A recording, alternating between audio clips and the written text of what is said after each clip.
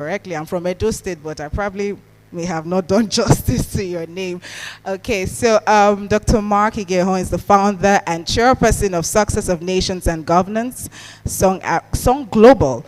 He is the CEO of Aberdeen Commercial Services Limited, an energy solutions company that provides a broad range of detailed technical, commercial, and strategic solutions to clients across the energy, governmental, and regulatory sectors. He's also a lawyer, is an author, an innovator, speaker, international business and corporate leader, advisor to corporations and governments, international oil and gas, legal and commercial expert and negotiator, global strategist, minister, and life coach, creating value for industry government. So, ladies and gentlemen, please let's make welcome Dr. Mark Igehon. He'll be giving us, he'll be taking us on the vision of Song.africa, the journey so far, and also we're making a presentation on successful governance. Welcome, Dr. Mark. Please let's put our hands together.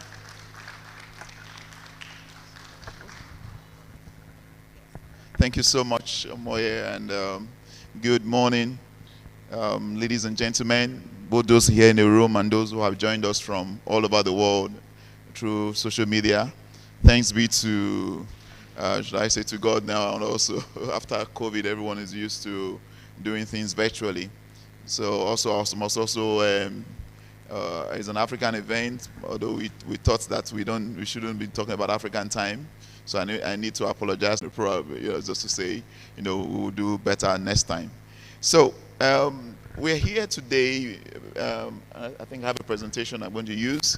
I want to thank all the distinguished speakers and and the leaders who have made their time to be here. And I really want to acknowledge the numerous movements that is trying to solve a big problem we have in Nigeria and in Africa. Song stands for Success of Nations and Governments, and it cuts across two perspectives. There's African governments, most of us are in the same space, and they also have the Africans in diaspora. They also have the same similar challenges, that the African diaspora need to take more responsibility and to be more present in their locations, in terms of governance, and at the same time also contributing to the better prospects here in Africa. So we are actually, can you go forward? Actually, can you go forward? Go forward. Go forward. Go forward. Go forward. Go forward. I think this is yeah. So actually, what we have here, our song has 5 dimensions.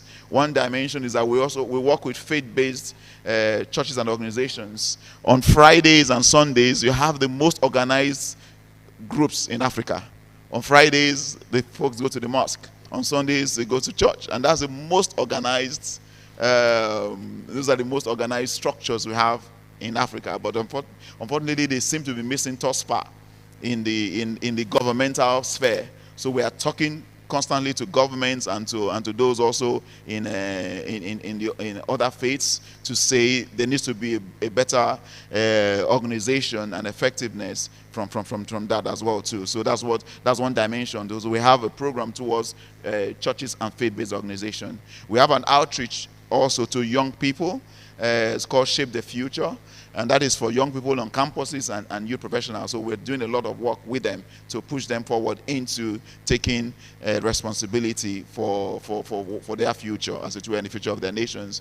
We also have an outreach to those who are already in government, those who are already in public life. And so we also have an outreach for them to help them, to support them to do better in government. And then we have an institute. I think some of the faculty members here today are also part of that institute, where we have a structured program for training people for this space. Now, there is a mistake that we normally make. We think that leadership is the same thing as government or governance or rulership. They are not. A large part of rulership or governance is composed of the same leadership principles and concepts. But to be successful in government and in public life, it takes more than the general principle of leadership. So that's what we do in Song, the institute. So we're training people for, of course, leadership. About 60% of that is leadership, and the rest of it is rulership. And then we also have a mentorship program. And in that mentorship program, we have a number of former leaders globally who have committed to Song. So the first event we had, public event we had, was 7 years ago in Europe. And in that event, the main person, if you want to call the former leader, was President Obasanjo. He came to Europe, and we had that. That was a weekend event, and that was 7 years ago. And since then, we've done a lot of things across different countries and across the nations, or virtually the school has been running. Now we're doing. We've done things in a number of other cities in Nigeria as well. On Saturday, we had some events in Port Harcourt, but now we're coming into Lagos formally to start off, if you will, the Lagos physical dimension. So let me go forward then to show you a few things in terms of what needs to change. The first thing I would like to draw to our attention is that it seems to be that currently Africa seems to be short of dreams and dreamers. When you look at the history of Africa, Africa was for a long time was in colonialism, and the whole generation of those that led Africa out of colonialism were dreamers. You know many of the names. They had dreams for a better Africa, Nigeria and Africa. They had beyond. It wasn't just that they would take their countries out of colonialism, but they actually had dreams. One of the things I love to read whenever I come to Lagos is the Daily Times.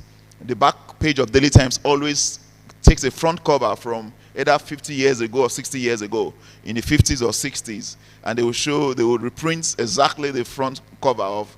And it's so incredible, the sophisticated conversations that those early leaders were having in the 50s and 60s. Very sophisticated conversations. The dreams they had, very detailed. When you compare the front covers of the papers 50, 60 years ago and today, it's like we're in Stone Ages. Those guys were so far ahead, and the kind of things we're talking about. And that's why you had free education producing some wonderful results. That's why you had the first TV station in Africa. It came here in Nigeria. So you had leaders who led Africa out of colonialism with wonderful, fantastic dreams. But of course, they were not able to largely speak and bring those dreams into manifestation. They succeeded a little bit, but then they crashed. For many reasons, internal reasons, but also coups, sometimes orchestrated by those who didn't want Africa to succeed. And so all that generation could not. So when you look at Africa and Nigeria, 62 years after independence, we are still wandering in the wilderness. I'm sure everybody knows, whether you are, everyone is commonly aware of the parable of walking in wilderness, and it comes from the story of the Israelites who left Egypt, a journey that should have taken them 40 days, took them 40 years. They were wandering in the wilderness. It was after 40 years they could enter the promised land. But I want to suggest to you people that, my people, that Africa is still in the wilderness. 62 years, Nigeria is still in the wilderness.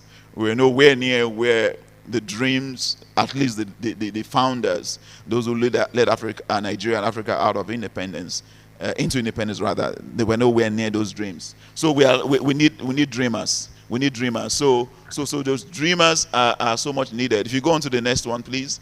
If you go on to the next one. So the other thing we need to do as well too is that we need to prepare. So a last part of what Song is about preparation. Now there's a lot of anxiety and mourning and complaining, but we are really not preparing. The only people who are preparing for tomorrow, there's those who prepare for tomorrow who actually will control tomorrow. So a lot of people are preparing for tomorrow. Different groups are preparing for tomorrow, but a lot of those who are dissatisfied with the current situation are not preparing. We're not preparing for tomorrow. So that's one of the things I want to put forward to you today, to say, to have a better structured preparation for what you want tomorrow to look like. If tomorrow is going to be better, somebody has to be preparing for it in a structured way. If you go on to the next one as well, too, that's if you go back for a minute, that proverb is an African proverb. For tomorrow belongs to those who prepare for it today. So here we are. If we prepare for it today, then we're going to get a better tomorrow. So if you go on to the next one, please. So let's go on again. Go on again. If you go on to the next one, please. We need focus. We need singularity of focus. So we need preparation. We need focus. That's some of the things that Song is focused about. And we are glad that you have joined us today so that we can together begin to do that preparation, focus. What else? Go on to the next one, please. That's an interesting one as well. There's a lot of agonizing. I mean, by God's grace, I do a lot of things around the whole world. And whenever you see Africans gather together, half of the time they are moaning about their governments. It's the same thing. If you go to Europe, if you go to America, if you gather Zimbabweans together, gather Kenyans together, it's the same story. We are agonizing constantly about our governments, about our nations. But you see, there's no amount of agonizing that is going to make any change. There is no amount of agonizing that is going to make any change. So that's why we in Song, we are focused on trying to pass this message. Let's stop agonizing and start what? Organizing.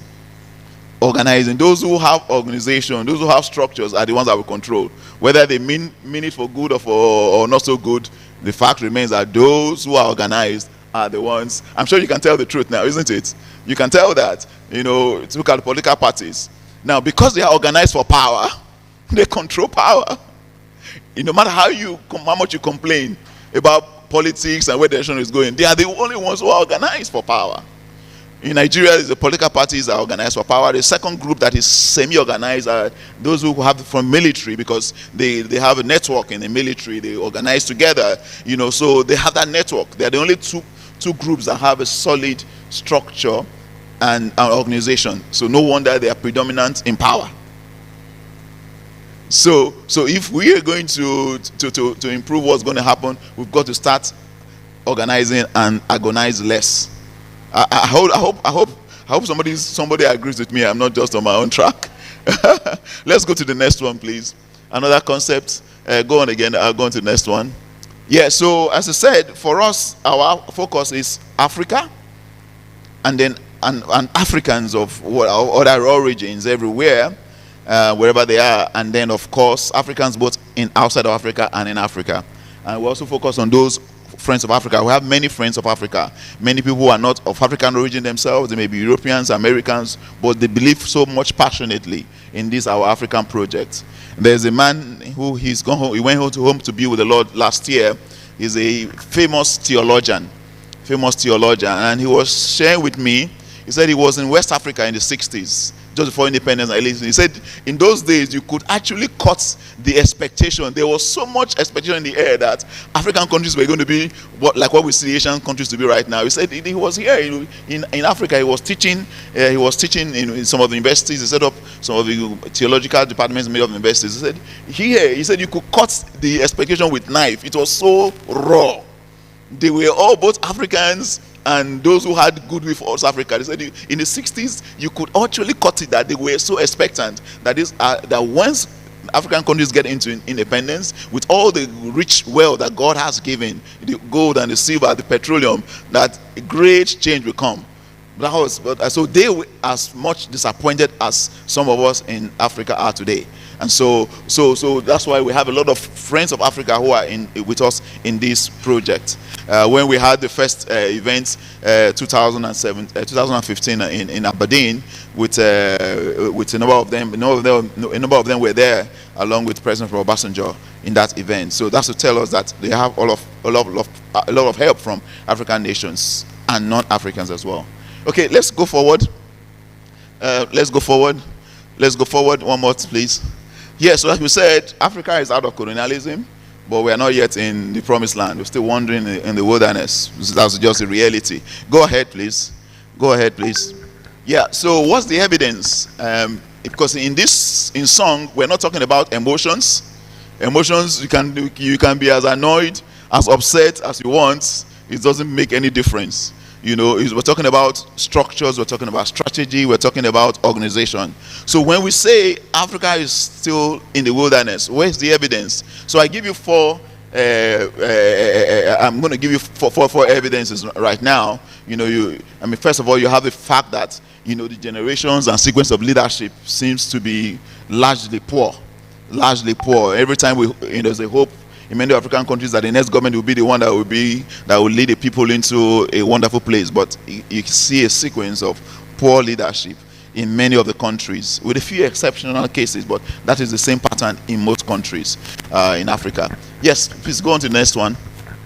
And so we have some good stories. And Botswana is obviously the most successful country in Africa since independence. They are the only country that have been consistently successful from independence till date, and we'll go into the reasons why, because also go to learn some lessons, Botswana. But apart from that, I give you three evidences. Number one, on paper, African countries are some of the richest countries in the world.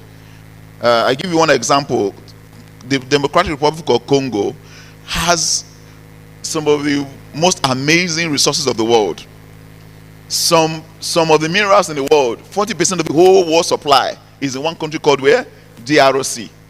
When you look at all the, I do a lot in the energy sector. When you look at this, where the resources of the world are, a huge number of them are in African countries. Nigeria, of course, obviously we are rich in oil and gas, but beyond that we have other things as well too.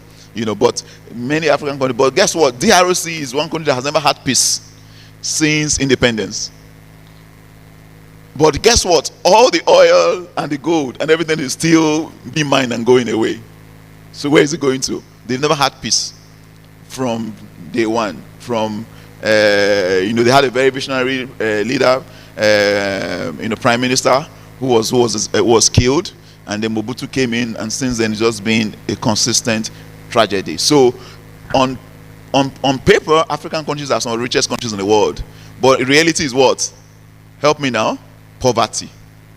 That is reality. So there is a big gap between the potential, what God blessed the countries with, but what the leadership and the people have produced is what? Poverty, largely speaking, out of the blessings and riches are there. That's one evidence. Second evidence is Human Development Index. Again, it's statistics, so it's not emotional.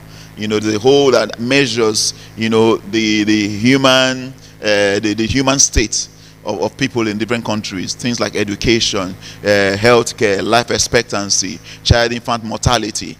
And when you look at all of that, a lot of African countries are largely at the bottom. And then again, another one is the Government Effectiveness Index.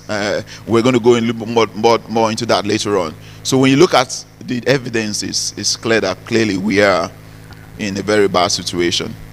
We're in a very bad situation. But being there, please carry on, please. Being in a bad situation is not just enough. So like I say, tomorrow is ours to win or lose. So we're no longer focusing on just what's happening now, but in Song we're talking about what will tomorrow hold. Tomorrow, next year, next generation, next 5 years, next 10 years, what will be. So it's whoever is preparing for tomorrow, whoever is preparing for the future will control the future. Whoever is preparing in a strategic way will secure the future. That's why a lot of people are upset that the kind of things they expect, results they will hope for the country, Nigeria and Africa is not coming, because you're not preparing. We're not preparing. Those who are preparing are in control, and they keep on being in control. So if we want to shape tomorrow, we've got to start preparing for tomorrow in a structured fashion. Okay, thank you. So we'll carry on. Next one, please. Next one, please. Yeah. So a few more things, and then I'm done for this segment. We have a number of at least 5 or 6 mentalities that we need to change, both for us here in Nigeria and also across Africa and the Nigerians as well. Number one mentality we need to change, that government do it. By definition, government is not able to do everything. Government is not able to do everything. Now, they have the most responsibility to do it, to do things. They have the power, they have the resources to do things. But government alone is not able to do things. So we should not assume that because we're outside of government, most of us, that we don't have a role in shaping the future. We do have a role in shaping the future. So there are two concepts we look at in Song. One is, those in government and those who can influence government. So even if you're not in government, every one of us can influence government in a structured way. So that's what we're looking to do, that even in our local, in our situations, we can, and that's what we're trying to do, to influence government and the outcomes of government. If we go on to the next one, please. Again, we also think that politicians will do it. Same thing, politicians themselves, obviously they have the responsibility to do things that we're thinking about. They have the power to do it. They have the resources of the state to do it. They have the office to do it as well. But the reality also is that we can influence them to do better. We can influence them to do better. So that's one of the things that we are focused on Song. It's not just that people go into government, but how can we, even those who are outside of government, become influencers to those who government. Now, one of the interesting things is that in some of the governments are controlled by people outside of government. Right now, there is a new concept that have come up over the last number of years. The concept of state capture. And state capture is arisen in many states, and South Africa right now they have legal proceedings because it was said that some people, I have not mentioned their names, effectively captured the government of that nation even though they're not in government. So there's a concept of state capture. So it's possible that for the government to be controlled by those who are not even in government and to be influenced by it. Now, if those who want to capture the state for personal and private and business reasons are able to do that, what about those who want to influence the state for good? So it is possible for us to not be in government, but to shape what government will look like. So that's what we are focused on also in Song. If you go on to the next one, criticisms and public debates will do it. I'm sure you know that it's not going to make any change. You can talk all you like, you can criticize all you like, you can debate all you like. It makes little difference for those who are in government. It makes little difference. That's why today we're not talking about we're not just talking about what we're actually talking about is a workshop, how we can work specific things together. So let's move from criticisms and go on to something else. Yes, if you go on to the next one, another error that we need to correct is the concept that the next generation will do it, or the next government will do it. Now, if we go back to the principle of preparation, it is those who are preparing that will control the future. So, and who is preparing for a better tomorrow? Who is preparing for a better tomorrow in Nigeria? You know, the only people who have a structured preparation are those who are in control of things right now. So that means that by definition, they are also shaping what tomorrow will look like. So if you want a better tomorrow, you've got to get into that space of shaping what tomorrow will look like as well. So is the next generation will do better if they are prepared, and the next generation will do better if they are the generation that can produce good. Because the next generation that may be in office may be a repetition or even a worse situation of those who are prepared them. You know, who you prepare who will determine what tomorrow looks like. If you go on to the next one, please. If you go on to the next one. Thank God Nigeria and many African countries are countries that are full of faith. You know, you have Christians, you have Muslims. On Fridays, Muslims are off to the mosque, and on Sundays, Christians are not. So, and there is a very concept where sometimes they think that is only prayer that will fix things. Of course, prayers can fix things if people actually act in accordance with their prayers. And I also find it very strange where the government is telling the churches and the Muslims to go and pray. Why? Government should go and govern and let the faithful do what they're going to do. You know, it's a great error when they are instructing. No. I think in the future the churches and the mosques should be telling them, don't tell us to go and pray. You go and govern. If you govern and we pray, then the equation is balanced. So that's also an error as well too. So I believe so much in the power of prayer. Prayer can do it, but you see that anytime there's a prayer, somebody needs to go and take action. So just praying without the action won't produce much results, as we have seen already. Let's go on, please. Let's go on, please. So the third one, the next one, which is aligned to that, is God will do it. No, it's human beings. God is not the president. God is not the prime minister. God is not the governor. He's a human being that sits in those places. You know, and if they were right, then they will understand what God wants them to do, and they do it. But if they may not, they may have no fear of God. They may have their own agenda. So it is, at the end of the day, whatever God wants to do, it has to go through a man or a woman. And so that's where we take responsibility. Just carry on, please. Carry on. So carry on to the next one. So we need a coordinated generation or network. Carry on, please. We need we need a generation that has, you know, a number of models and mentalities, and, you know, change thinkings, and we have models to follow as well too. If you go on, please. If you go on, please. And we need an abundance of preparation. You know, an abundance of preparation. We need to go beyond agonizing and criticizing and social debates and all that. You go on as well. So we need to stop agonizing and start organizing. Yes. So that's what we are going to do. That's what we're doing in Song. You know, and that's essentially what we're focused on. If you go to the next one, please. If you go to the next one, please. So it's time to stop agonizing, and let's start organizing now. So welcome to the Song movement. If you carry on, please. Welcome to the Song movement, and essentially that's the bit of it we would like to open the session with today. Thank you so much. I would like to take I don't know what do we do next. Take a few reflections. If you go on, please go on to the next one. So what we are looking for at the end of the day is a generation of trained, equipped, coordinated, collaboration and accountable folks who we can send into government, or we influence government. So we influence government. I happen to be, by the grace of God, I happen to know a lot of people in leadership, you know, and many of them are always asking me a question. So what's your dream? What is your focus? What are you trying to achieve? And I get very interesting answers when you ask. Carry on, please.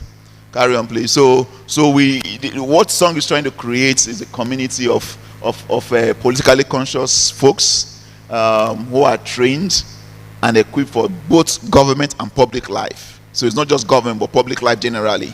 You know, anyone that has influence in a public personality, you know, has some influence in government. We're training everyone for that purpose. We're looking at creating a community of developmentally focused people. So it's just part of your DNA, you know, development. It's just part of that community's DNA. So whoever in that community gets into the place of government, development is part of the DNA. Whoever in that part of that community, you know, has ability to influence someone else is thinking about development. So that's our focus. We're looking at action-oriented people.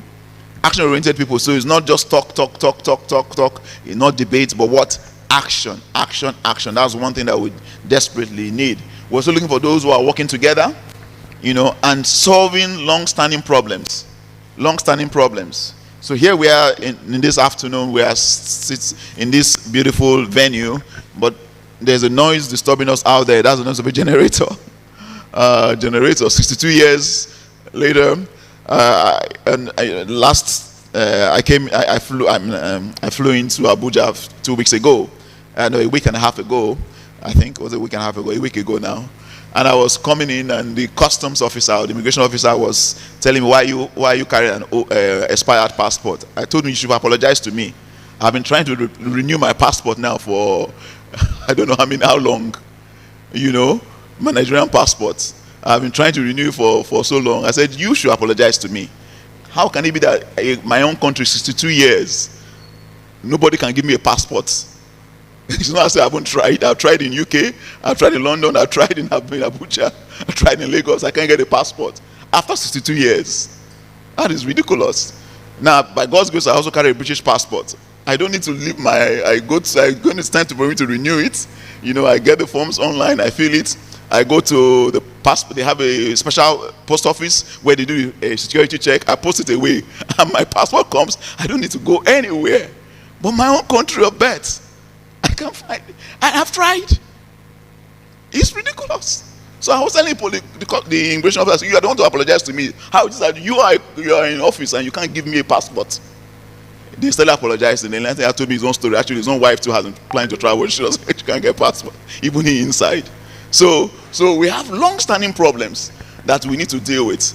We need to be focused on how to transform our communities, provinces, regions, and countries. So at every level, we have a community, you know, starting off with our localest, if there's anything like that, your localest local, you know, because whatever you can do at home, you can export. Most of the people, many people want to do things, but they have no track record of having done things. So we need to focus on that. So that's one of the things we do. We're not just focused on national, we're focused on local, and then regional, national, and then continental as an African. And then we also focused on a sense of what the future will look like. What would a prosperous and glorious future look like for the African nations? That's also what we need to have that common understanding among the community. Yes, please carry on. So what we're saying, so we're looking at collaborating, networking, training. That's a lot about what we are doing. Please carry on, please. Carry on. So we're doing all of these, and what Song is also doing is giving a platform, creating a platform, a platform for expression, a platform for action, a platform for education, a community of mentoring, and is clearly a Pan-African movement. Why do we do that? Because the same generation that took Africa into independence were Pan-African.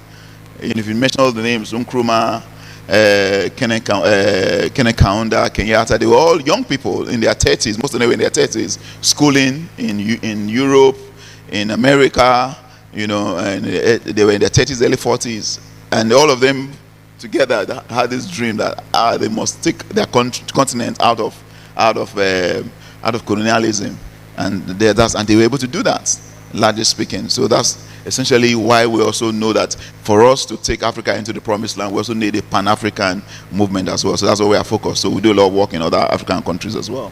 Thank you. If you carry on, so carry on as well too. If you carry on. So the future belongs to those who prepare for it today, Malcolm X said.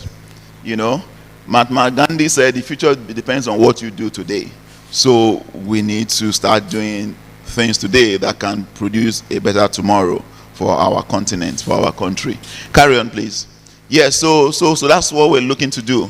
We want to channel our energy towards preparation. Okay, that's okay. So for the moment, thank you so much for that. Thank you so much for that. I want to then go into one specific together, and just take a minute. We want to just to go into an exercise together. What does it really mean if a country is successful?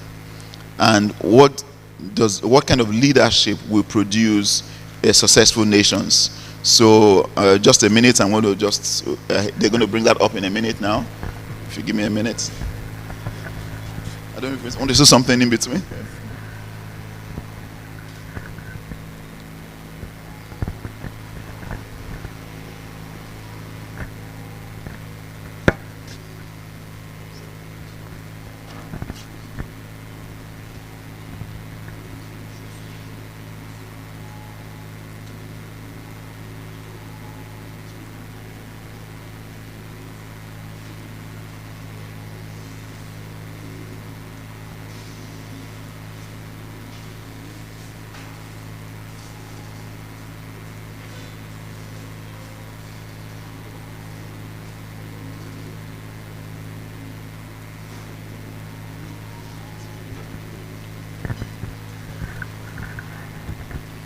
Thank you. So we want to do an exercise together.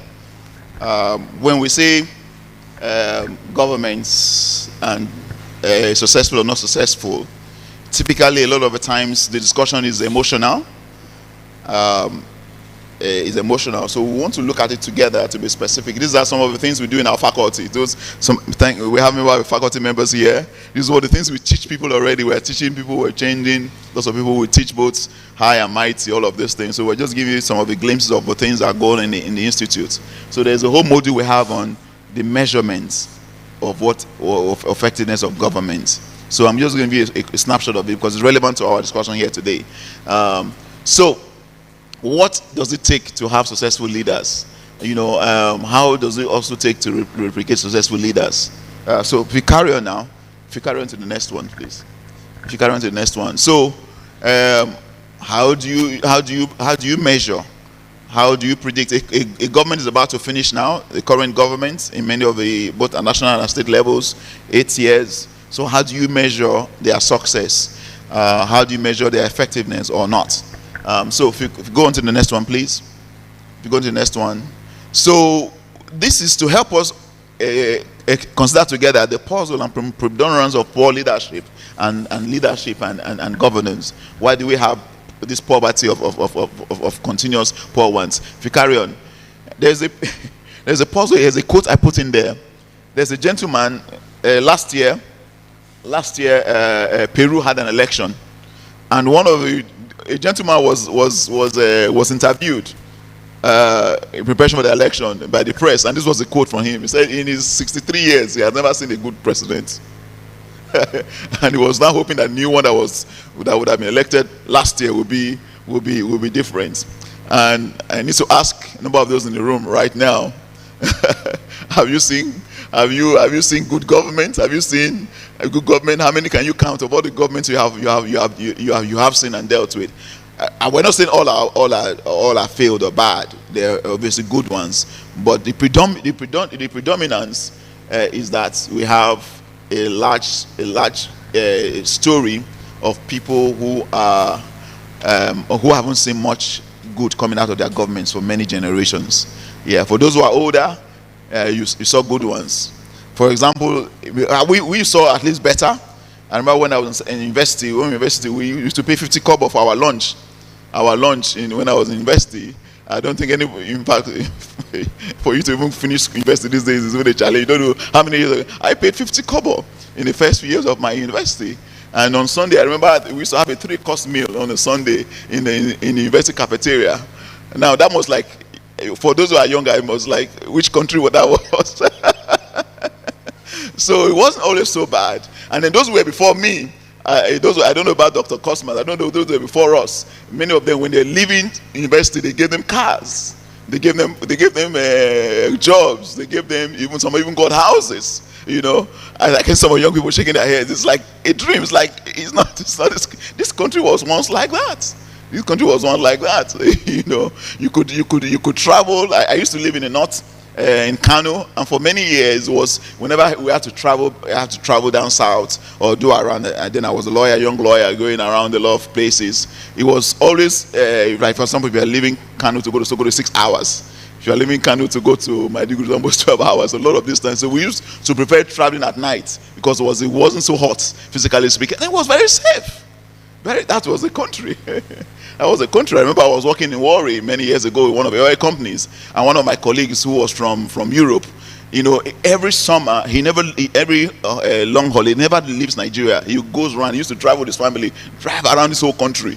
You know, Agogo Festival, and he used to go around. Can you imagine anybody doing that these days? So it was these things we used to be. So if you carry on, please go on to the next one. Go on to the next one. So what is good governance? How do you assess rulers and leaders? How do you identify good governance? You know, and that way the conversation will change between us and a lot of the conversations we have right now is all emotional. You know, and those who are in leadership prefer that way because it's an emotion. So and that doesn't produce much impact. If you carry on, please. If you go on to the next one. So if it talks about leadership, in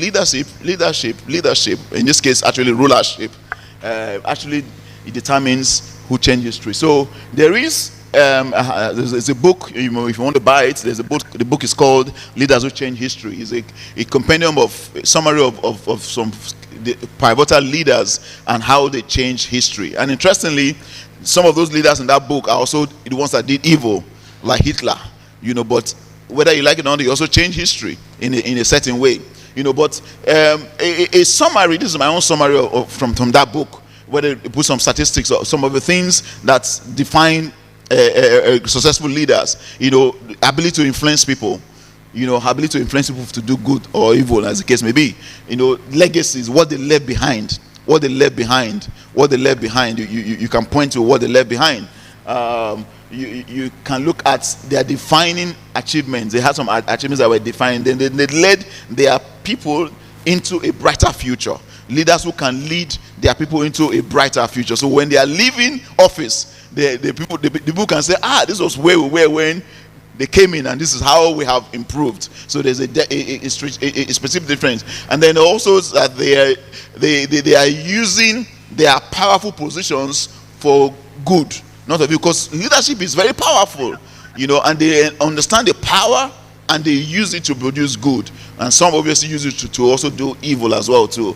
And then there are people who evolve, they go into leadership and they keep on improving in the place of leadership, and they evolve into a better situation. Or obviously then they have an ambition, but their ambition is to do things, great things. If you go on to the next one, please. If you go on to the next one. So if you then look at these are just a little bit detail of other things we just talked about. So the legacies, their societies in a better place. If you go on to the next one, please. Go on to the next one. So in America have a very interesting tradition.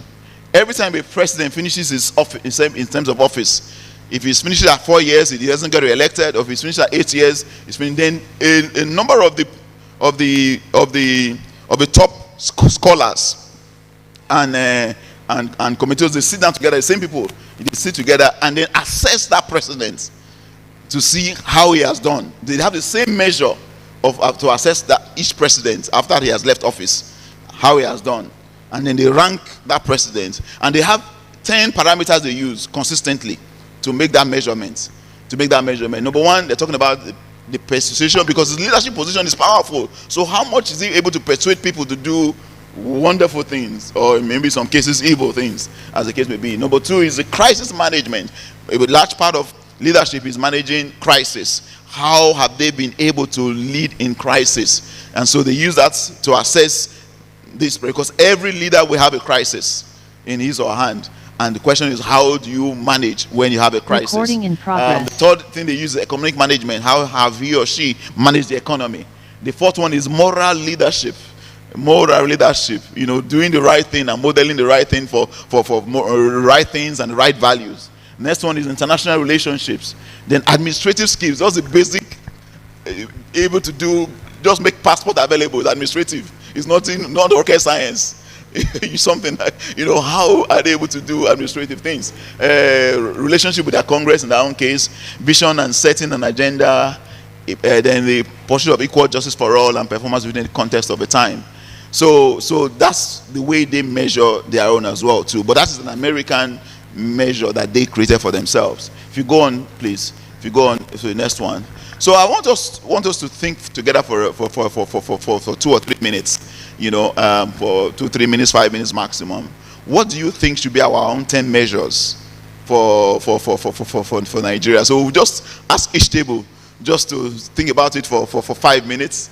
For 5 minutes each table, for 5 minutes, and we'll come to you in a few minutes. So I can read it from here. Your own measure, you can count from 1 to 10. Or you can count from any measure you want to write down. So we'll come to each table to gather it. How would you measure? Now we're getting ready for a new transition. 8 years is gone for at national level.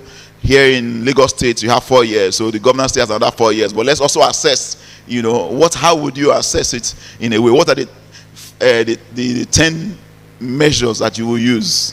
Yes, so we'll give you 5 minutes to do that. For those who have joined us on YouTube, we would love to hear from you as well too. Can you use the chat room and give up your own measure as well too? Give your own measure. What will be your 10 measures, for the success, how to measure a government or not? Yes, so we give 5 minutes. and that's the question. What will be the 10 categories or criteria? Again, I was saying, for those who are on YouTube, God bless you. Please go to your chat room and give us your own. How should we measure? What criteria should we use to measure good governance, good and successful governments, and differentiate them from failed and bad governments? So 5 minutes for that. I don't know. 5 minutes. You can leave that on the screen. Thank you very much.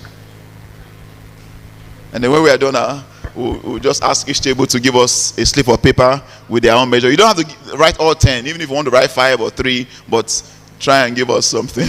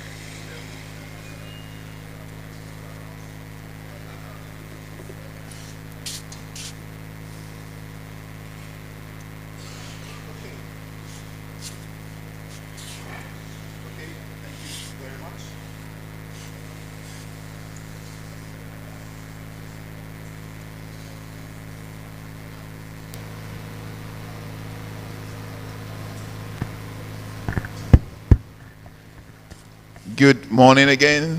To those in the room, good morning. For those who have joined us online, I'm sure you had an opportunity to grab some water or coffee and something else. So now we are ready to hear from the different groups, some of the tables, just to hear what you have written down.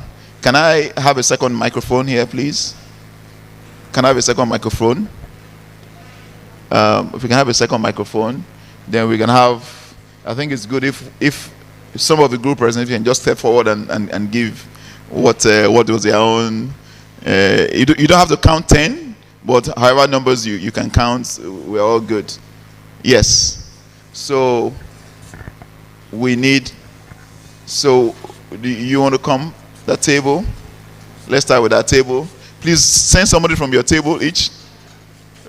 Not all the tables, but send somebody from your table. Can we have a second mic?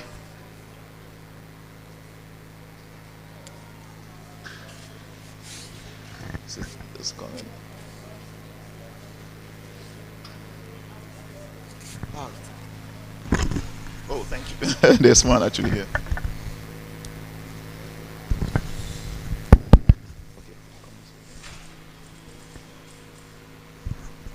Okay, thank you. Good morning. So on my table, we looked at the following. One, integrity. Integrity? Yes, integrity of the leaders. Okay. 2, competence. Competence. Yes. Okay. 3, responsiveness to matters arising. Okay. Response to... Yes, any, be it good or bad. Challenges. Yes. Yes. So, yeah. Responsiveness to challenges. Okay. Yes, so to challenges. Thank you. Okay. So 4 is adequate processes and procedures for governance. Wow. So if how the engine of government's running. Yes. Yeah. Okay. 5, time management. Time management. Yes. How do you mean? Okay. So in fact, we were even considering the fact that early for meetings. So. Yes. Now it has trickled down to some persons arriving here late for today's event. So I think. That's what we were considering when we came up with time management. Okay. Then 6, effective change management. Effective change management. Yes. Again, can you break that down? Oh, okay. So, I mean, it's cuts across different things. So, for instance, say change from one perspective of doing things to adopting newer and improved ways of doing things. So this is not working, but you're sticking to it even when it doesn't work. That's in the bad side. And then when something works, adopting it too. So it's effective. That's what keep up. Effectively bringing change. Yes, okay, please. So 7 is vision and goal. Let's stop there for a minute, actually, because this, in a sense, probably refers back to the debate in Nigeria for restructuring. Perhaps that's what you mean. But if a part of leadership is it could keep on anticipating and making changes, yes. And if they don't make changes, in my mind, I think Nigeria is like a 60-year-old car, because if you look at the police, for example, police is still the same police from 19 whatever. Yes. I do a lot of work in the oil and gas sector. The new Petroleum Act was created. The last one was 1969. Many other countries, effective countries, they look at their major laws every 10 years. So we had the same law over the petroleum for 51 years. So that tells you that, yeah, so you're right. So that constant change and yeah. Okay, and 7, which is our last, vision and goal setting for now and the future. Oh, wow. Yes. Thank you so much. Thank you. Let's support that group with a clap. Do you have somebody from that group? Yes, ma'am.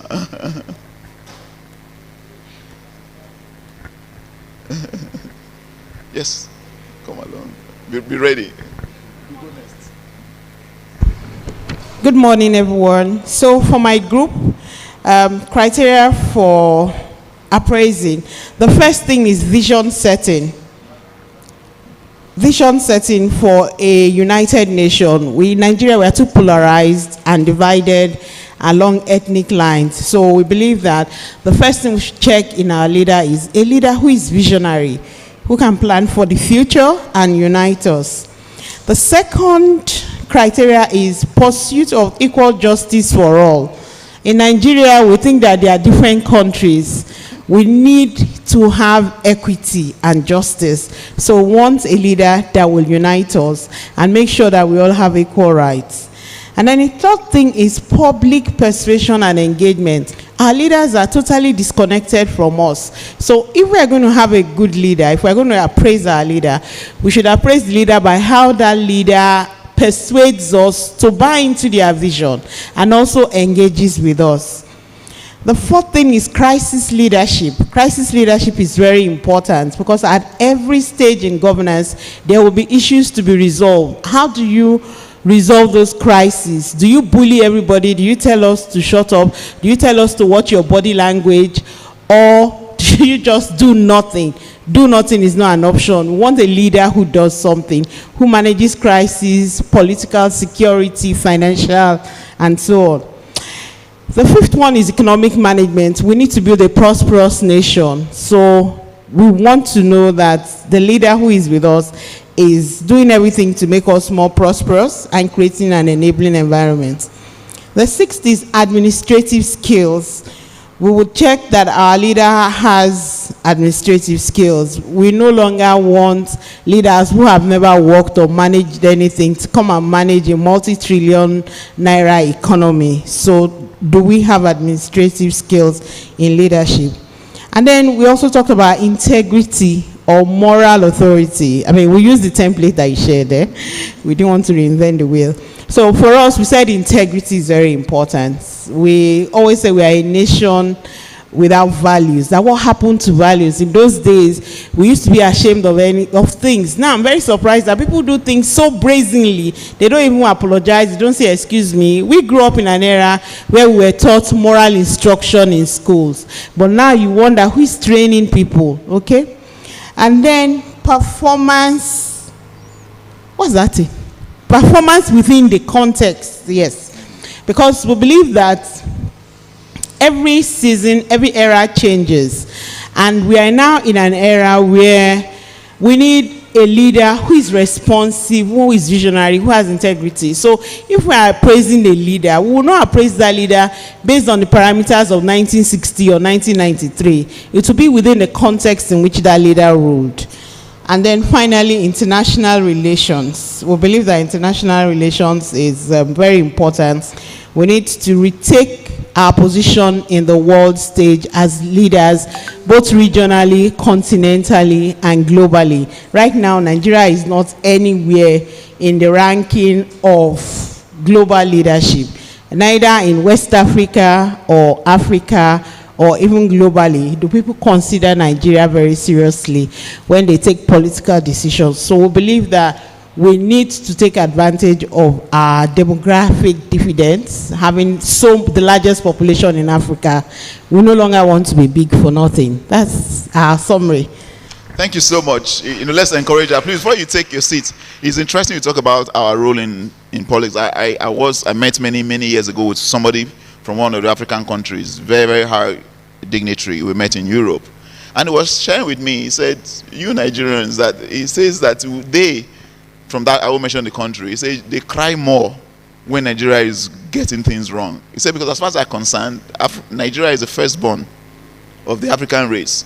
Every one person of all the black people in the world, a quarter of all the black people in the world are Nigerians. So he said they cry for more us because as far as I'm concerned, if the firstborn is not going anywhere, what's the hope for the rest of the family?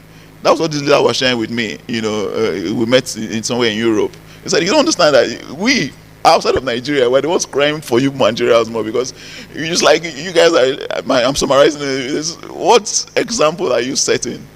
So thank you so much for that.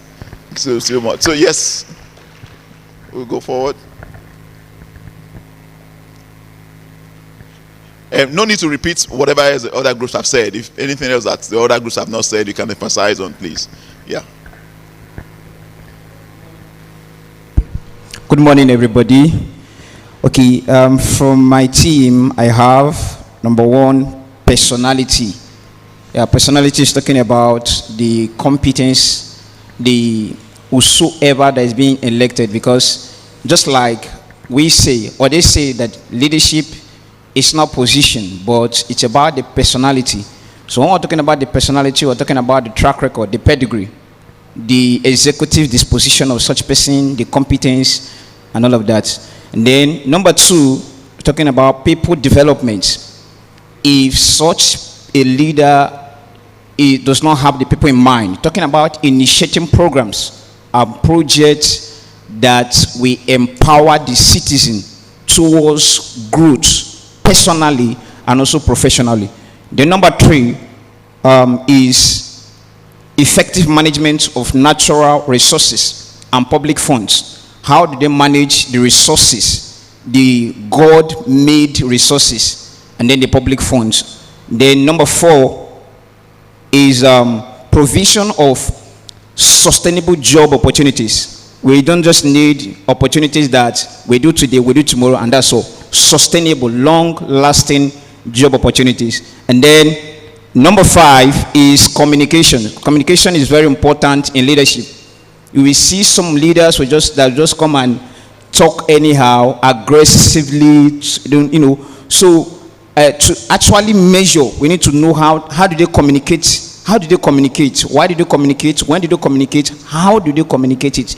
So this is very important. And number six is education system.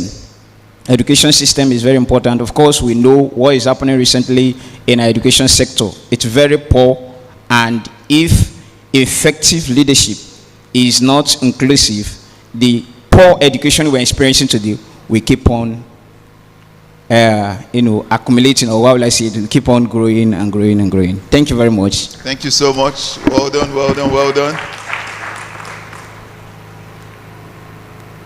I think education is, you're the first group talking about education and development as well, in terms of human development. Very well done. Good morning, everybody.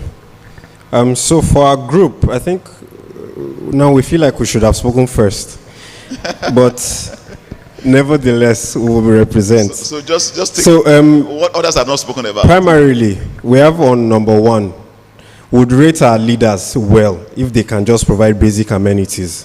Okay. Give us water, give us light. These things are too basic in other countries that we have to pray for miracles for them to happen here. So we'll rate them successful, basic amenities. If we could have proper feedback, you know, line of conversation, open a channel for conversation. Would also rate them well if we can go to places of worship and come back home. So security, you know, we'll rate them successful that way. Fourth, justice and equity, justice for all, not only for the rich. Let even the ordinary man on the streets have justice. Then fifth we have here is, and last is administrative efficiency. People run normal office things. You said something about immigration, it's terrible. You know, just those simple administrative things that, you know, would take us a long way. Thank you. Thank you so much. And I think I like the fact that you started off with just basic, the basic necessities, if we can just have that. Again, for those of us who are older, when I was growing up, we actually had tap water coming to the house. We actually had tap water, but I don't know, these days you have to depend mainly on boreholes and the like, but yes. Is that group ready? Is that group ready? Okay, come forward.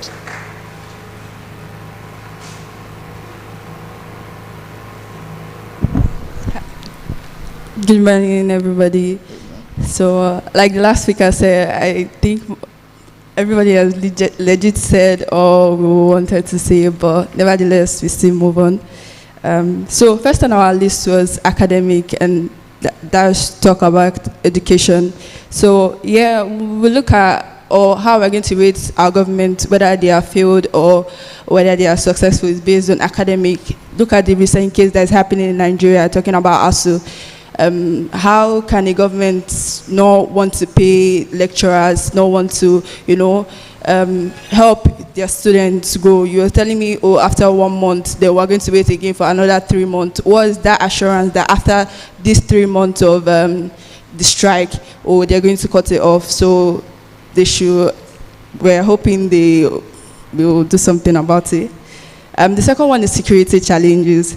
So, yeah, for security challenges here, some, like, from what I and my group members discussed, when you talk about security, you're looking at how safe the environment is, how safe is Nigeria is to allow people to invest, to allow people, potential people that will be able to, help the economy, to help Nigeria move forward, like other multinational companies that want to invest. They may not want to invest based on the security atmosphere of how our country is running. So yeah. So the third one is accountability. So for accountability, now the 2023 election is coming up. Every political party obviously will have a manifesto. A manifesto is showing what they want to do, what they are going to achieve when they enter into office. Now, when we talk about APC, Buhari said this, said that, said dollar is going to reduce from this to this. This is going to happen, this is going to happen. We're not seeing anything. They're not even showing us, whether they have done this, whether they have done that. So accountability matters. When one man say, this is what he's going to do, let's see, this is what he's going to do. Even though, like he said, even though you're not going to do everything that is summarizing of the manifesto, at least let's see one notable. If it's transportation, if it's road, let's see, okay, this is road, this thing is working well and stuff like that. The fourth one is economic growth, or GDP, gross domestic product. This basically has to do with the economy of the country. We have to see that the economy of the country is actually stable or is moving. Let's see progress. Let's see, even though it's not like success, work in progress. So at least we know that okay, we are moving somewhere. But Nigeria is still remaining stagnant. Like it's not as if we're even moving forward. We're just there, and it's annoying, I guess. Then the last one is visionary, like what our madam here said. So visionary just talks about, I'll just give an example from what I and our group member discussed. We're talking about Dubai. They had this visionary, from where Dubai, everybody knows Dubai was formerly called a desert. You could not even see all these buildings, all these things. Everybody wants to go to Dubai. Everybody wants to have fun and stuff like that. Everybody's, building recreation centers. If you want to travel, where do you want to do your summer? I want to go to Dubai. And you see the amount of how they have grown, how the people, the vision, how they are focused, the goals that they have brought, and how they have been working towards that. And that's why people want to go there to, and that's what is even helping their economy.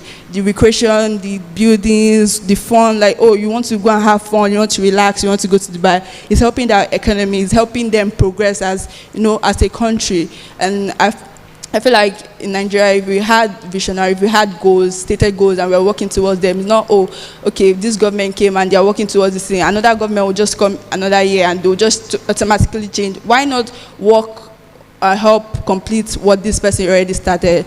And with that, I'll stop. Thank you very much. Thank you so much. If you just stop for a minute, I'd like to comment on the very interesting perspective. I think the first group mentioned that the question of fulfillment of promises.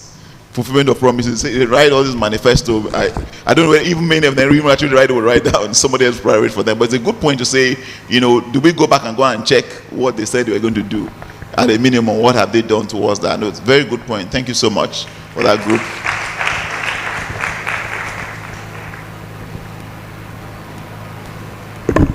So I had to quickly come up before the next group says everything we've written here. Okay, good morning, everyone. Okay, so for sorry, if you can just focus on what I've not said. Yeah, exactly. That's what I'm focusing on. So for one of the things we have here from my group is policies and framework. And what this means to us is how sustainable are the policies your government is bringing, and the continuity. Are you bringing policies that will favor just your tenure, and the next government comes in and does it with that policy and comes in with something different, whereby you have people who've already invested in the old policy. So how sustainable are your policies? And another thing we have here is emotional intelligence. We want a leadership that is empathetic, that's hands-on and present. Not that you would you would have to be called to speak to your people. You are relational. We can talk to you about our problems, and you can put yourself in our shoes and you understand our problems and the likes. And finally, we have what we call international relation. We want a leader that can sell Nigeria to the world. You are out there and you're selling our country to the world, and you're not just collecting Greek gifts. You understand what these things mean, and you can go out there and you bring investment for Nigeria and can sell our story. So that's all we have here for us. Thank you so much. So, in making the country attractive. Yeah. Yes. Yeah. No, thank you so much for that. Very good points. Yes.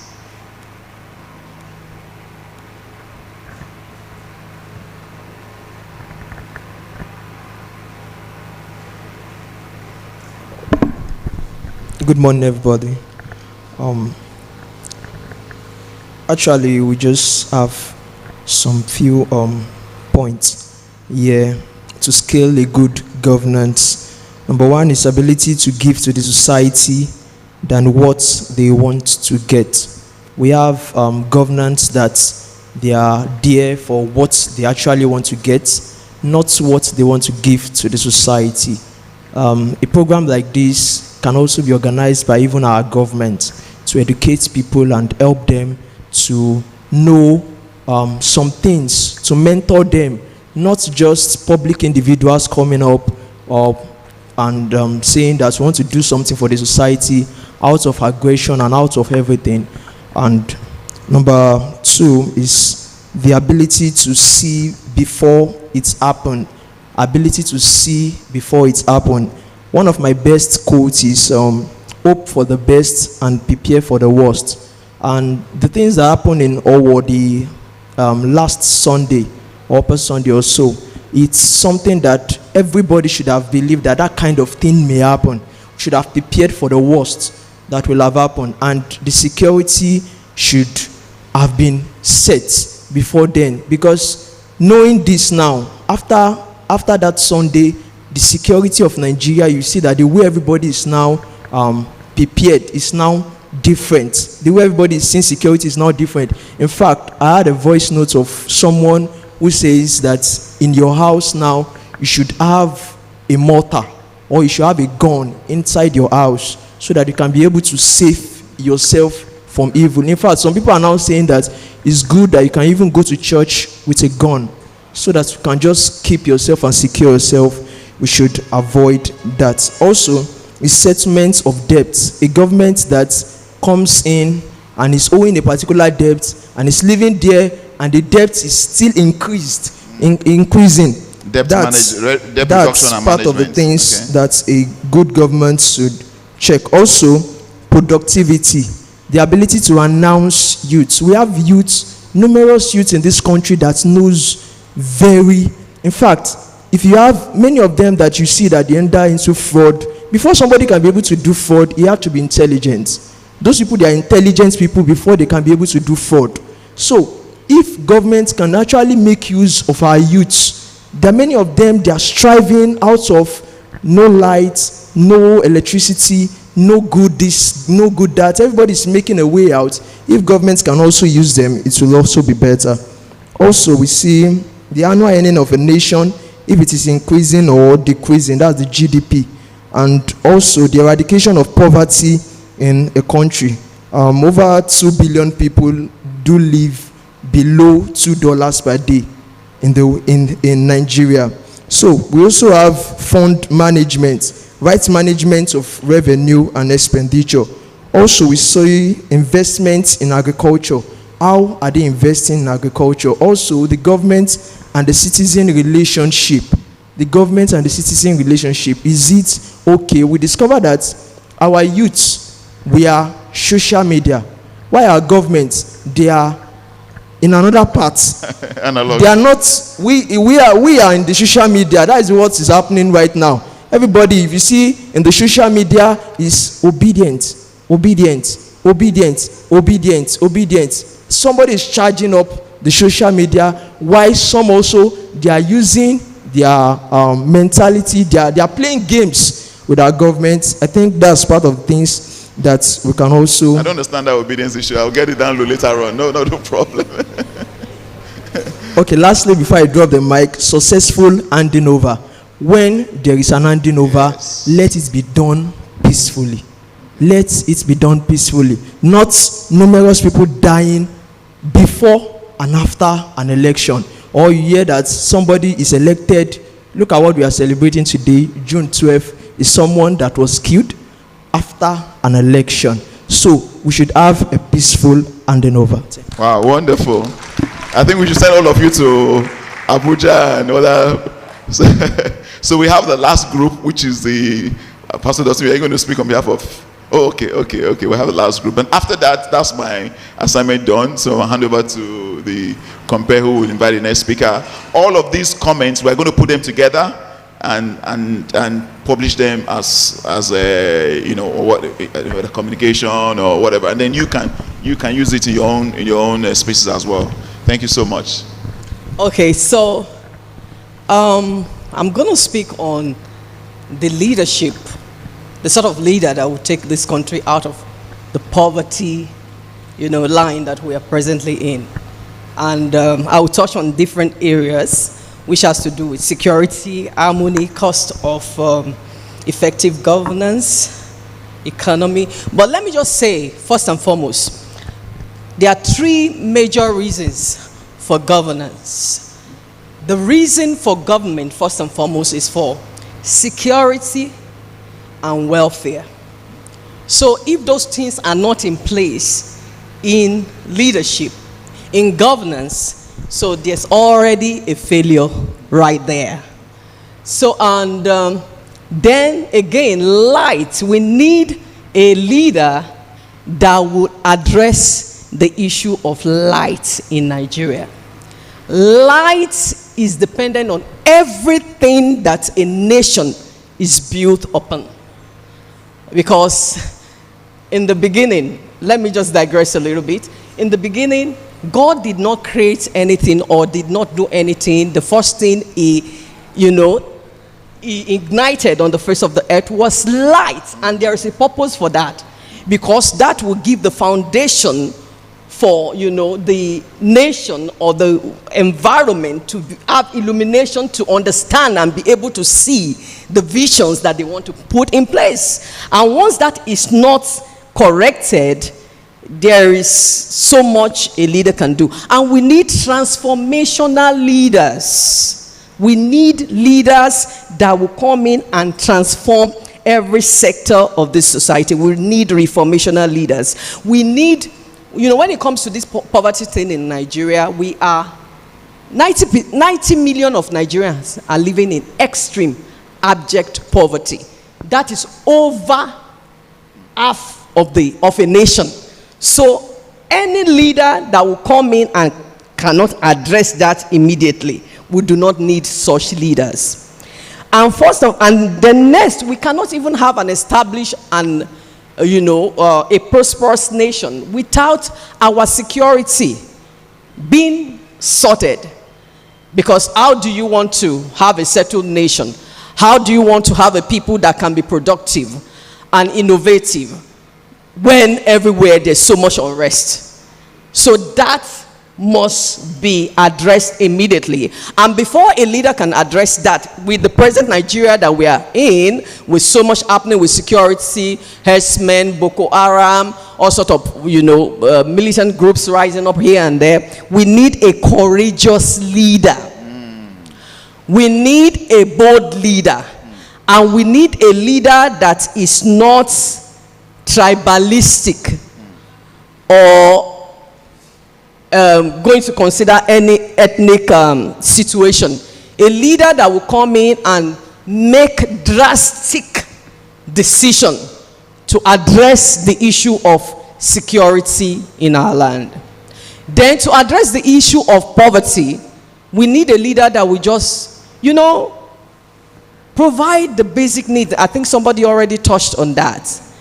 I don't think we need a leader right now that will come in and focus on the big schemes of things.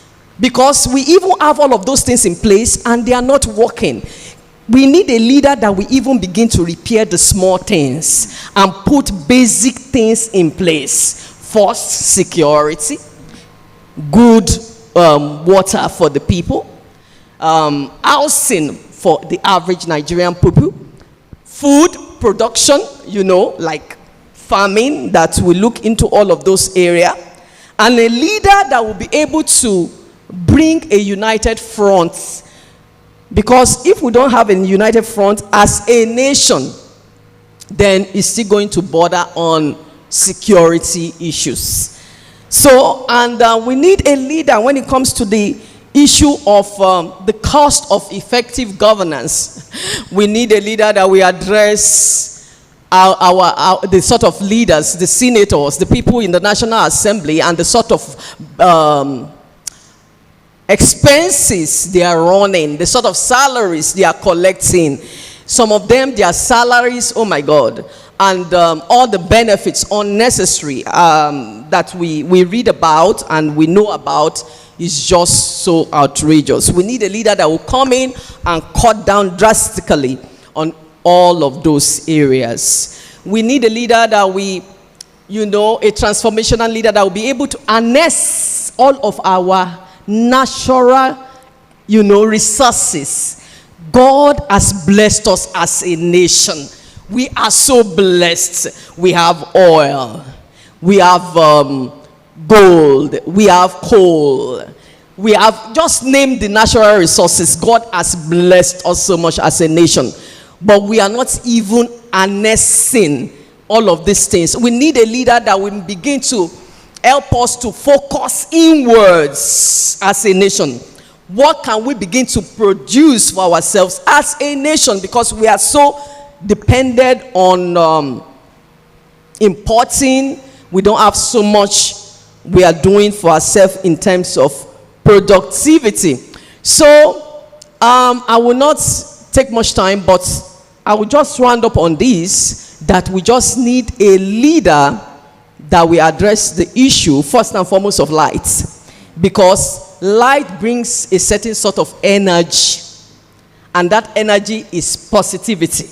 That energy represents goodness. It represents awesomeness. It represents vision.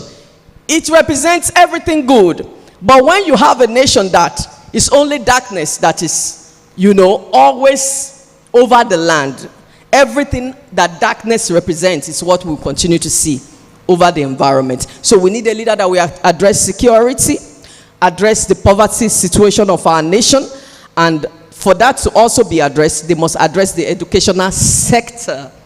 Educational sector that is almost going dead in our nation, and address the welfare of the people to bring us out of this poverty situation by creating social security schemes that will help the people and create job opportunities. And I pray God will give us such leaders in Nigeria. Amen. Wow, thank you so much. Thank you so much. As we round up this segment, I mean, one of the things that I'm sure you feel very empowered now. So next time you're having a conversation with people, it's no longer emotional, this party, but you can have structured conversations. And then, of course, among these groups, you can take these things forward as well to pursue them. And then for those who are going to government, you can then give them your own blueprint. If you don't have a blueprint, this is my blueprint, my 10-point program. So you give it to them. So that way we can begin to influence them to do better. So we're going to put it out together as almost like a communique from this group. And of course, this is going on YouTube and YouTube. So all of these clips will be put out as well too. So we don't know how far this will go. So it feels very powerful that we have done this afternoon. So we're on the right track. Thank you so much. I hand over to Compare.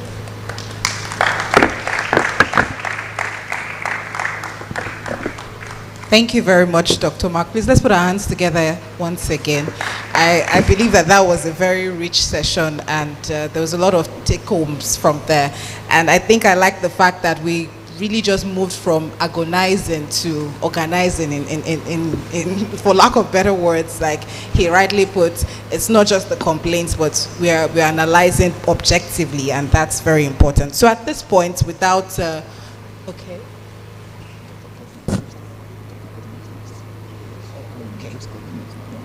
All right, thank you. Okay, so at this point, we'll just get into the other conversations for the day. And I will be calling on Dr. Cosmos Maduka, who will be coming to speak to us on leadership, entrepreneurship, and nation building. But before he comes up, I'd just like to read his brief profile so we know who is coming up and we can be very, very expectant. So Dr. Cosmos Maduka is a Nigerian businessman and philanthropist. He's the founder and president, as well as chairman of Koschari's Group, a wholly owned Nigerian conglomerate with businesses and interests that span across various sectors of the Nigerian economy. He also sits on the board of several reputable companies and organizations. In 2012, he was inducted as a Harvard Business School alumni, having completed an executive education program. He was among the few persons honored by President Goodluck Jonathan with the national honors of the Commander of the Order of the Niger, CON, in 2012. So ladies and gentlemen, let's put our hands together as we welcome Dr. Cosmos Maduka.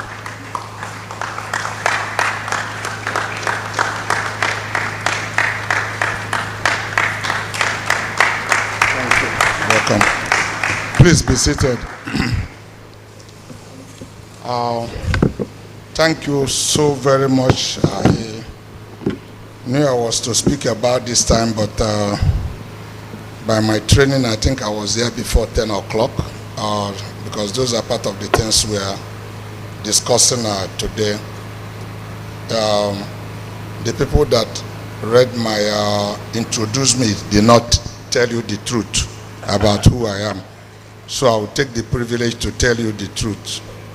You know, they are embarrassed, the kind of personality they have invited. So they tell you about Harvard Business School, tell you about Commander of Order of Nigeria. The person standing before you have been in a four-corner world they call school, not gone beyond elementary 3. I hope you understand that. 3rd grade is what they call it. That's the best school I have ever been in my life. And that's why I'm going to say a few things today, not by intellectual conception, but by practical experience, because the school I have lived in is, I am street smart. I learn everything when people gather together. I go for function like this, I listen. So education is not just about being in a four-corner wall. Education is about willingness to learn. Because everywhere you have been in life is a school. It's whether you are prepared to learn or not. And if you have that attitude, that, you know, my belief is that I was asked to come here today to talk to you, inspire 300 leaders. I wanted to talk on personal inspiration, and that is about leadership. Start from self-discovery, knowing who you are. It's not about occupying a position. Therefore, I really expect that this place would have packed full. But unfortunately, we have people who are not interested in transformation. And that's why those of you who are here, for me, are people who are the most important people. It doesn't need 1 million people or 100 million people to transform a nation. Jesus took 12 ordinary people, some of them in their crude condition, very unrefined fishermen that only knew how to get a gut out of a fish, and took them and began to refine them and make them to become believers of themselves. And he used these 12 people for transformation leadership.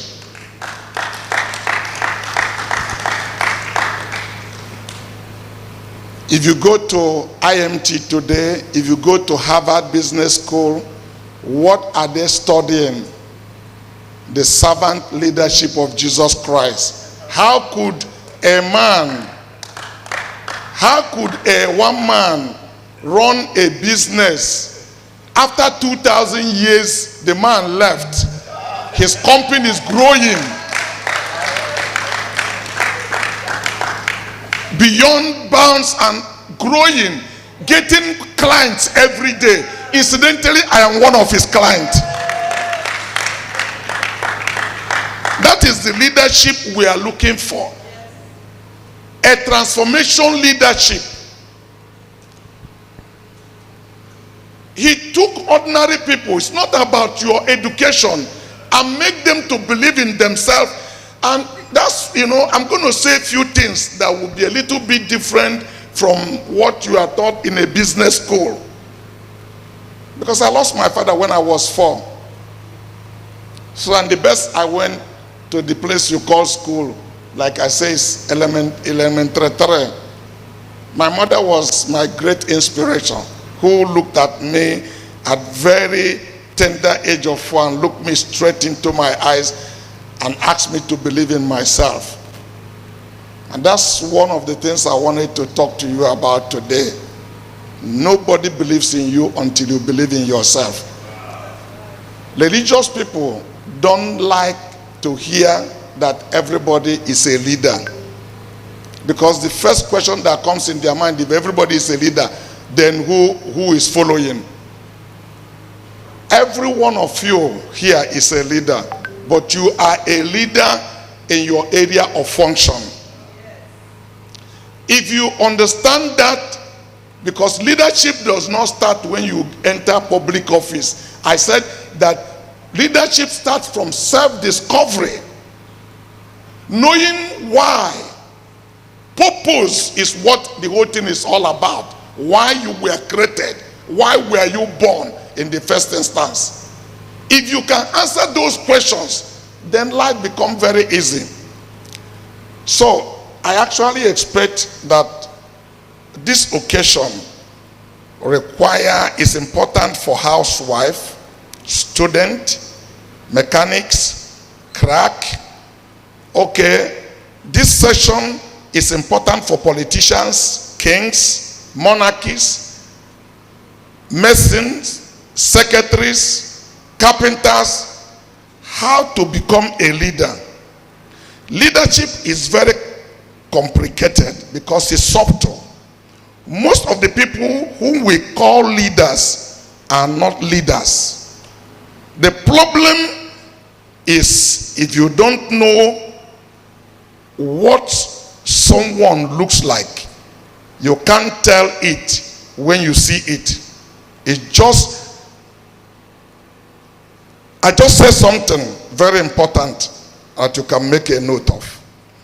In other words, if you don't know what a leader is supposed to be or look like, you will never ascertain when you saw one. So, your definition and your concept of leadership is part of the leadership problem. I never use the word leader. I never use the word leader. I use the word true leadership, because 90% of the people we call leaders, they are natural people who are professional manipulators. They will power, they threaten people, they have element of force, they can force things to go their way, they have an opposed spirit. They withheld things from you in order to manipulate you. Things you want. They have the capacity to tantalize your sheepish emotion with their words, and you call them leaders. True leadership is usually completely opposite to each of those elements, and we are going to look into them today. We talk about, I've listened to everybody that come up here, and we can close on that. Everything you said is correct. Everything what we expect a leader will be, every one of them, you cannot take anything away from it. But if you didn't get anything from me, live here with an understanding that true leadership is about self-discovery. If you do that, we are now going into the year of election. And all the year round, we have been voting umbrella. We have been voting brooms. We have been voting chicken, kokoroko. We've never talked about human being. And some of us will live here now and still vote object. I think the time has come that our eyes should open. And let's talk about ourselves. Let's stop talking about objects. Because we have continued to put people in power who treat human beings like an object. And because we have voted objects, we've never really looked beyond the object who is behind and what is the person offering. If we show you what somebody would say, does it come from? That is completely immaterial. Whether you are an Hausa person, whether you are a Yoruba person, whether you are an Igbo person, are you not in this economy? Where do you find security in this part of the country today? The Kaduna is the main seat of the north. How many people still want to go to Kaduna today? How many wants to go to Kaduna? So where is safe? So it's not about where you come from. It's about what the leader is willing to provide. So let's not even continue to complain and talk about the past, but let's end this time. Make sure you ask people, what is your pedigree? Where are you taking us to? People want you to follow them. Have you seen people who followed some people into drinking poison? How many people died in United States so many years ago? Because they close their mind that whatever leader says is correct. Now you got to open your eyes, because everything has been dismantled, and it's because, like I said, we were interested in object more than a human being. But I'm going to tell you about one leader that is interested in human beings and not the object. Now let's discuss true leadership. Why do we need to talk about true leadership again and again? Why is it so important?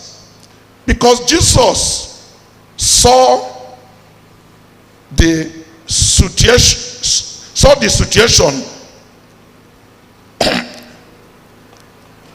Jesus looked at the people and he saw that these people have been deprived of hope. He has empathy on the people. Somebody described it here, emotional intelligence. He could relate with the people. He solved the situation of man's problem as leadership problem. That's why I teach so much on leadership around this country, because that is where our problem lies as a country, not just the church. Jesus looked at humanity and he studied our problem, and his conclusion was, you are suffering from poor leadership. Let me prove that. I want you to turn to your Bible. If you're a Christian, if you're a Christian, turn to your Bible and you see his word in the scripture. It's recorded that Jesus' earlier assessment of the condition of humanity. And in the book of Matthew chapter 9 verse 36, Jesus began to talk. He began to express himself. This is very early in his ministry. He's 30 years old. He just came out of wilderness and he's looking at the people in the village. They were going to work every day, and here is what he said. He said, when he saw the people first, he has compassion on them. That's one of the quality of the leader. He has compassion of people, emotional intelligent. Why? Because they were harassed. They were helpless. Two words he used, harass and helpless. Like what? Sheep without a shepherd. Compassion to the people is prerequisite to inspirational leadership, as you can see from the Lord, whose example we follow. That was his conclusion, that they were lacking something. And what were they lacking? Inspirational leadership. Secondly, and true leadership is not about power. A lot of people think it's about power. No. True leadership is not about power. It is most people like to follow a powerful leader. You know, everybody today tell you, you know, the other person is a weak government. I want somebody that is very powerful. A lot of people look at leadership as an entitlement. Why? Look at big companies that have been existing, Fortune 500 company, but they are still studying this man's leadership. People like me have no education, but I follow this man's leadership. I'm telling you the truth. I was 14 years old when I come in contact with this man, and I wanted to get the secret with which he transformed the whole world. I wanted to be a businessman, and people told me he's not a businessman. No, he said he was, or he is. He says, I must be about my father's business. He was a businessman to a core. He taught me how to give people opportunity, delegation. If you read your scripture very well, one time he was having his campaign. In the middle of the campaign, when the campaign was over, he looked at the people again, like what I'm telling you, what a true leader need to be. He could see the need that there is hunger in the life of these people. But it was all about training them for future, what he wanted them to be.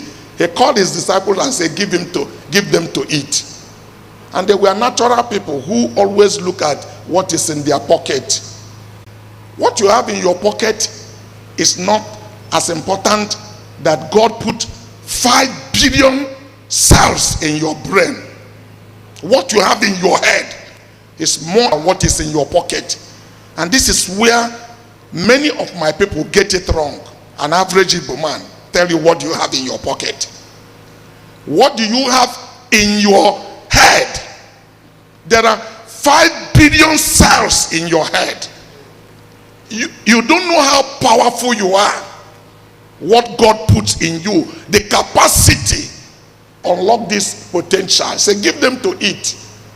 His disciples, ordinary people, said, you know, 2,000 loaves of bread cannot feed these people. Where are we going to find such a thing in the desert? He says, it's not important. Forget about your natural eye. Look with your spiritual eyes. There was a young boy with his lunch box, 2 fishes and 2 fishes and 5 loaves of bread. They collected it. He said, bring it. He knew where the power lies. He lays it up and give thanks to him that gave it, and say, give them to eat. Jesus could have taken that bread and start giving everybody so that people will know that there is a dynamic power in his hand. No. He taught me delegation. The first thing he did, he gave it to the disciples to give to the people. A true leader It's not the ones that manipulate people. It's the one that inspire people and try to delegate authority. He gave them the bread, and then the next thing he asked them is, taught me administration. Sit them down in 50s, in 60s, in 100. His teaching skill went into action because he knew they are going to be counted. Administration is embedded in that one seminar. Sit them in 100s, 60s. So when you are counting them, if there are 60 into 10, it's easy for you to multiply. There are 600. And that's why they were able to know how many of them that they fed. So many things were packed on there. And then he said, give them to eat. And they ate. And when they finished eating, they were filled. That's another lesson. Customer satisfaction.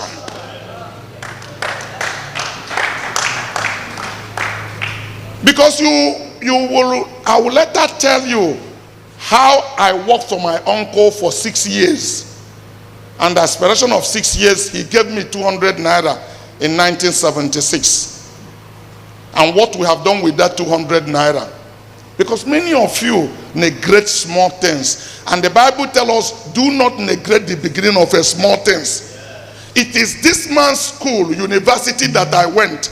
And if you don't believe that this man had a different kind of university, it is not surprising that when Joseph told Pharaoh what to do to avert food scarcity in Egypt, Pharaoh knew this knowledge did not come from the University of Egypt. It came from somewhere else, a different kind of knowledge. And that's why I try to introduce to young people to come to this college. Because the man talking to you, this is the first book I learned how to read. Yes. As I speak to you now, you will still see that my tenses are not adding up. But that is your problem because you speak an impeccable English. And after we'll ask you, what did you achieve with your impeccable English? Nothing. And nobody has put your name in the Guinness Book of Records because of your impeccable English.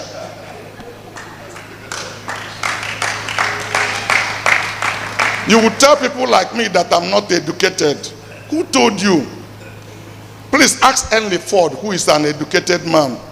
A man or a woman that will organize his thought into productivity is an educated man. Because at the end of the day, I want to see what you achieve with your PhD and your LLD and your BSc and your MC. If you cannot organize your thought into productivity, you are not educated. I am saying this is a different kind of teacher. I came in contact with him at a tender age of 14 and he revolutionized my life.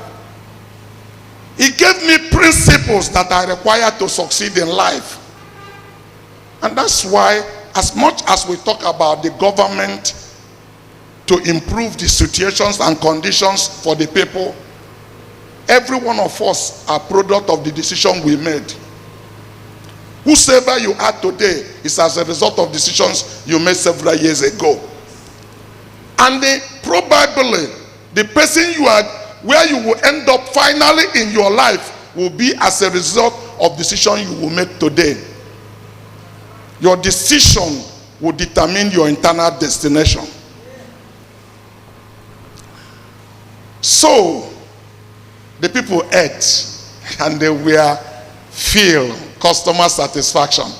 That's why true leadership is not about looking for followership. True leadership is about finding your purpose of being and inspiring other people. When we were small children, we jumped barbed wire to go to the fruit of a mango. Why are we carrying blood? We are not going to the fruit of the tree of mango for the trunk. We are going there because of the fruit that will fall from the mango. If you have something to offer, you don't need to introduce yourself to people. People will look for you. The following day, Jesus never looked for those people. They jump inside boat. They came out and jumped inside this one. Where is he? Where is he? We didn't see the master. And they were looking for him until they found him. Okay. When they find him, they were excited. But they asked them a question many pastors will not ask his convert and congregation. Because we measure success by the number of people. If Jesus was to measure his success by number of people, it's an absolute failure, because he had only 12 people he chose to be his disciple. And one of the person he trusted so much, the treasurer of his church, eventually decided to sell him to get more money after he had stolen from the offering box. It was not a knot. He think if I sell the master said that's where the money is going to come. Let's negotiate. How much does it worth? Judas sold him. He had 12 people. So he had this campaign, one campaign. The following day his church grew over 7 times. They became like over 70. Any big church will say, praise the Lord, hallelujah, revival is going on. Converts are coming, many members are coming to church. But Jesus was suspicious, because he knew their motive was wrong. Some people are coming for the young ladies that were in church. Some people are coming for handouts. And he said, why did you come? Why are you following me? Be honest. And the people were still thinking about it. He said, if you don't know, I will tell you. It wasn't the things I said to you yesterday that excited you. It was the bread. You ate bread. You drank Coca-Cola. You are interested in handout. And that's the problem we have. Many of us today are interested in handout. That's why we sell out. We collect 5,000 naira on the voting day and vote any idiot in the office. The people we call our delegates have already sold us already now. They've collected $2 million and go. That for them, the job is finished. Waiting for the next 8 years. You should not look at material things. Your eyes should open. A leader should be visionary. You look ahead.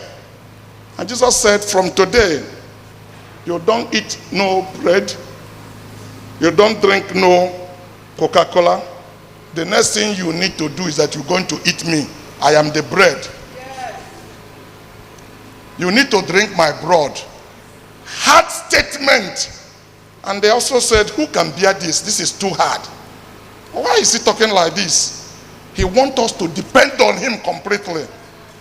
Bible says, John 6, I think 70 said, from that day, many of them went back and they never followed him again. 12 was left.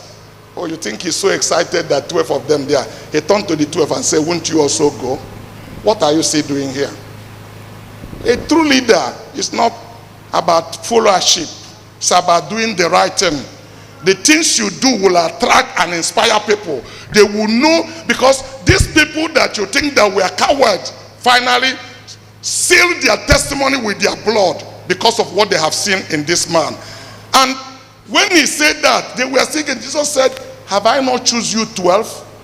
One of you is a devil. People say, why is he confusing us? Why don't tell us who the devil is?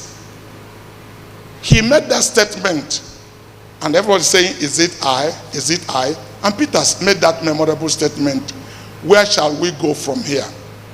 You didn't know one other thing Jesus taught them? After they have ate, he said, pick the crops on the ground. Financial management. Discipline to manage resources. Nigeria are wasteful people, where things are messed up.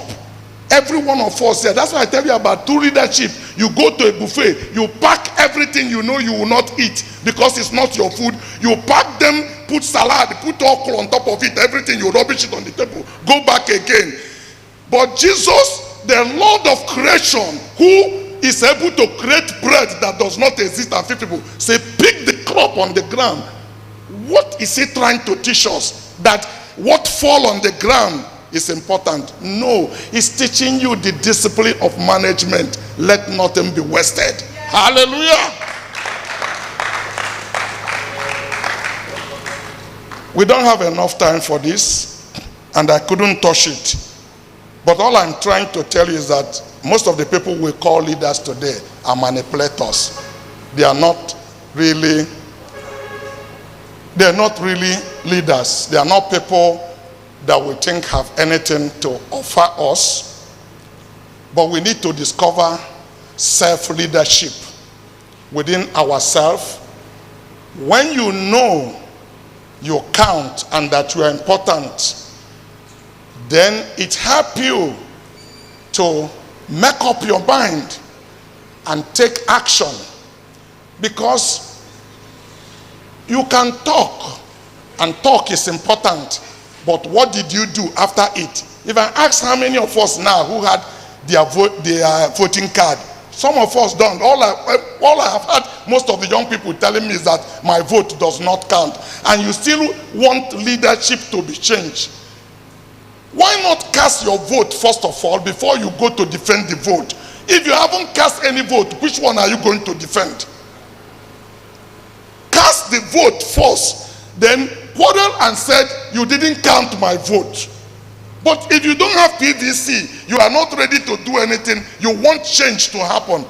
In Igbo language, we say they know they take mouth to put fish in the soup. Ah, le fie no, fie jasi no obe. Owolo mapa. And clearly the Yoruba people say obe toda owolo pa. So you can't use mouth to put fish in the soup. You need to make it. You got to take action. You got to take action. Ladies and gentlemen, like I said, my time is up. If you have time to ask me a question, I'll be willing to take the question. But really, the things I want to say, I didn't touch any of them, but I listened to every one of you. And yeah, okay. Okay, so I definitely believe that everything you said are very valid. Every point each one of you made is very valid. But what do you do after that? Leadership is not about manipulation. It's about inspiration. Inspiring people in the highest form of true leadership. True leadership is not manipulating people, but inspire people. Number 4, leaders is really not about people. It is about purpose. I will explain all of this if they are in another section, maybe not this time because truly I'm under pressure with time. In other words, true leadership is not about trying to find people to follow you. True leadership is discovering a purpose that you commit to pursue. So, leaders has more to do with pursuing something than pursuing people to follow them. True leaders, therefore, do not seek followers. I've proved that to you. 5, true leadership is about becoming more than doing. You know, most people that you call leaders, we describe them as doing great things. But leaders is more about a person becoming something they discover about themselves. And in the process of becoming themselves, they inspire other people. That inspiration is what influences the people and they submit to their visions. This is what I discovered. My uncle gave me 200 naira in 1976. I went with my senior brother. And my senior brother said, why not leave this and let us go? I turned to him and said, do you have anyone to give me when we get home? My mother have made me to understand what self-belief is. Nobody will believe in you until you believe in yourself. You got to believe in your inherent capacity that there was no second person like you in the face of this earth, and that you are born a leader in your area of functioning. You got to know that and discover that for yourself. So I looked at my uncle straight into his eyes. I said, "Uncle, I served you well. 5 years without salary. Why do you give me 200 naira?" My uncle said, "Well, that's what I have, and you can do with it whatever you want to." I said, "Uncle, God will keep you alive. 5 years from today, if you had who I am, your head will be spinning." It shook him because he couldn't understand 14 years boy making that kind of statement.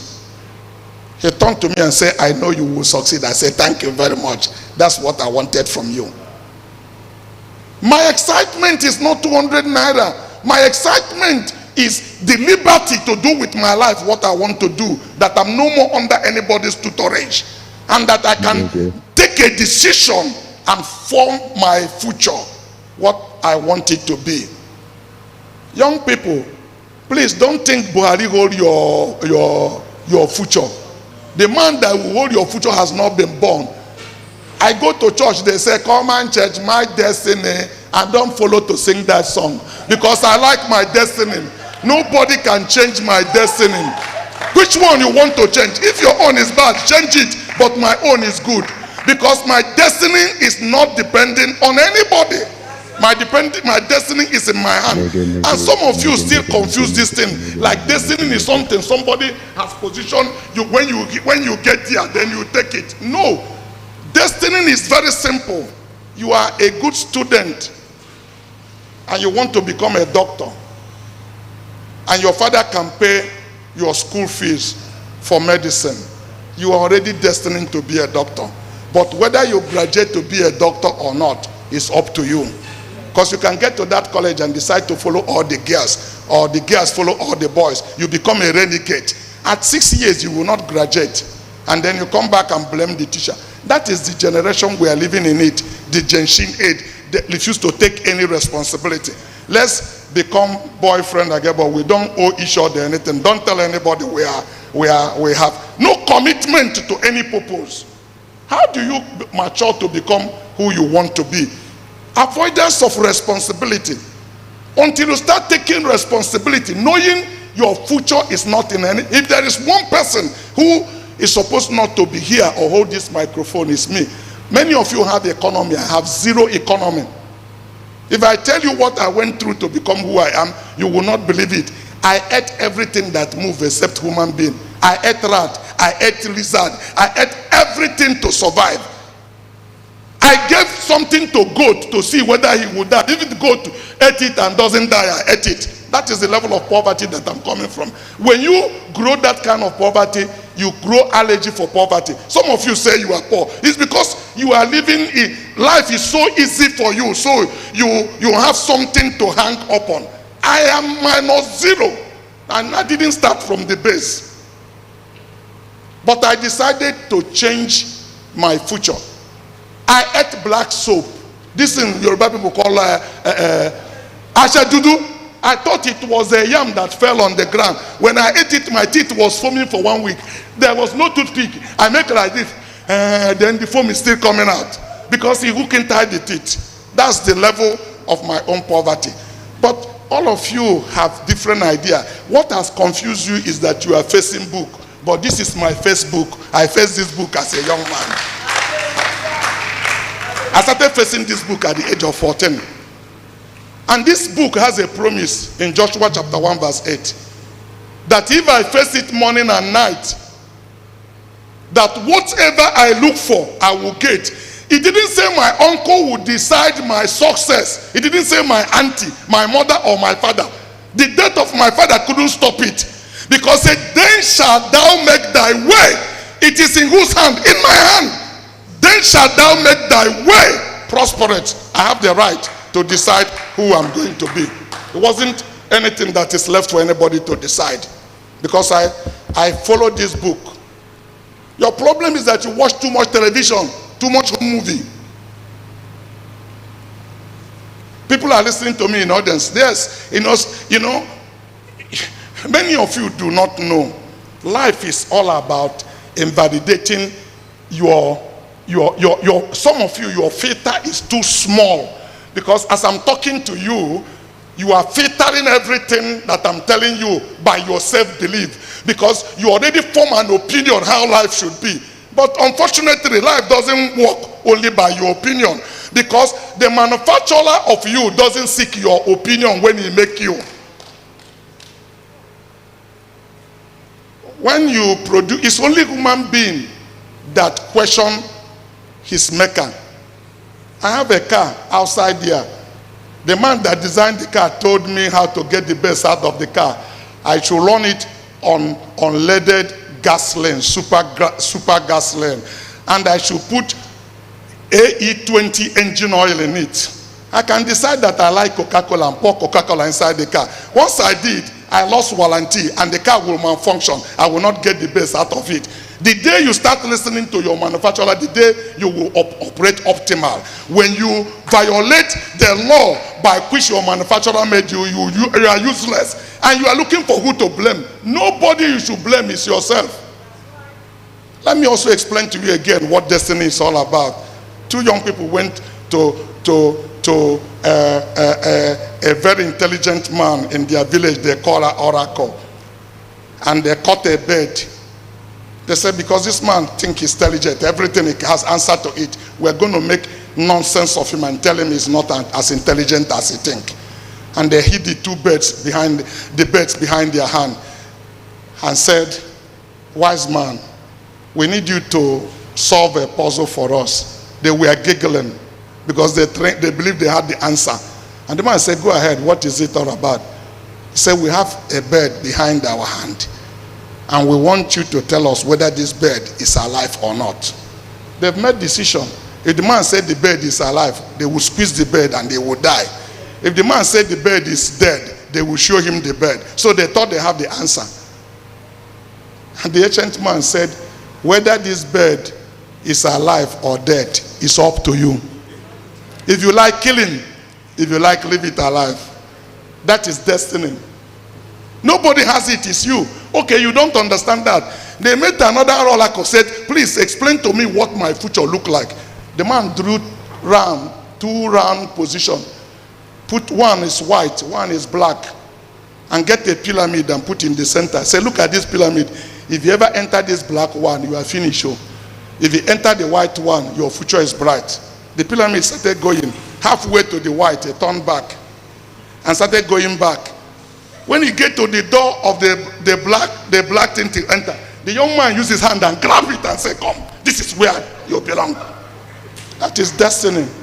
They told you already that if you go here, you are finished. And you are allowing the pyramid to enter inside this one. You are useless. You can't, because the manufacturer already explained to you what the whole thing is all about. We pray too much. That's our problem. Listen, if you pray, speak in tongue, fast for 40 days and 40 nights, if you violate principle, you pay for it. I'm not a prophet. I've never seen a vision, but I can prophesy to you today. And if you think my prophecy is not correct, try it. Go and jump down from 3-story building. I prophesy you will die. You know why? You violated gravity. How many months you pray is immaterial. You will die. The air will not carry you. But if you pass beyond the sound barrier and go to another atmosphere, you can jump out from a 100-story building. You will float. You will not die. You are sitting in the seat where you are because of gravity. So don't violate gravity. If you obey the law of God, if you like, pray. If you don't like, don't pray. Result will come. Some young people are laughing. It is true. You watch too much television.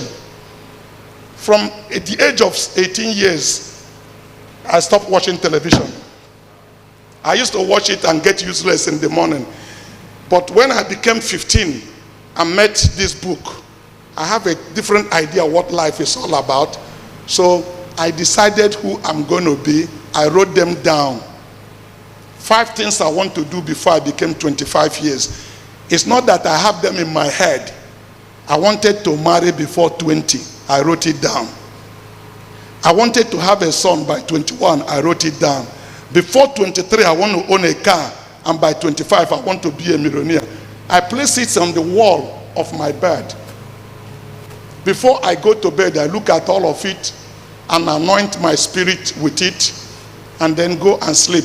So when I'm sleeping, I saw myself in Japan. I see myself clearing containers.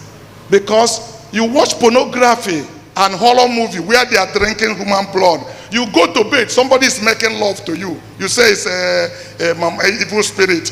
Then you see somebody pursuing you. It is the thing that you have anointed your spirit with. Those are the things that come back to you.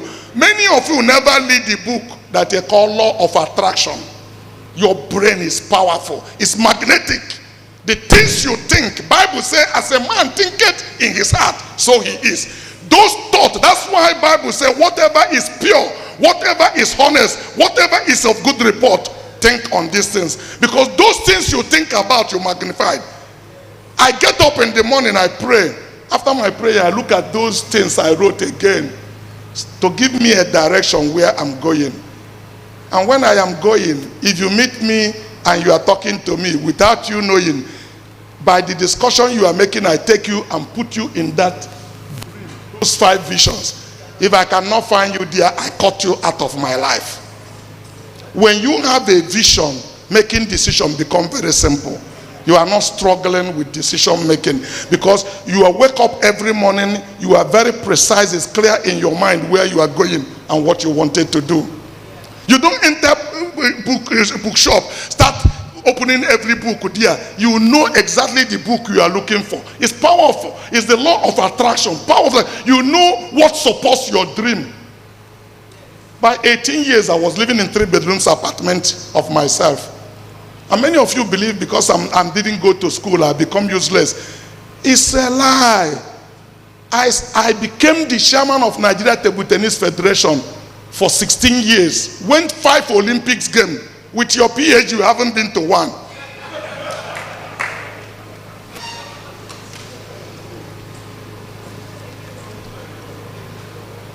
And you are pursuing education.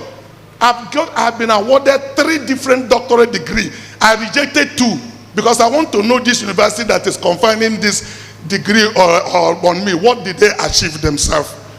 Because Bible tells us that the least is blessed by the greater. So I cannot be honored. All these things you young people are doing, instead of looking for job to do, I will come to give you honor. You are giving me honor. What have you achieved that you are coming to give me honor? You sit down, I give you honor. The least doesn't bless the best. It's the best that bless the least. So why are you confining honor on people when you have no pedigree, no nothing, just to tell the person, give me money? That is 419. And some people allow themselves to be 419. So the things that you need to really focus. By 18 years, I was living in 3 bedrooms. I saw a young lady, beautiful young lady, singing in the choir. Her voice was distinct among every other person's voice. It was an angel's voice. It's not the size of your pocket, it's the size of your faith. My pocket was empty, but my faith was full.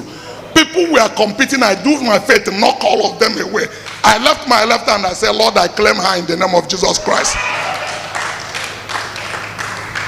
September 23rd, 1978. I will turn 20 years in December on that year, the 24th of December. 3 more months or 4 more months before I become 20 years, I took a lady to altar. First vision fulfilled.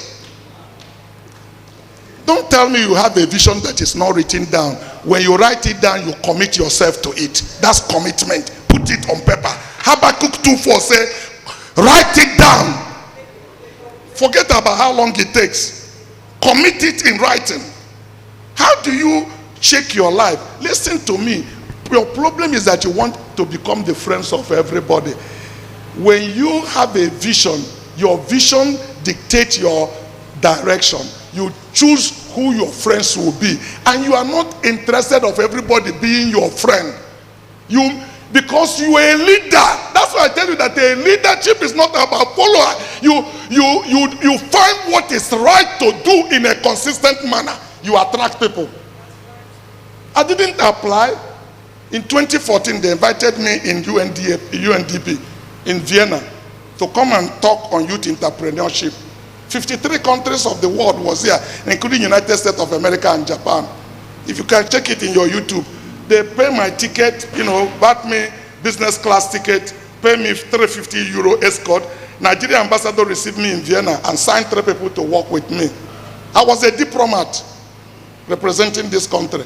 By my result, you are breaking your head every day to appear in CNN. I never called anybody in CNN. I never knew who they are. They carried me for 3 weeks. You can go and check it on African program. Consistently every day. Forbes Africa came for me. If you do the right thing consistently, your gift will make a way for you. The things you are pursuing shadow. Organize your thought into productivity. Discover your self-leadership. Inspire not just yourself, but other people for greater living. God bless you. When next I have time, I'll discuss to you more about what my definition of leadership is all about. Thank you very much. Let's put our hands together. Indeed, this requires a standing ovation. Thank you very much, Dr. Maduka. Wow. Wow. Thank you very much. You can have your seats, please. Thank you very much, Doctor. It was a very, very explosive session, I want to believe. I don't know if I could retitle the session because it was supposed to speak on leadership, entrepreneurship, and nation building. And I was just thinking, should we say it's leadership, the Jesus model, or leadership, the Bible model? I think it's either of them. It's leadership, the Bible model. And it was obviously very, very exciting. And I took home a lot of lessons, and I'm certain that we did so too. So at this point, without much ado, we have to move on to the next speaker. And that will be Mr. Gbenga Samuel Wemimo. I would just love to introduce him briefly before he comes on so that we know who we are expecting. All right. So we call him, I was told he's also referred to as GSW, so you could call him GSW or you could call him Brother Gbenga Samuel Wemimo. And briefly to his introduction, apologies please, I'm trying to find, yes, thank you. Okay, so Mr. Gbenga Samuel Wemimo is a teacher, is a mentor, is a nation builder, is a seasoned creative, is a member of the Hall of Fame, Nigerian Book of Records, an honor conferred on him by the federal government of Nigeria as an acknowledgement of the giant strides he has made in humanitarian services, including programs for windows, scholarship, prison, hospital, and missionary support, which ensures that everyone in need in the society receives spiritual, material, and financial help on a daily basis. And he will be speaking to us today on the topic, Gbenga Samuel Wemimo, the heart of a leader. Okay, so please can we put our hands together as we welcome him. I hope I read the right profile because Dr. Cospo said we read the wrong profile. Praise the Lord. I can't beat what the eminent speaker that spoke earlier did. We have very similar backgrounds, myself and himself. However, I'm going to, in 20 minutes, cover the ground basis. My father was a teacher, and he raised us in Ibadan. I was a truant, one of those who you would regard as having no future. I graduated from the university, but I don't have a certificate because of fraud. So I wanted to understand the background I wanted to get. So this is not like a typical story that you hear every day. I had a good brain, like the good doctor said, I have 5 billion cells in my brain, but they were always working in the negative. So when I come into your house, I know where your money is. As at when I was his age. Once I enter into a place, no matter the safe, I'll open it. Nobody needs to beg me. And so the direction that my head and my life was moving was that black hole that rescued the destiny from earlier. No, it was consistently on the path of destruction. Okay. Everybody thought prayer would help. Mothers would go and pray. So basically, there is no church under the heavens that my mother did not drag me to for help. Because I was a kleptomaniac. I couldn't stop.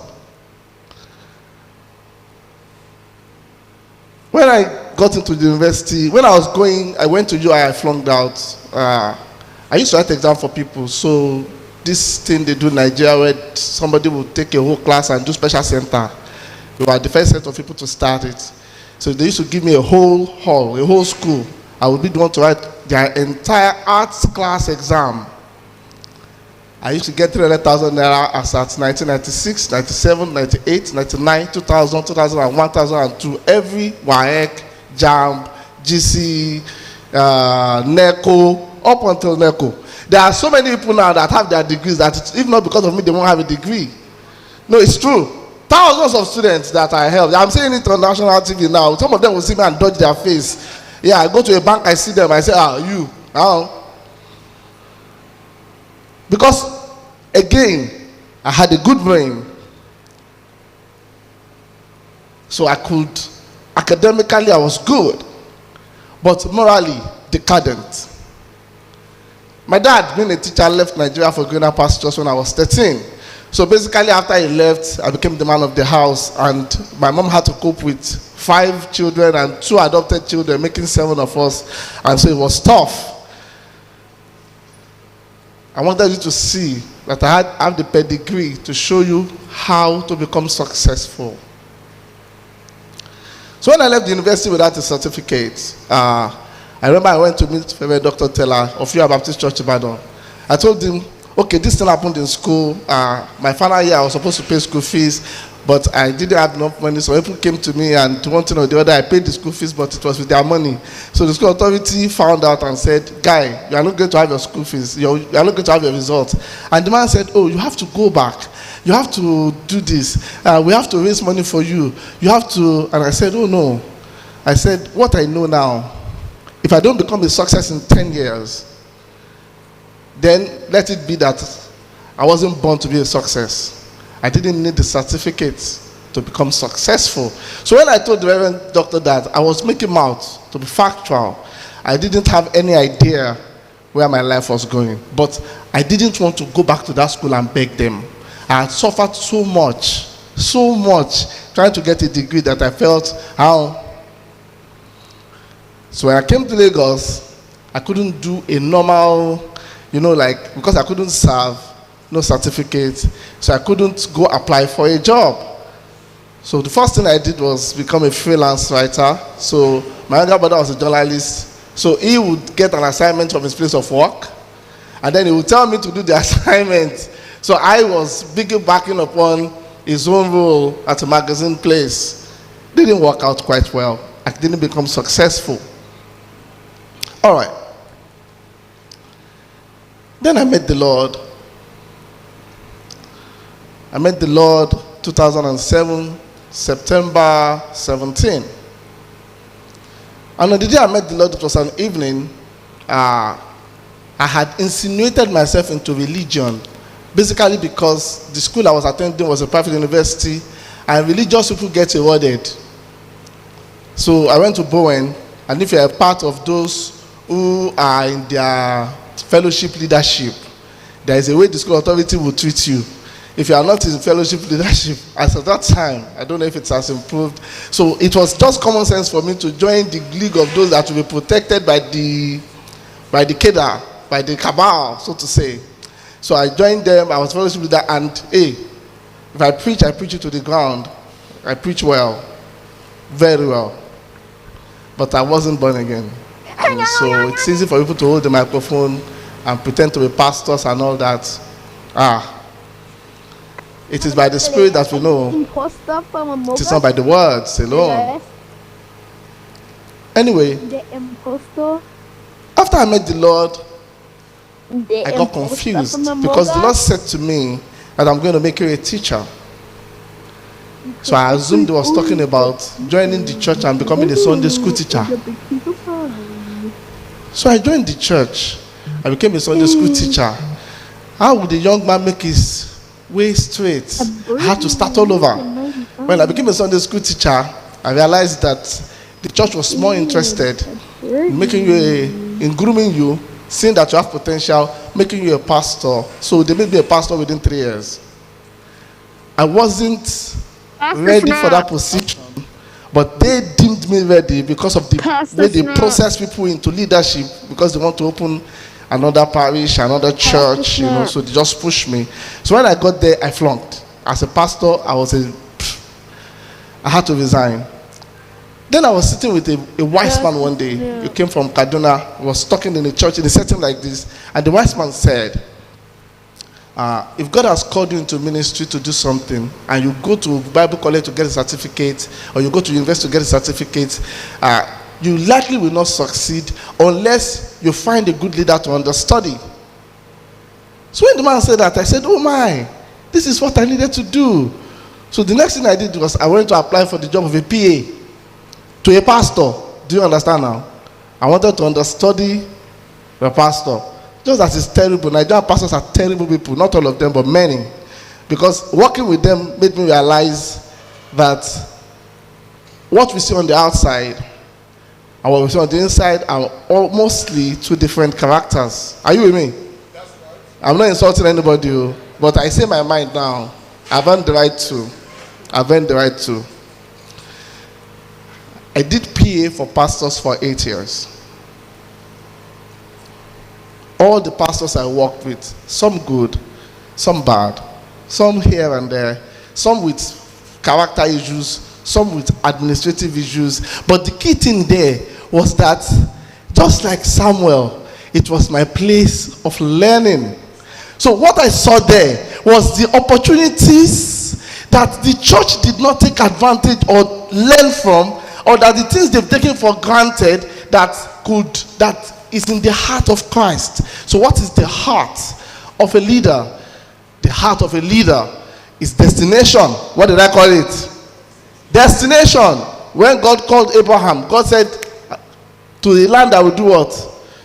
Destination. He was trying to take him somewhere. In fact, when John the Baptist message came, he said, the kingdom of God is at hand. It was destination. When Jesus came, destination. Abraham rejoiced to see my day. Abraham rejoiced to see the days of Jesus Christ, to see this destination. So it was destination that was in the heart of God when he called Abraham. But in the book of Genesis, it wasn't destination, because he had already given them a destination. They messed it up, and now he's taking them to another one. So when I was within the church confines, I noticed certain things. The neglect of many things that I know are sacred to God's heart. So I went back to God and said, okay, so what do I do here? How do I correct this thing instead of agitating and complaining? How do I change the narrative? Because all the time church staff, and if you're a church staff here, you know what I'm saying. Church staff members will be talking, and all we talk about is how bad the pastors are. All the time. Whenever you see 2 or 3 church staff talking in any church, I dare say it because I've been in many churches and I've worked there. When we are talking, say, see that pastor Kiniko, see Kiniko, these people are wicked, and they say they are men of God. So it's always complaining. No solution. So I said, no. A day will come. I can change this narrative. I have to do something about it. So in my heart was a burden to do things the right way. But then, how do I get it done? So I go on social media, I write about, on Twitter especially, I write countless experiences of my work with the Holy Spirit, of the wickedness of anybody that I see is wicked. I didn't, so I put it under my, I would just say this part, I put it. Then I was also tweeting the scriptures. The number of followers I had on social media skyrocketed. One day in the night, September 18, 2018, the Holy Spirit said to me, build me a website. All the stories you've written, bring them away from Twitter, edit them, and then put them in the website. So I started gswmi.com, bengamore.com, and the website became a reference point for religious people from all over the world. As I stand before you today, in all modesty, the ministry I head is in all the continents of the world. We have maybe 200,000 members, and I'm sitting on 155 ministers who are in 32 ministries that are doing the work of the gospel in a different and unique way from the way the normal church operates. So you see, that brick and mortar that the church regards as important, I have discarded it. Everything I do is online. Everything we do is online. The reason for that is because then we attract our kind, we attract our like. We teach without borders, and we teach at all times. So you don't have to leave your house to come to church. You stay there. You do church there. You get healing there. You get inspired there. You get knowledge there. And then by the time we gather once in a while, everybody is shouting glory. So first thing I did was take away that. Now the second thing was this. As soon as we traveled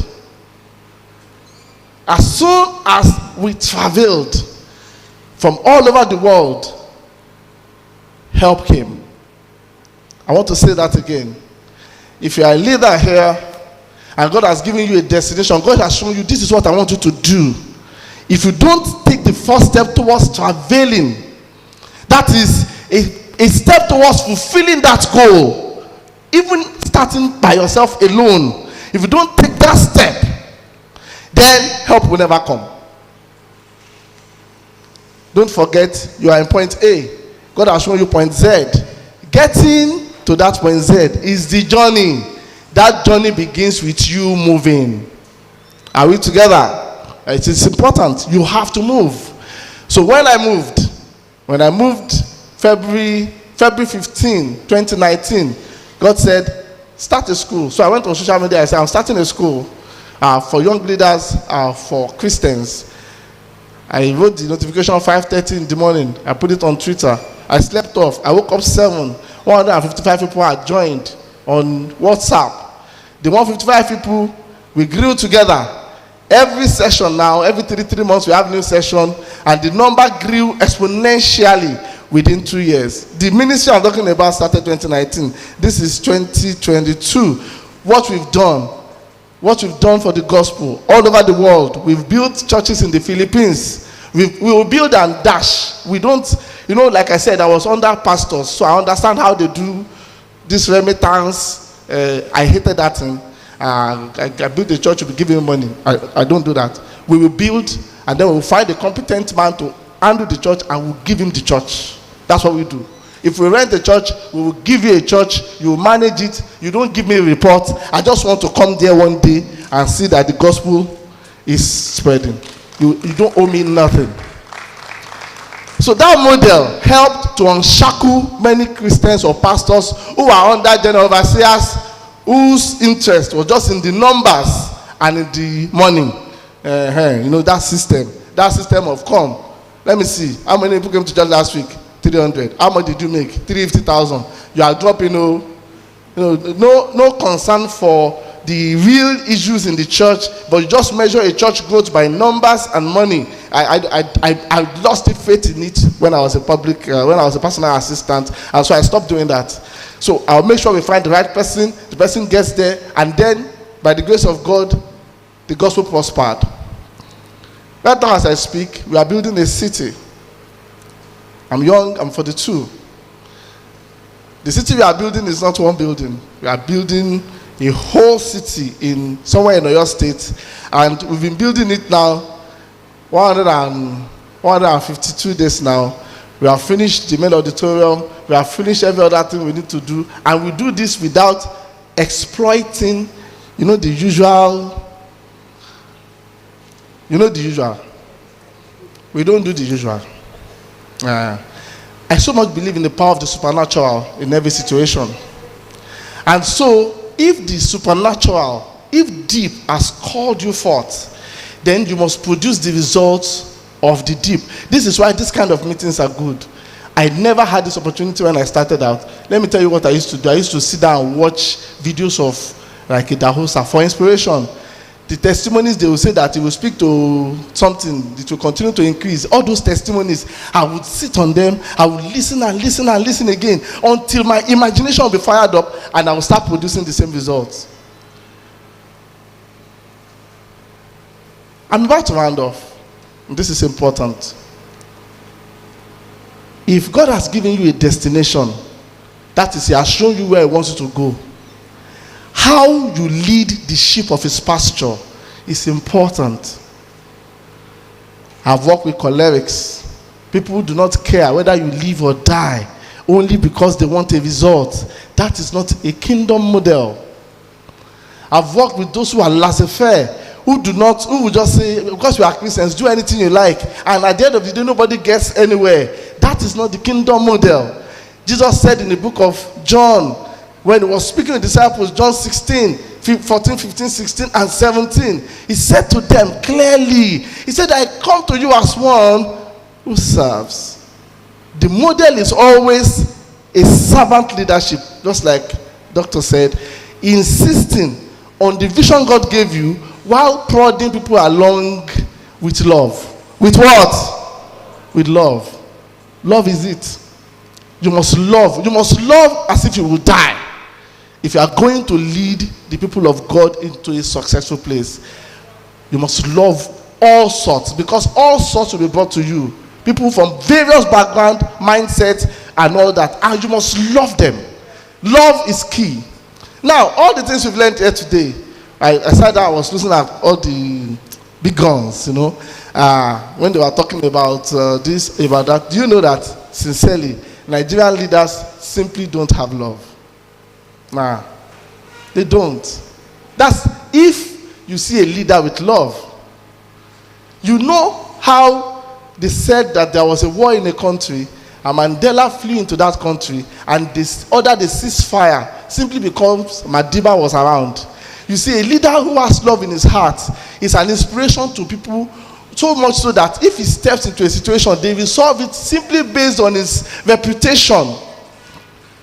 But a leader that is callous, divisive, that is doing divide and rule, is not going to take you anywhere. At the heart of the leadership crisis of Nigeria is a lack of love. If we will be candid, love is key to leading a people to their destination. Love is key. Finally,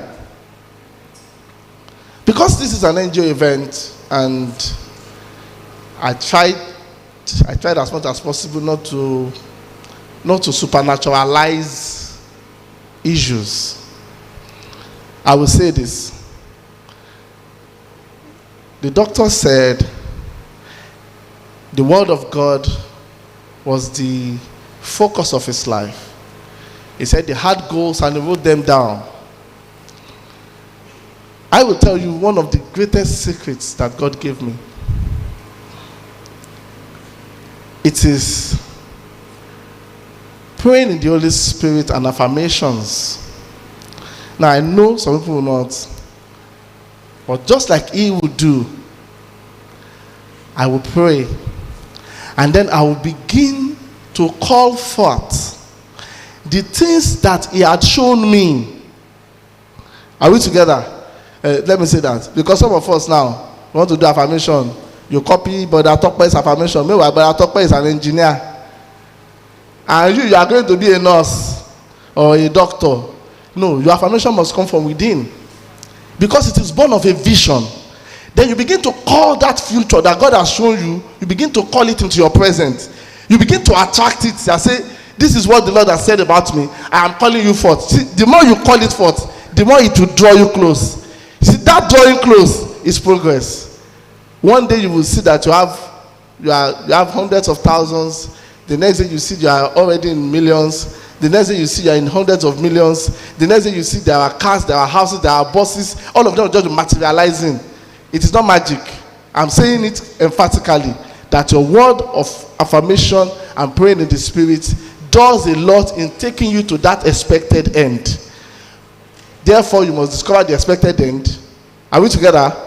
Discover that expected end, and then through it, plot a graph from your present into it. I'm trusting God that by the next time I see you, whether you see me here, or you see me in Japan, or Taiwan, or America, or the UK, wherever we see, or Bahamas, thank you, sir, that you will be able to say with all candor that the day you met with me and we spoke for the first time, you learned a lot of things. God bless you. Thank you so much. Thank you so much. We've just had 2 incredible sessions and a few more coming.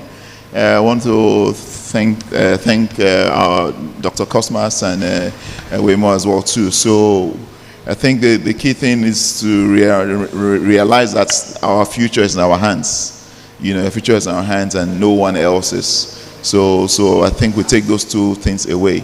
So thank you so much for all those who are with us. YouTube, thank you so much. I know some of you are sending messages and things are going very well. So thank you so much. We're going to go on to the next speaker, and then we'll just carry on in that way. And then at some point in time, we'll have a break for a meal, and then we'll also introduce a company here that is supporting this project. So it's good. Oh, good to see some of my old friends. Please carry on. All right. Thank you very much, sir. And thank you, Mr. Wemo. He's out of here, but that was indeed a very, very, very wonderful session. Take home for me, of course, I mean, not to overflog it. We really need to know our destination. The servant leader leadership is I think, in this nation, we need that a lot. And then love, as well as affirmations. If you didn't get it, I'm just repeating so you could write it down. All right. At this point, we'll be moving on. We'll be having the next session, which will be brought to us by Mr. Ayo Shote, and after that, we'll be having Mrs. Ellen Emor. But first off, we'll be having Mr. Ayo Shote. He will be speaking to us on building capacity as a leader. And I'll briefly introduce him before he comes on.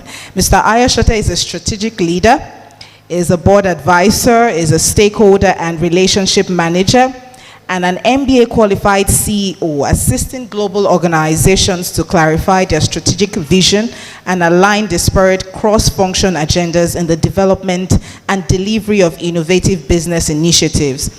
He has over a decade of experience leading world-class executive teams to achieve major strategic transformations across West Africa, Oman, Yemen, and Pakistan in the oil and gas sector.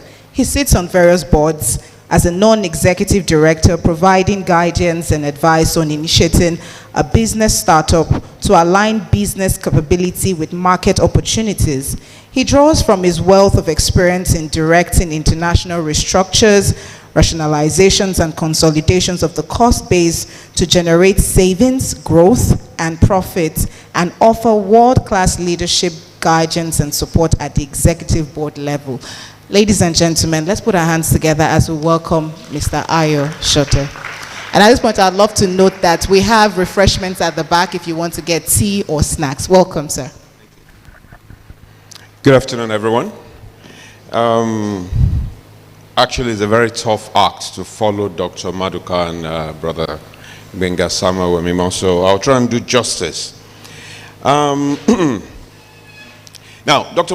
Cosmos already talked about leadership being, it's not about a title, it's not about a position, it's about what's in your heart, it's about the things you want to achieve. But Benga Samuel Wemimo said exactly the same thing. I'm going to go at this from a totally different perspective, and I want to talk to every single one of us about developing yourself as a leader. One of the things Dr. Cosmos said was everybody is a leader, and I agree with him. Leaders are not born. Leaders are made. Leaders are made based on their reaction to situations where they find themselves. I'm very active on Twitter, and when I go to Twitter most times, I actually leave Twitter very sad. Because you can go on Twitter and you get an idea of how the youth of the nation thinks. Right? And it just tells me that 30 years into the future, I don't know where this nation is going to. Now, we can easily give an excuse and say, after all, Nigeria was a contraption put together by the British. Let me shock you. Even if we break up into 6 different parts, we're going to create 6 different problems. Because it's not about the geographical entity. It's about what we have in here. And it's about the way we react to situations. Now, we live in what is called a VUCA world. Right? How many people know what a VUCA world is today? Right? It's an ambiguous world. It's a world where everything is uncertain. That's the U and the A. The V is, pardon? It's a volatile world. Why? Because things are always changing. Now, what gets you to a place today is not enough to get you to the next step. So as a human being today, you've got to start thinking of, how do I keep surviving and growing in this world that I find myself? And that's why you must always build your capacity as a leader. Now, capacity is different from competence. It's different from skills. You can have the right skills as a leader. One of the right skills as a leader is that you have the ability to build a vision. You have the ability to communicate that vision. You have the ability to motivate people to go on the same journey with you. But even with all that, when you hit an uncertainty, when you get into a situation that is very ambiguous, when you get into a situation where all your technical skills has not given you an answer to respond, what do you do? What do you do? One of the first things you must learn to do is learn to study people. Brother Benga said something. I know him very well. So when I say Brother Benga, I'm saying it from a place of intimacy. He said something. He said when he was young, when he didn't have the opportunity you have today, he used to sit down and watch videos of Archbishop Benson Idahosa and a host of other leaders. Why? Because he needed to learn from them. One of the first things you can do to build capacity as a leader is you need to stand on the shoulders of those that have gone ahead of you. That's the first thing. So, do you have mentors? Do you have coaches? If you don't have a mentor and you don't have a coach, trust me, you are going to fail. And the best mentor for those of us that are Christians is actually the Lord Jesus. If you pick the scriptures, I mentor people, I coach people a lot. And one of the things I tell them to do is go and read the book of Proverbs before we even talk. And the reason I do that is when you sit down and you read the book of Proverbs and you get religion out of your head, you can start to distill it down into business principles, career principles, leadership principles, and you can learn from it. So you've got to have a mentor. You've got to have somebody that you can sit down with, somebody that you are vulnerable with, somebody that you can tell the deepest secrets that you carry. You know what? Every one of us, we have secrets. I'm not going to tell you mine, but I think I already told you his own. But those that I mentor know. There is nobody that is perfect. So if today you're telling yourself that you cannot impact your world, you cannot lead people within your sphere of influence because you have a secret or because you have some shortcomings or because you do not have a specific skill set, you are selling yourself short.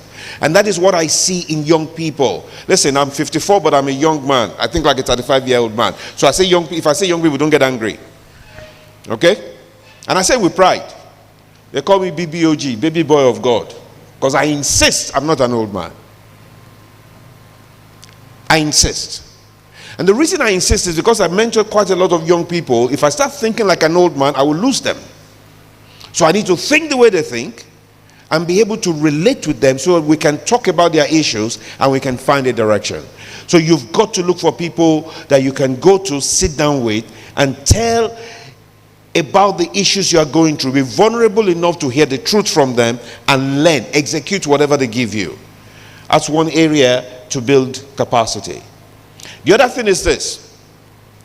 When you go back, when you look at Nigeria today and you look at the really effective leaders, I'm not talking about politicians, although this is about governance and rulership, but even when you look at the political class and you look at the ones that are truly effective, and when I talk about effective leaders, I'm talking about leaders that provide results.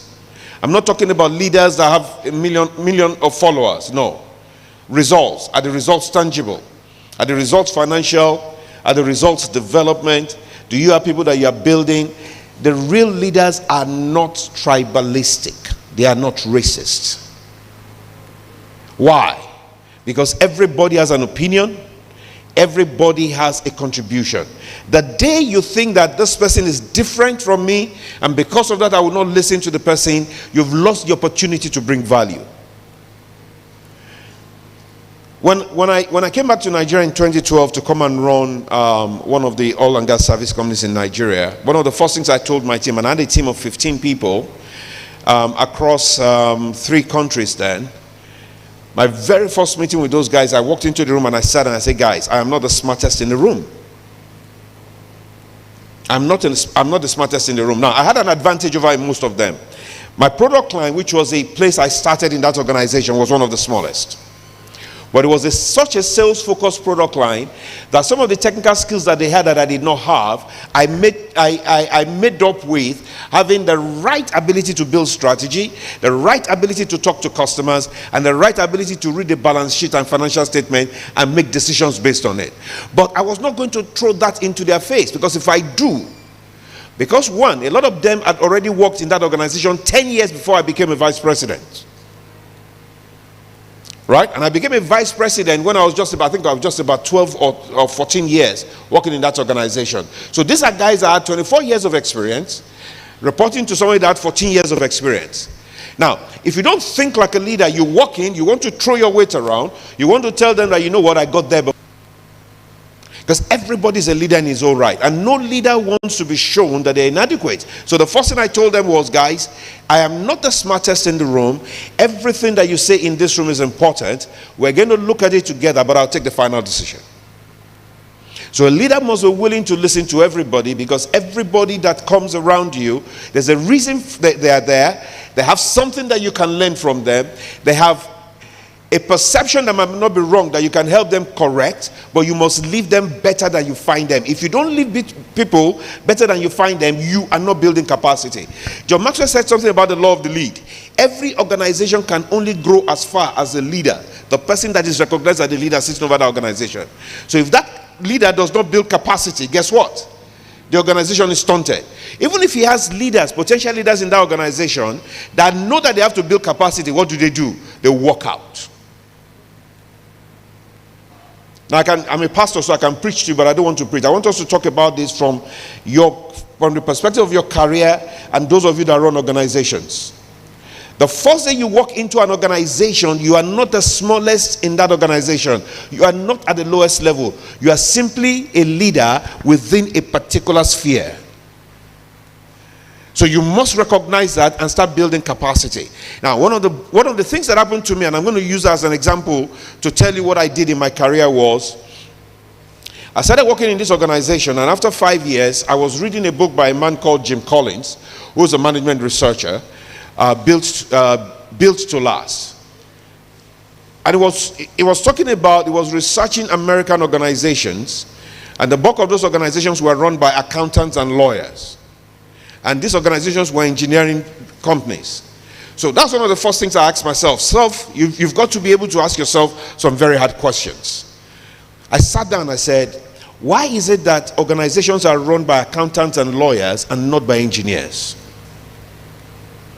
What is wrong? Why is it that engineers do not have the capabilities? And one of the things I then discovered, and I remember my father worked in Cadbury's Nigeria Limited, and the chairman of Cadbury's Nigeria Limited was a man called Gamaliel Onosode, who had a degree in classics.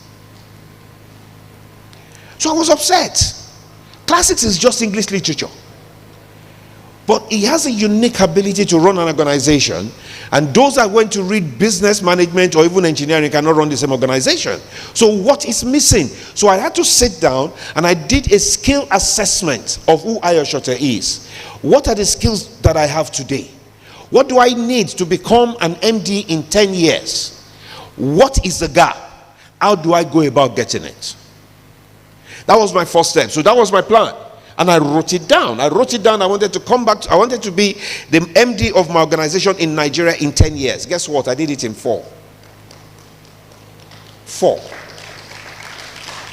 But because I made up my mind I was going to make a change, and the change started with me, I asked my questions. I built that map of the skills gap, and I started to work on the skills gap. Now, a lot of us will say, oh, it is expensive.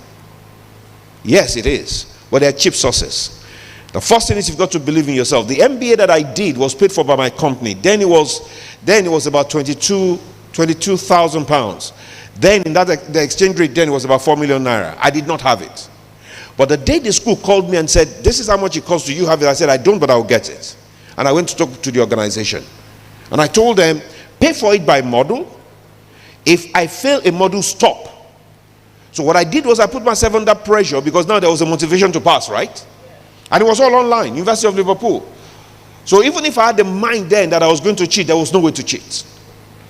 So every single person here, you must have a plan that basically tells you what are the skills that you have today.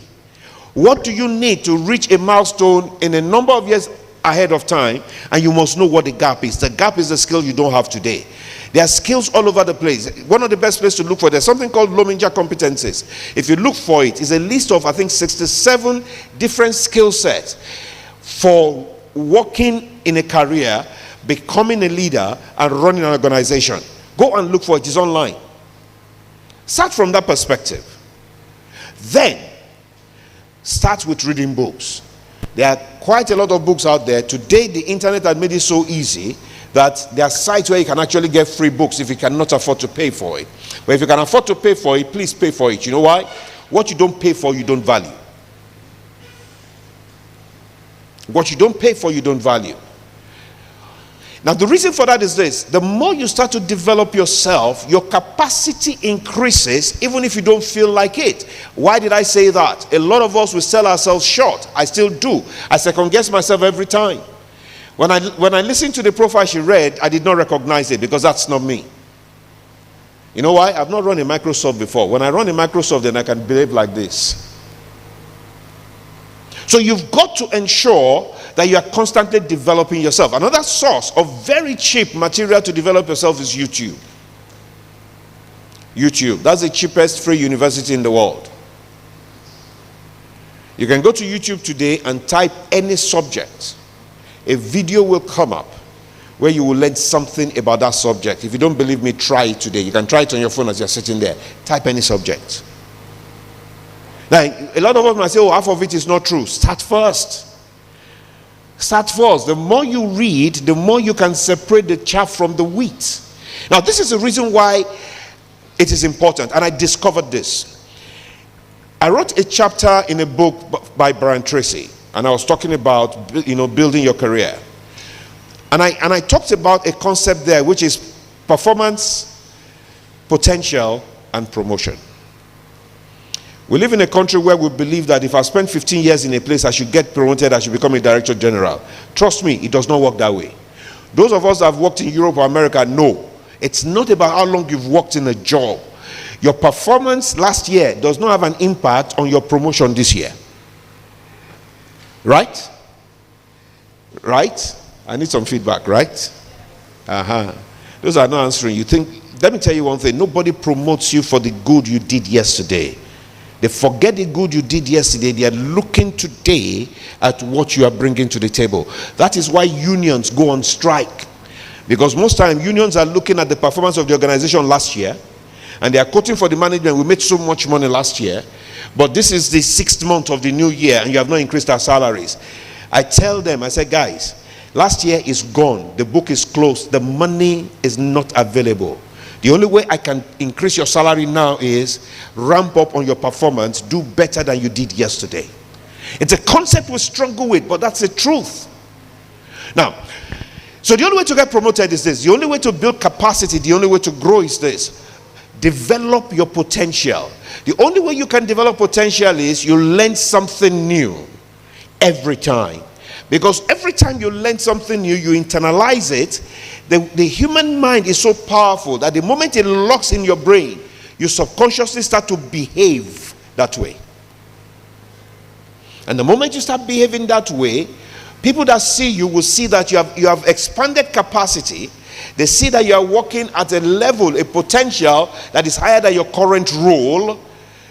They see that you can do something that is 2 or 3 steps ahead. So the leaders start now discussing among themselves. Oh, you see, what I saw Ayo do in the meeting today, or what I saw him do in the customer's office today. Oh, he can be the director of this organization. That is potential. That is when people can then start thinking of promoting you. Now, it works everywhere. It works in politics. It works if you're a student currently today. It works if you are working. It actually works better if you are an entrepreneur. Because if you're an entrepreneur, your organization cannot grow based on the people that work for you. The only way it can grow based on the people that work for you is if you step out of the way and you allow them, just like Dr. Cosmas Maduka said, it delegates to them and allows them to grow. The moment you don't allow them to grow, and people that don't build capacity have a huge amount of inferiority complex. When you come across entrepreneurs that have inferiority complex, it's because they've refused to build capacity. They do not see the importance of growing themselves. When you look at the world is created to grow every time. The world abhors stunted growth like it abhors a vacuum. So the moment you don't grow, the people working with you, one, you will not even attract talent. So as an entrepreneur, you must build capacity. Now let's talk about governance. I have a theory, and I stand corrected today. When you look at the history of Nigeria, the political history of Nigeria, go back and look at the state governors, look at Senate presidents. It's just in the past 8 to 12 years that you start to see civilians rise to places of prominence in politics. Before, it was the military. Do you know why? By the time you hit lieutenant colonel, the kind of trainings you must go for in the military, and you must pass before you become a colonel, a brigadier general, major general, are numerous. The military has always been trained traditionally to govern, to rule, to lead. So it comes naturally to them. So when the political class, when the civilian political class is complaining that it's a military that keeps ruling, it comes from a simple fact. The military is designed to ensure that you build capacity always. So if you are here, you want to go into politics, this is not the time to complain about which tribe you came from and which tribe the other person came from. Whether it's umbrella. It's time for you to sit down and you look at the next 20, 25 years of your life and break it down into groups of 5 years and tell yourself, where do I want to be at this time? Where do I want to be at this time? And then you build a roadmap to achieving it, and you must keep learning. You must surround yourself with people with the same like mind, people that can challenge you, challenge your opinion, tell you are wrong, and you will listen to them. That's our major problem in this country. We do not listen to criticism. We get angry when people tell us that we are different, and then we lose the ability to grow. And that is why it is the wrong people that get into government. So I'm laying a challenge for every young person here. In 20 years' time, because I'm still going to be alive, I intend to live another 40, and I've agreed with God. And trust me, just like Abraham, I'm not going to be weak. In the next 20 years, I want to meet some of you in Aso Rock. Because I believe there are future presidents in this room or listening to me online. In the next 20 years, some of you would have been governors of your state, and you would have turned the states upside down, so that one state in this country, numerous states, would be as big as, the economy of those states would be as big as Dubai, making an impact. Listen, government is not designed to do anything for us.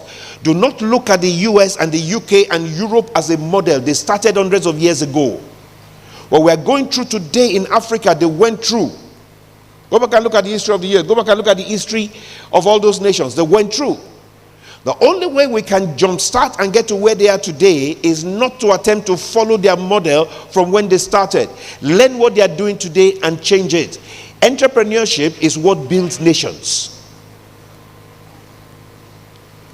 Businesses is what builds nations. That is why communism does not exist today. Government cannot do anything. Government is so I'm looking for a word, and I don't want it to be derogatory. But you see, government cannot run businesses. The only thing government can do is provide governance in such a way that the police is well paid. You know you can travel from one place to the other. And if government is not doing that, let us take the bull by the horn. Let us get into government and change the narrative. So that's what I want to leave with you. It is possible for everybody to build capacity. But the only way you can build capacity is you do not think like a follower, you think like a leader. Because leaders are made, not born. Every single person here is a leader. If I tell you that when I was younger, I could not stand before people and talk. I'm an introvert, even up till today. I don't know how to make friends. But when I talk, people wonder, how did you learn it? I had to step forward. Now I operate in a place where if I walk into a place, somebody has to talk and nobody's getting up. Now I can step up. Why? Because I forced myself to build capacity. Build capacity. And then you can ensure that you will change your narrative, change your story, and then we'll have more than 20 Dr. Cosmas Maduka or Benga Samuel Shpuremimo or whoever in this room in the next 5 years. Because Nigeria must change. The change has started. Thank you.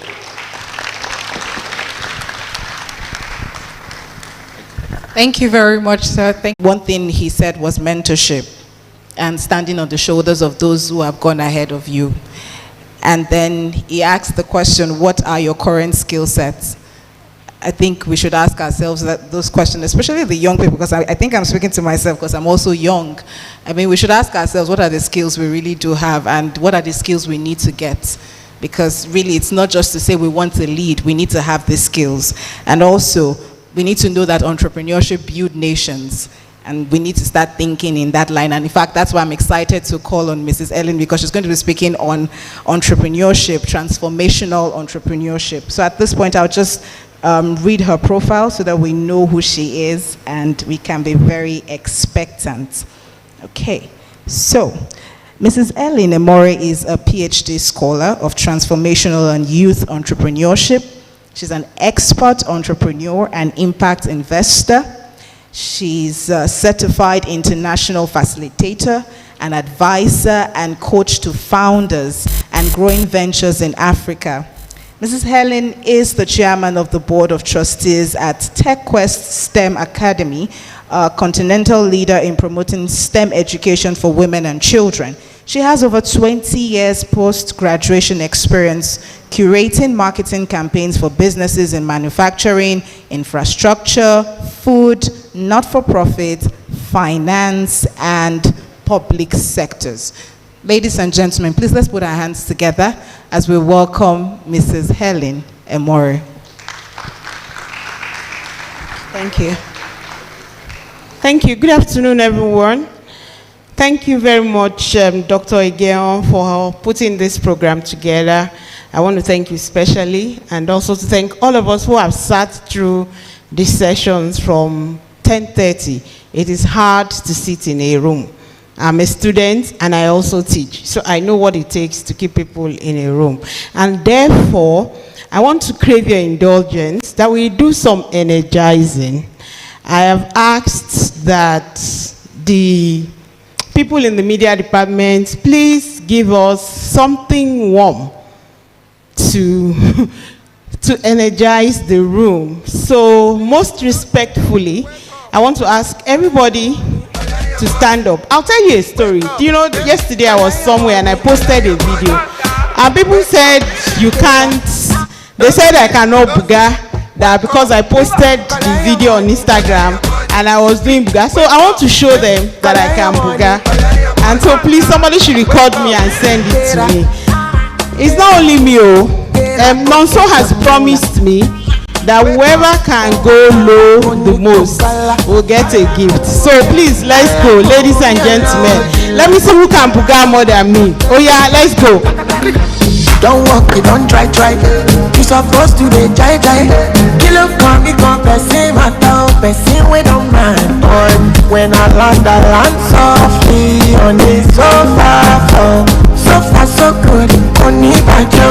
Let me see you, oh, lo, let me see you, oh, lo, cow. Let me go, let me see you, the booga, oh, lo, let me see you, oh, lo, cow. Let me see you, the booga,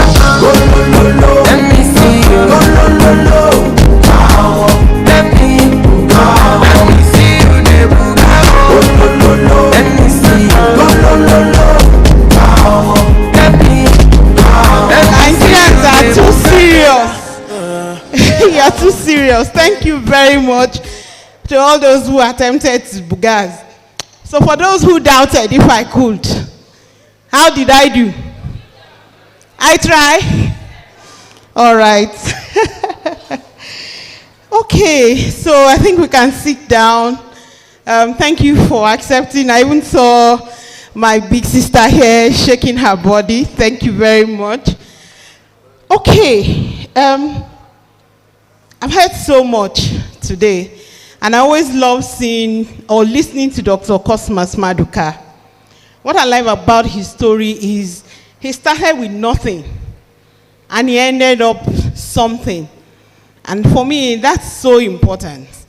And what he went through is a true story of transformational entrepreneurship. And so when I say transformational entrepreneurship, it simply means entrepreneurship that solves problems. Entrepreneurship that solves problems. In Nigeria today, if I ask, how many of us in this room are entrepreneurs? How many of us own our own business? Okay, all right. So I don't have too many entrepreneurs in the room. But I was reading a report by Faith Foundation yesterday, and that report showed that in Nigeria, over 60% of entrepreneurs are less than 35. So there are more young people in entrepreneurship than are employed in a corporate setting. Why? First, there are no jobs. So the campaign changed from, instead of looking for a job, we should do what? We should do what? Let me hear what he said. Let me be sure that it's not just a group response. You should do what? Create jobs. That you should create jobs. So now we find more people creating jobs. And if more people are creating jobs, how come we still have such a high unemployment figure? How come we still have such a high unemployment figure if a lot more people are creating jobs? Again, help me. I'm coming to you, so please help me. How come we have such a high level of unemployment if we are asked to create jobs and more young people are doing entrepreneurship? The businesses are not well skilled. Thank you. Should I give you a hug? I don't have chocolates, but let me give you a hug. Thank you. So the businesses are not well skilled. And why are those businesses not well skilled? Why are the businesses not growing? So when you say skilled, it means the businesses are not growing. Why are they not growing? One or two reasons. Don't be shy. I know you have the answer, so tell me. Management capacity. The management doesn't have the skills, capacity to make the business fly, basically. Management capacity. Anyone that one? Picking the right product.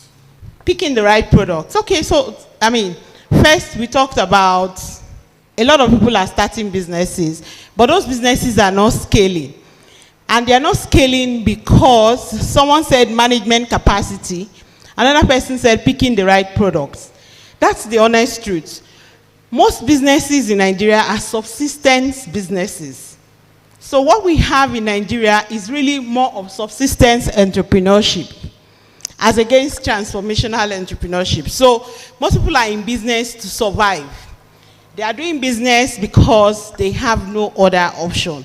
They would rather have gotten a job somewhere, learn how to do business, learn about life, learn skills, and then after a while, when they are ready, they can go and start their own business. But what we have is that there are not enough opportunities. Therefore, people are having to do business out of necessity. They are doing it so that they can eat, so that they can feed. It is completely different from the kind of entrepreneurship that builds nations. The kind of entrepreneurship that builds nations is transformational entrepreneurship. It's entrepreneurship driven by opportunity. So I started my first business when I was 35. Before then, I had worked for 15 years in marketing communications. I graduated when I was very young. I was 20 then when I graduated. And I like reading, so I kept reading. My office was near Unilag. I wasn't married. And people would say, I want you to go and marry. I'm not going home to a husband. I'm not going home to a child. So I would just enroll for a course. Did the first postgraduate, did a master's, did this, did that. Now I'm finishing my PhD. I like to read. There's value in knowledge. So there is huge value in knowledge. It makes a difference when you know, when you study, when you research. Education is good. For me, education has been my passport to so many things. I've sat down and a governorship aspirant called me and said, Helen, I want you to come and work with me because I like the way you do your work. And I became the head of the campaign, did everything. And when they finished, they called me again. I was just suggesting, now you people are doing this project, you are struggling, do it like this. Every time I see the governor say, oh, you are doing this project, do it like this. They will say, oh, one day the governor said, come for a meeting we're having on this project. I said, okay, I have a retreat. Till next week, I won't have time. The governor said, no problem. When are you finishing? Friday. As I finished, he called me. I said, this problem was very serious to this man. For a governor to be chasing me around. And I was at the meeting. Again, I just went to volunteer. And he said, at the meeting, he said, oh, Helen will represent us because she understands the problem with this project. And that's how I became the project director of an industrial park. And that took so many dimensions. People said I couldn't do it. People said I wouldn't do it. But to the glory of God, I was able to conclude that development planning. Some people say, are you an engineer? Are you an architect? Are you? I said, no, I'm a businesswoman. I understand how to do business. I don't have to be an engineer or an architect. I know that there's a business to be done here. I understand how to get people to do it. And that's what I did. And we're able to take that project from off the ground to construction stage before I left. So education makes a lot of difference. And the first and most important part of education is what I will start with. When I talk about transformational entrepreneurship, if we must build the kind of businesses that will endure, if we must build the kind of businesses that will endure, then we must move with speed. What I call speed. Who can spell speed? Speed. When you're driving 120, 140, speed, at high speed. Who can spell it? Yes. S-P. Let me come to you. I want to quickly wrap up because I'm going somewhere. Okay, spell speed. S-P-E-E-D. Okay, so did he spell it correctly? He said S-P-E-E-D. So that means my own spelling is correct. So what I'm going to talk to you about today is speed. If we must grow transformational businesses, then we must move with speed. Because like you rightly identified, number one, we don't have enough management capacity. Number two, we are choosing the wrong products. Everybody is doing Me Too service. Now everybody is a content creator. Now everybody wants to be an influencer. Now if you open Instagram, everybody is dancing. Everybody is cooking. Everybody wants to do fintech. But they don't know anything about fintech. It's because we all copy. We are not even doing what we know. We just want to be entrepreneur. They say, what do you do? I'm an entrepreneur. Entrepreneur is not a profession.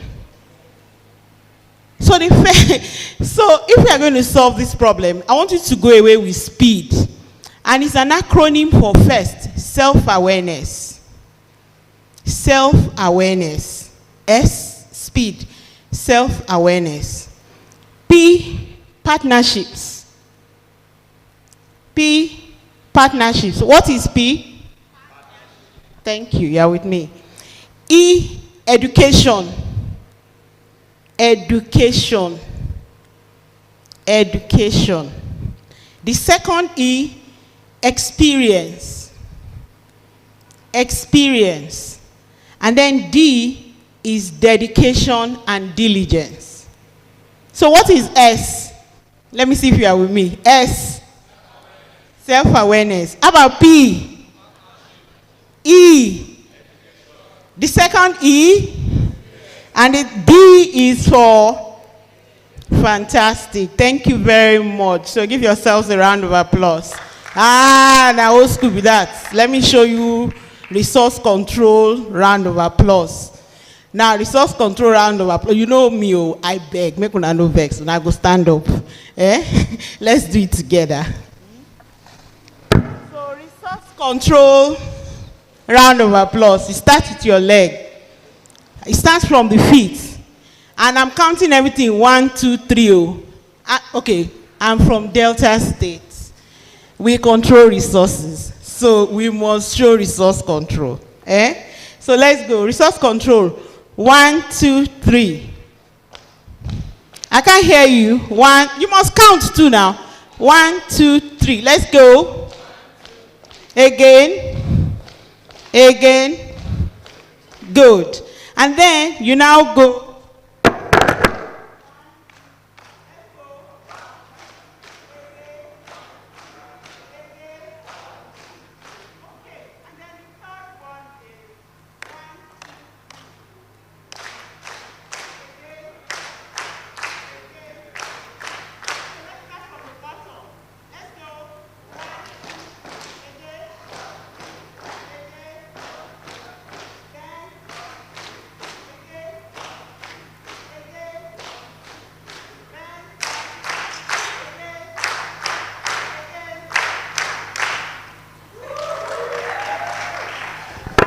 Okay, so that is the resource control applause. If I say clap for yourself, that's how you clap for yourself. Quickly, in less than 10 minutes, self-awareness. When Dr. Cosmos Maduka was speaking, I said, Baba won't teach my class. Because he was saying you must know yourself. Okay, self-awareness starts from knowing who you are. Who are you? What kind of person are you? What do you know? What do you know? Are you saying you don't know anything? Apart from your educational qualification, what do you know? What do you know how to do? What do you like doing? What can you do effortlessly? I love to teach. I love to help people. If you come to me and tell me something, I can give you like 10 ideas on how to make it better. So why don't I monetize it? So you need to know, first, who am I? What kind of person are you? Are you the kind of person who likes talking to people? Or you're the kind of person who wants to come to a place, sit quietly and go? You can already tell the kind of person I am. I'm not exactly a quiet person. I can engage. I love to engage. Whether you will accept or not, I don't know, but I will engage you, Sha, if I want to. Okay? So you need to know who you are. What do you know? What are the things you know?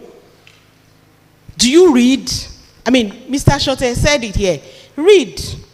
I think it was Brother Benga, Abi. He said he was watching videos. Watch YouTube. Watch Instagram Reels. Once you set your preferences, they will give you good videos. I set my preferences, and I get good videos. Same thing on Twitter. So you need to know who you are, what you know, and then who do you know? I know Nonso, that's why I'm here. I don't know Doctor, but I've known Doctor today. So who do you know? What can you do with the people you know? Instead of looking at you and saying, I beg, this one is not my mate. Or, this one, if I greet her, will she answer? Let me greet her first. If she doesn't answer, ask another person. Ask another person. Until you find somebody that will answer you. Let us stop being defeatists. You go to a place, young people, they're always on their phone. Pressing their phone. They don't talk to each other. They don't socialize. They don't engage. This generation has lost the ability to network and engage. They can't be sociable. If when you greet them, what is I'm greeting you, good morning. You see me, I reach to born you. Answer me. I'm not as young as I look. I'm over 50. Answer me well. Which one be Or they will see you and they say, hi, am I your mate? You don't greet me hi. You say good morning. If you don't admire, I don't mind. But say good morning. So we must learn how to network, how to socialize. And there's going to be speed networking. I hope we'll talk to each other. I hope we'll meet someone new. So you need to first know who you are, know what you know, and then know who you know. That will determine where you can play. Because without people, you are going nowhere. Everything I have, everything I am, everything I am doing is because I know people. The people who I know helped me. I have sponsors, I have mentors, I have accountability partner. So you must get that right. And then secondly, partnerships. So of course, the people you know, you have to form partnerships. Because you can't do everything on your own. If you try, you will die. Every business I've ever tried to run, I always have a partner. Sometimes it works, sometimes it doesn't work. But will I say because it didn't work the first time, I shouldn't do it again? I will try again until I get it right. And as I got older, I now began to define what kind of person do I want to work with? And how do I want to work with them? So you must work with other people. Stop saying they will steal my ideas. Stop saying they will laugh at me. Let them laugh. Maybe I don't booga now. The whole world has seen that I can booga. If I would say, hey, they go laugh, make I know, maybe my trouser go tear, make I know dance. I don't dance, I don't go. So let us engage, let's form partnerships, let's talk to other people. And then education, for me, education is solid. You must get educated. Dr. Cosma says he's using what we know to be productive. And now you can get education everywhere. If you get your formal education, you need to know so many things. I graduated over 30 years ago. What I learned in school is obsolete. Most of them are completely obsolete. I keep learning new things. They'll say, you know they tire for school. I say, school no they tire for me. Why I go tire for them? If school no tire drive me, why I go drive myself?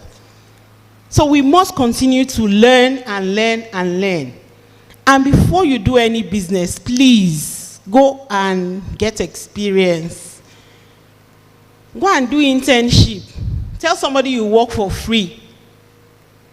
So that you can know how they run the business. What you see on YouTube and what you see on the streets are completely different.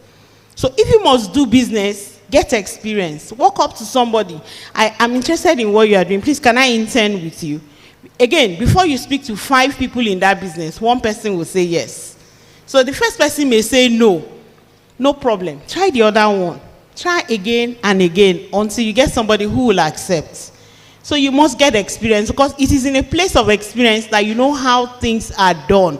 I speak to a lot of people who are starting their businesses and some who are growing it. Most times, they run into problems that they've never seen before. But if you speak with somebody that has experience or you have experienced it, you will do better. So we need experience.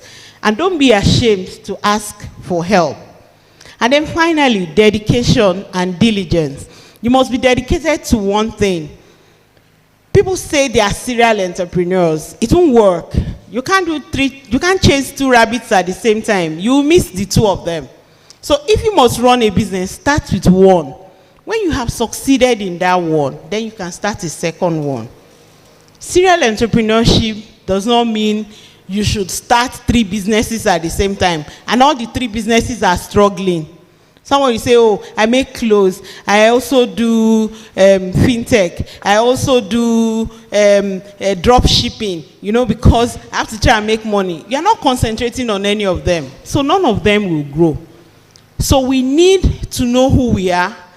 We need to get partners. We need good education. And we need to get experience. And finally, you need to be dedicated. You must focus on one thing. This is not a very popular message, but I preach it everywhere I go. Everywhere, every time I teach and I say it, they'll say, why? And I sometimes, if I'm lucky, I have like a whole day to spend with a class. By the time we finish, they'll say, oh, now I know why I'm not making money. Now I know why this. When you first started talking, I thought this woman doesn't know what she's saying. But by the end of the day, you realize that it is what you focus on that grows. But you can't focus on 3 new businesses at the same time and grow. So, ladies and gentlemen, what I want us to do as we leave here, please remember to move with speed, self-awareness, look for partners, get some good education on anything you want to do, get experience, and finally, please focus, stay dedicated on one thing. Thank you very, very much. Resource control. Look at you clap for me like, let us do resource control before I go, Joe. Oh yeah, let's go quick, sharp, sharp. Resource control, oh yeah. Again.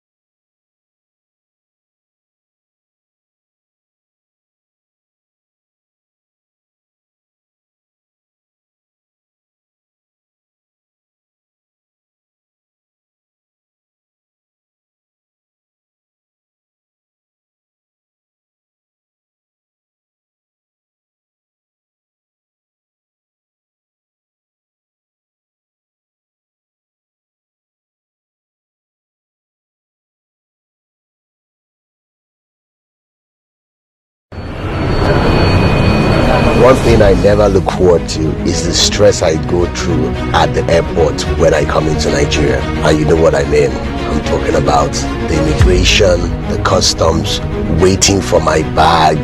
Is just too much. I'm glad all that stress is finally over because Smooth Luxury Logistics is here to take all my pains away. Smooth Luxury Logistics is a full-service Nigerian travel concierge and airport VIP service facilitator that assists clients with all their travel needs to ensure first-class, business, or vacation travel. And Smooth Luxury Logistics makes your hotel accommodation smooth. Hello, ladies. Thank you. Thank you very much.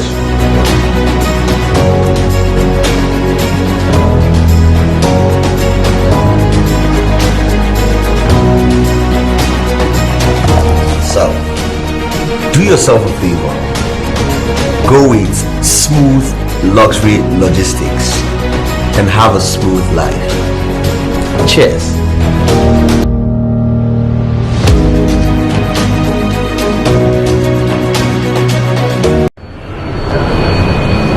One thing I never look forward to is the stress I go through at the airport when I come into Nigeria. And you know what I mean. I'm talking about the immigration, the customs, waiting for my bag. Is just too much. I'm glad all that stress is finally over because Smooth Luxury Logistics is here to take all my pains away. Smooth Luxury Logistics is a full-service Nigerian travel concierge and airport VIP service facilitator that assists clients with all their travel needs to ensure first-class, business, or vacation travel. And Smooth Luxury Logistics makes your hotel accommodation smooth. Hello, ladies. Thank you. Thank you very much.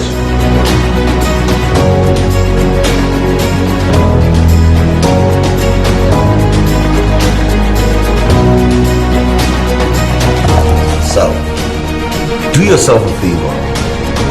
Go with Smooth Luxury Logistics and have a smooth life. Cheers.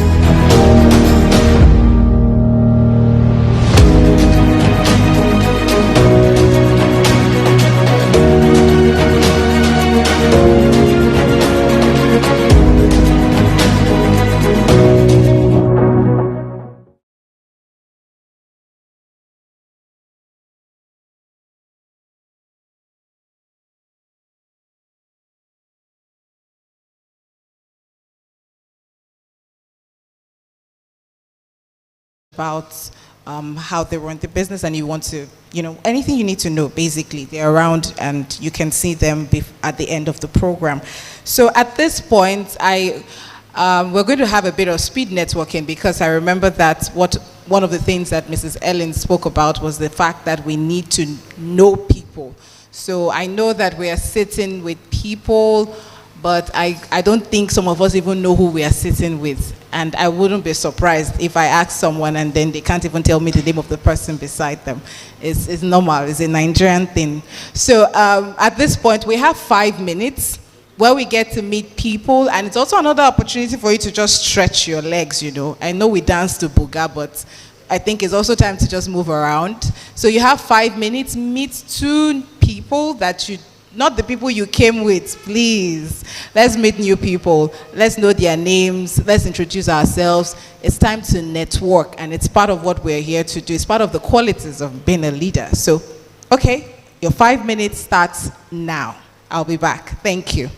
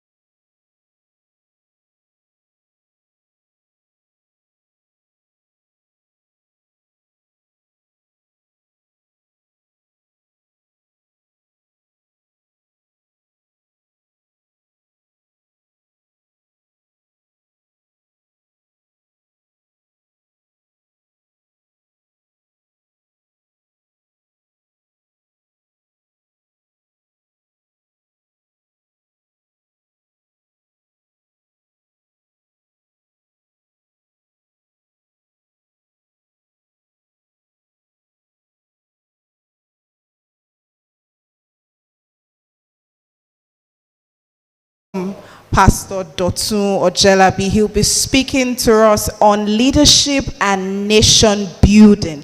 A quick summary of his profile.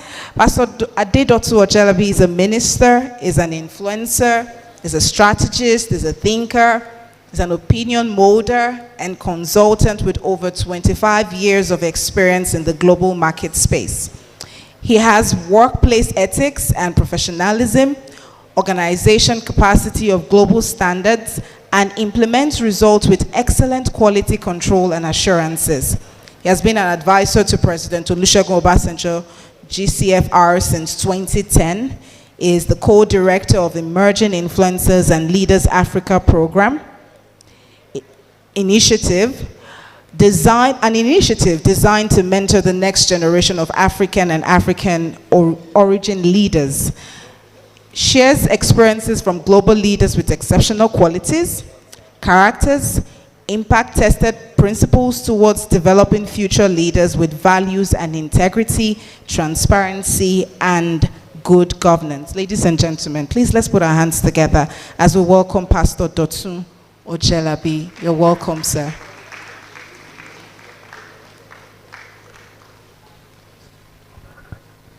Thank you, sir. How many minutes do I have? Good afternoon. Good afternoon, all. First of all, I want to thank you for your patience. Since morning, we have all been here, and I hope your attention span has not diminished. I'll try and make my talk a bit concise so that you can get value for it. I'll do a lot of bullet points. So I'm talking this afternoon on leadership and nation building. Leadership and nation building. And I'll first say something, and that's going to be my icebreaker. There's a word called CHUSPA. Can you say CHUSPA? CHUSPA. C-U-C-H-U-T-Z-P-A-H.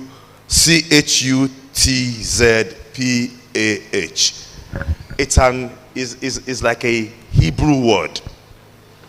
And I searched and discovered that this is one of the biggest secrets of the Jewish success story. In Jewish leadership and nation building, this word comes out as their key to success. Chuspa. And it simply means extreme self-confidence and audacity. If you want to build a nation, you need someone with audacity. You need someone with extreme confidence, with no timidity. Someone that is intentional, courageous, and can you say it after me? Chuspa. That is the word. And that is one of the biggest qualities you need in leadership and nation building. Now I will give 2 examples or 3 examples. David in the Bible has exercised chuspa in nation building. We're using the Israel model, the Jewish model. That's why it is chuspa that made him say, oh, who is this Goliath? Uncircumcised Philistine. Let me challenge him.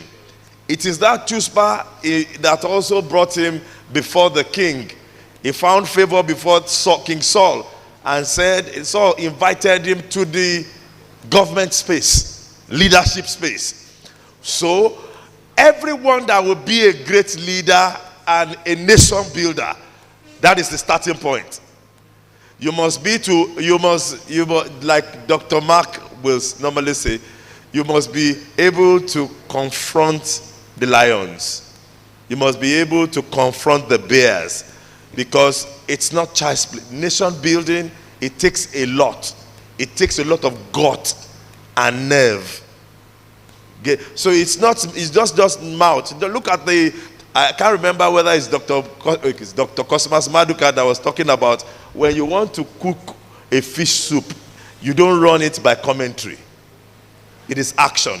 And I feel this audience needs to understand something quickly, and it is that the world is even changing paradigm from think tank to do tank.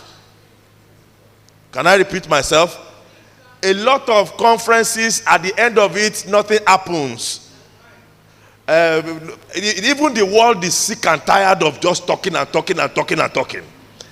And I feel the paradigm is shifting to action-oriented conferences. When the communique comes out, some people must be assigned to go and implement, and let them implement successfully, taking the 7 mountains of culture. Now, the second place I want to go, as far the word CHUSPA, you know what it means by now. In fact, in the Forbes magazine for women, says that CHUSPA is the new charisma. CHUSPA is the new charisma. You can't succeed even in the business place without audacity and nerve and guts. So I'm happy that you got that one very clear. And the next area I want to go now is the second thing you need in nation building is know-how. Hello? It's more than capacity building, it's more than competencies. It's even more than wisdom and knowledge. The Bible says that in Ecclesiastes that a fool wearieth all because he does not know how to enter into the city. Simply put, when you have people that doesn't even know how government run, they can't build any nation. You have to understand how government works. What make World Bank run out that kind of policies? What make United Nations release those kind of policies? How do nations really work? You know, you see, I have 3 conversations this morning. Hello? And they are like my go-to people. 3 of them. I spoke to President Olusegun Obasanjo this morning. I said, Mr. President, sir, can you tell me the best ingredients to build a nation? Give me 3. Give me 3. And he said, so I've spoken to, he said, I like to consult a lot, although the people consult me too. So the president told me in clear terms that if Nigeria as a nation or any African nation will be built and it will push themselves in the Committee of Nations, we need 3 things. Number 1, he said management of politics. You see, the way we run politics and electoral process in Nigeria is totally flawed. Nobody will put I've not had 100 million to buy a farm to contest for a president. It shouldn't happen. It's because we don't even understand how things must be done to global standard. So even the processes of selection and primaries is flawed. And if some people don't come and reorganize it, we are going nowhere. Some people have to sit down and say, this is how things are done to global standards. Let me put it to you. Do you know any country? How much is 100 million naira in dollars? Do you know any country in the world that they are paying to pick a form for presidency for 100 million naira? If somebody is not telling us from outside, we should tell ourselves the truth. The process is flawed. I think you should clap because I'm bringing it. And the Bible says, what can the righteous do is if the foundation is destroyed? The whole electoral process is flawed by moral standard, by global standards. So let's go to where we can fix it So it's management of politics. The way the politics and the electoral process is done is flawed. Say, I captured that, I captured that. Good. The second thing is management of diversity. You know, we are one nation that is so diverse. Almost 300 language and ethnic groups. So, if we must build a nation, you must be a leader that understands that in diversity there's power and use it to maximum advantage. Hello? You see, we can't ignore the fact that there are drums of war in Nigeria, ethnic war. Hello? So that is what Mazi Kanu is simply talking about. Because one tribe feels cheated. Now also, Yoruba nation is also drumming their own, that they don't want to be part of Nigeria any longer. So, how you measure leadership and somebody that is ready to build a nation well is how he can manage diversity. Somebody say manage diversity. Let me put it this way. When you put Nigeria first above your ethnic group, that is called patriotism or a sense of nationalism. Hello? You see, but if you somebody mentioned it in earlier, I think maybe Dr. Cosmas or Mr. Shorte or Emore. And what they mentioned was that the fact that okay, so how many points have I given? How many? What's the first one? Management of politics. And you understand it. The second one? The third one? Management of economy. Management of economy. Listen to me. It's not mouth and motivation that you use to build Third Mainland Bridge. Hello?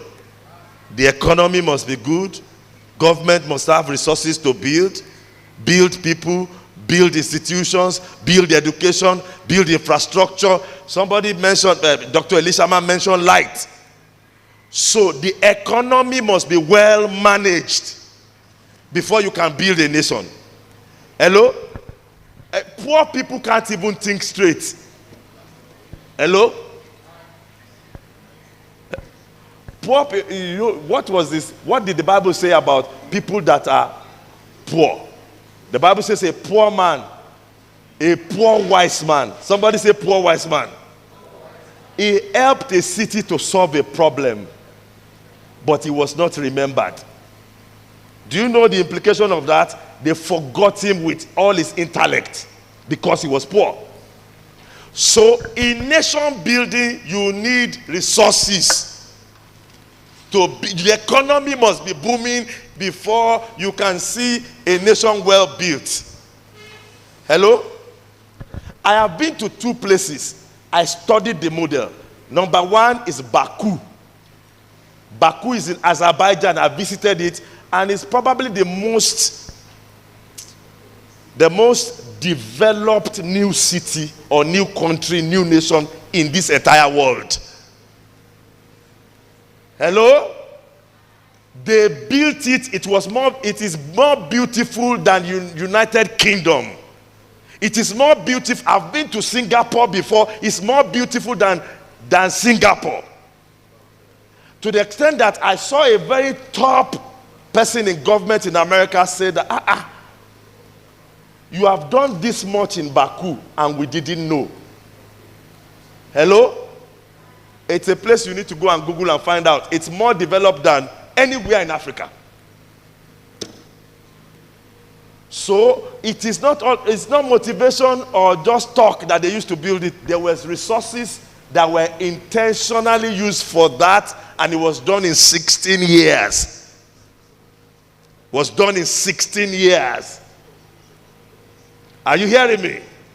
I like to get your attention. I actually stayed at the penthouse of a place called Flame Towers in Baku. Flame Towers. It's the most beautiful hotel I've lived in my life. It was overseeing the Caspian Sea. If you have not gone to so many places, you are uneducated. Traveling is education. Traveling. So I thought maybe staying in Marriott in Ikeja and Federal Palace and Eko Hotel is the best that has happened to me until I went to Baku. So they built it intentionally. Some parts of Azerbaijan is having some civil war, unrest, some terrorists are doing something, but it doesn't disturb the development of Baku and Azerbaijan. Are you getting me? So I've given you 3. I'll give you 9. When nation will be built, this is just for you, for your keeps. Nations are discipled. Nations are discipled. Nations are also built. Hello? You can Google discipling nations. How many of you know St. Patrick's Day? St. Patrick's Day. You know why we celebrate St. Patrick's Day? It's because one man discipled a country. The nation prospered because of one man. You know Ireland, where they manufacture Guinness. It was the prayer of St. Patrick's that shaped the culture of people, the way they do their things, and how prosperous that nation was. One man. One man can disciple a nation. You can be that man. You that can be that woman that will take responsibility and develop a nation. Hello? Number 2, for keeps, before I go on the 6 remaining points. You see, you have to have the kind of faith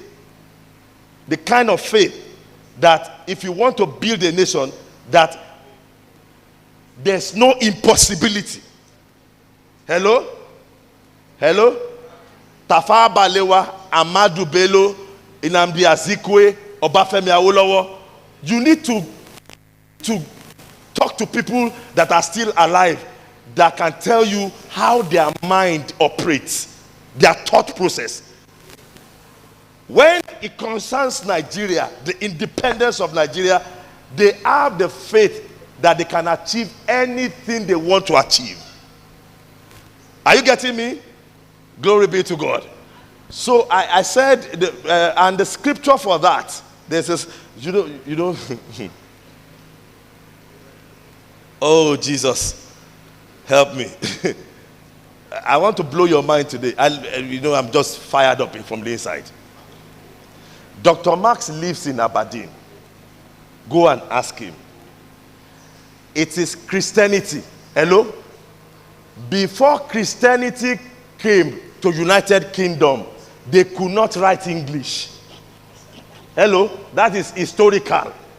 It is Christianity that shaped their written English in the entire that is history and a fact. So Christianity is a light. Christianity shaped the whole of Europe. The way they do things, the way they write English, so Christianity is supposed to bring 2 things.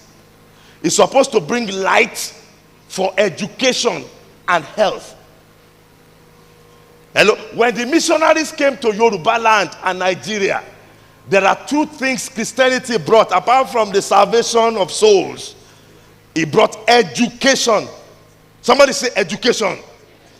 And it brought health. So the missionaries were building schools and they were building hospitals. They were building schools and they were building hospitals. They were building schools and they were building hospitals. Those were what the missionaries was doing. And can I be honest with you? Go and look for this fact. I'm a research-minded human being. Any Muslim that has impacted Nigeria the most, hello? I will mention 2 or 3 that has impacted Nigeria the most. They went to Christian schools. I'll give you 3 names. So now, the church has lost the savor of the salt, and they are no longer giving light. That is why you have a lot of complications and poor delivery.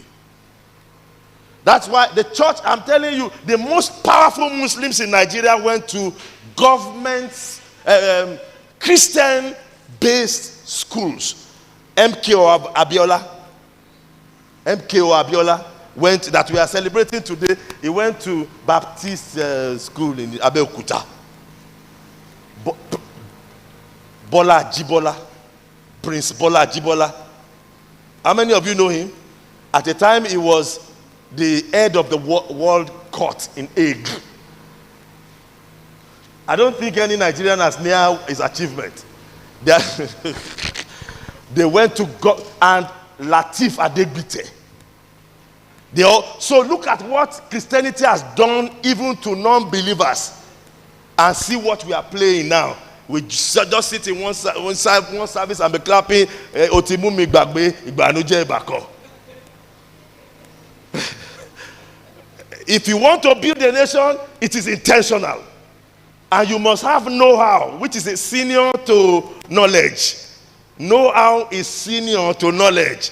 You know how to enter into a country. Now, also I talked about radical faith, which is called audacity or chutzpah. In Isaiah 66, verse number 7, 8, and 9, the Bible says, can a nation be born in one day? Thank you, ma. Now, can Nigeria be rebirthed in one day? Now, some of you say, oh, no, TOC, no, NEPA, no, confession. The Bible says, can a nation, has any here had such a thing like this before? Can a nation be birthed in one day? Yes. The Bible says, as soon as Zion travailed, she brought forth a man child. Do you understand what that means? That when the nation can be born in 24 hours, and it will be fully developed nation if people can pray.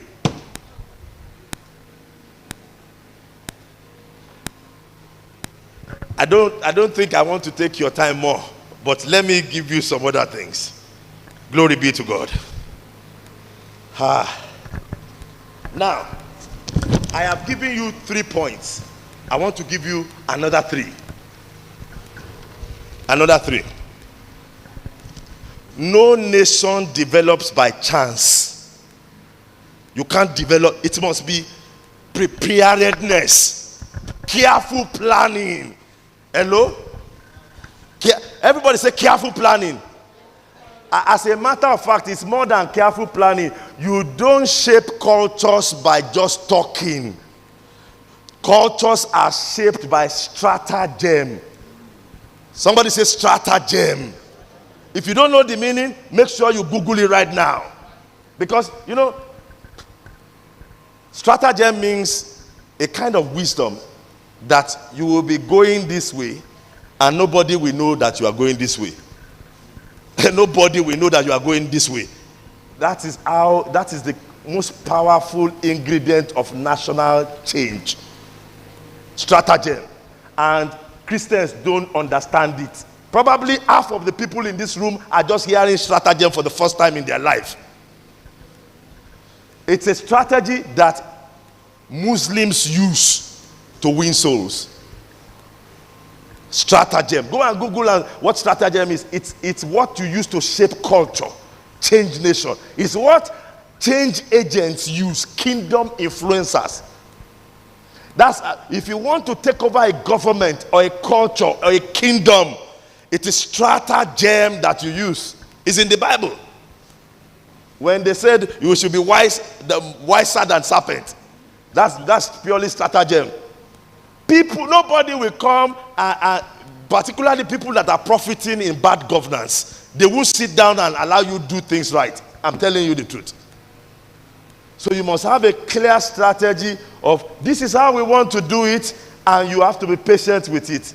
I told you Baku was built in 18 years by 2 generations. A father and son were heads of the government, and they decided that way, whether it's one party or another party, they're not even running democracy. But in 16 years, You see, let your next destination be Baku. You thank me after. So, number 4 is preparedness or careful planning. Failure to plan is a plan to fail. You see, we must have commitments to 16-year national development plan. And it's clear to everybody, communicated to everybody. Everybody understands where we are going. In 16 years, we'll get there. No rocket science. Good-spirited people, devotion and dedication, we will get to where we are going. And knowledge. Knowledge. Hello?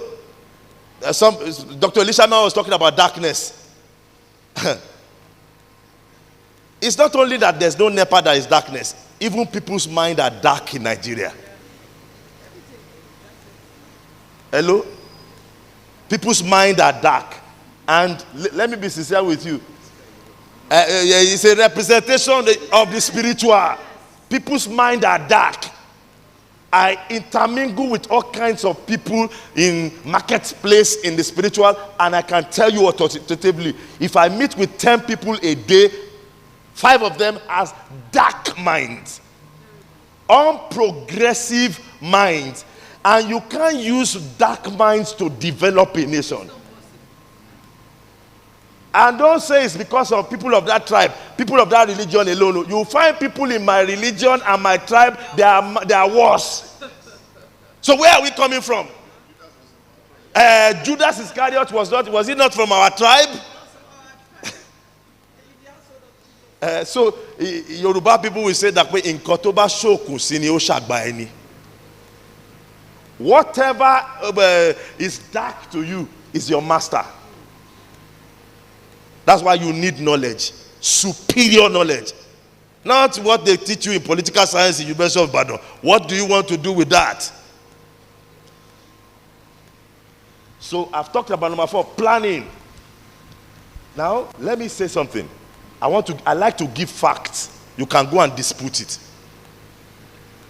From Tafawa Balewa is the only one that has ample notice before he became the head of Nigeria. Every other president, they didn't get more than 1 day notice or few days notice. Hello? After Tafawa Balewa, Ironsi had only 1 day to prepare for head of Nigeria president or head of state. You know the story. He didn't. The day before, he didn't know that he's going to be head of state. Ironsi. Number 2, Gowon had only 24-hour notice. Now, what will come out of that?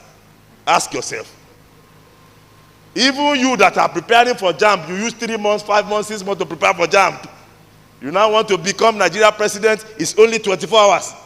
Nothing good can come out of unpreparedness and short notice. Are you still following with me? Now, after that Gowon was Muritala Mohammed. Muritala Mohammed had few months notice. So, unprepared. There is really nobody that has been prepared as a president in Nigeria. Not one. After Muritala Mohammed was Olusegun Obasanjo, not only that he was not prepared to be head of state, he even said, no, I don't want to be. That one is even worse. You see, they want to make him head of state. Say, no, I don't want to be there. I have to beg him. Say, after Olusegun Obasanjo was Shagari. Shagari had only 3 months notice before he became president. So when they called him as president, he said, I didn't enter this race to become a president. I want to be a so he's an accidental president. After Shagari was Buhari, a failed coup. Few days he had also. He had notice to be. So he was unprepared in the first time. After Buhari was Babangida. Now, Babangida too had few days, but what he has was not noticed. He has a lifelong ambition. Hello? Nation building is more than just having ambition. It's more than personal ambition. If you are hearing what I'm saying, say amen. I'm a minor of fact. So that one, after that one, Mr. Shoneko. Somebody even said he didn't know that Shoneko was the head of state of Nigeria. Accidented. So we have a retinue of people that lead us unprepared. Then how can you have a nation built like for most nations? You can say it, but after that was Abacha. Abacha too was not prepared. He just saw opportunity and is ambitious. He drove Shoneko away. Look at how the fate of Nigeria is. So I challenge people in this room. Sit and write a blueprint of how you want Nigeria to be and the kind of leader and the kind of space you want to live in the next generation. Put it as a book and a document and call it the manifesto. Hello? Call it the New Nigeria Manifesto. Listen to me. If you do it well, conscientiously, intentionally, and you do it with know-how or superior knowledge, you have registered something that the future generation will be referring to. Hello? Hello? Now, I like to blow people's mind. I will conclude with 2 declarations. Go and do research. There's something called Buxtonian Declaration. Say Buxtonian Declaration. You see, when United Kingdom send missionaries here, it is by Buxtonian Declaration. They knew what they are coming to do here. They gave them agenda. And that is why the missionaries came here and influenced the whole of Africa. Hello? Hello? The second one I'll tell you is Dr. Mark is the student of the history of the Christianity. That's how Christianity came. It came by Buxtonian Declaration. Then second thing I want to give you is called Bohemian.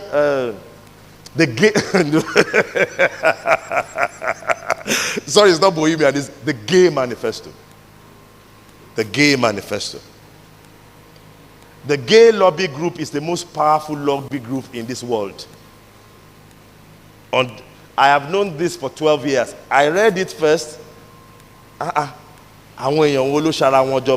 are these kind of people that gather together and put a document together of what they want to do in 10 years?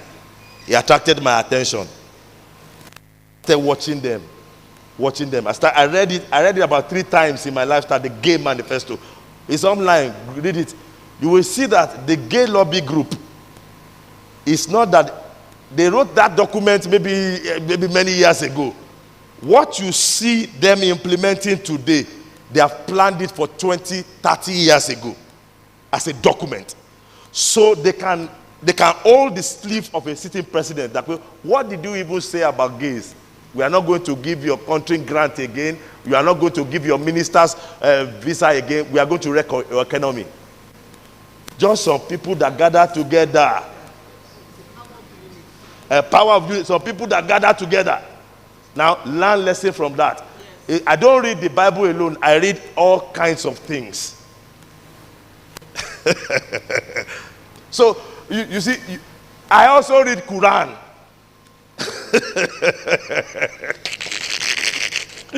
See, most Christians are not aware of what is happening. They only know Psalm 21 and John chapter 1. To build a nation, you need more than Psalm 21. You have to be well read, well informed.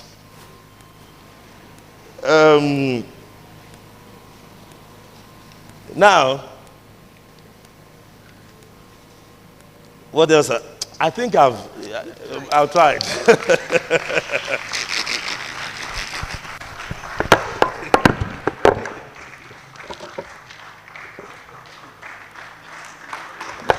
Let's put our hands together. Thank you very much, Pastor Dotsu. A lot of nuggets there on nation building, and I hope we took home some notes. I did. I know that time is fast spent, and I guess our attention span indeed has really shortened. So, but then I'm certain that it was very interactive enough for us to take some of these points. So at this point, like I already mentioned, we'll be having question and answers soon, but we have someone here who will be speaking to us. And that's in person of Ayodeji. Okay, yes.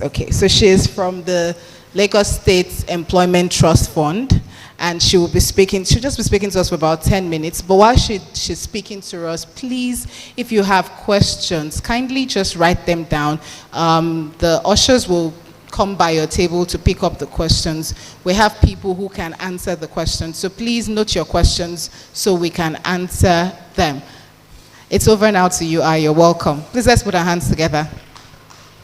Thank you so much for that introduction. Good afternoon, everybody. Good afternoon to the members of the high table. Good afternoon to entrepreneurs. And good afternoon to the organizers of this great conference. So I'm not here to bore you. I'm just going to give you a quick overview of LSETF, which is Lagos State Employment Trust Fund.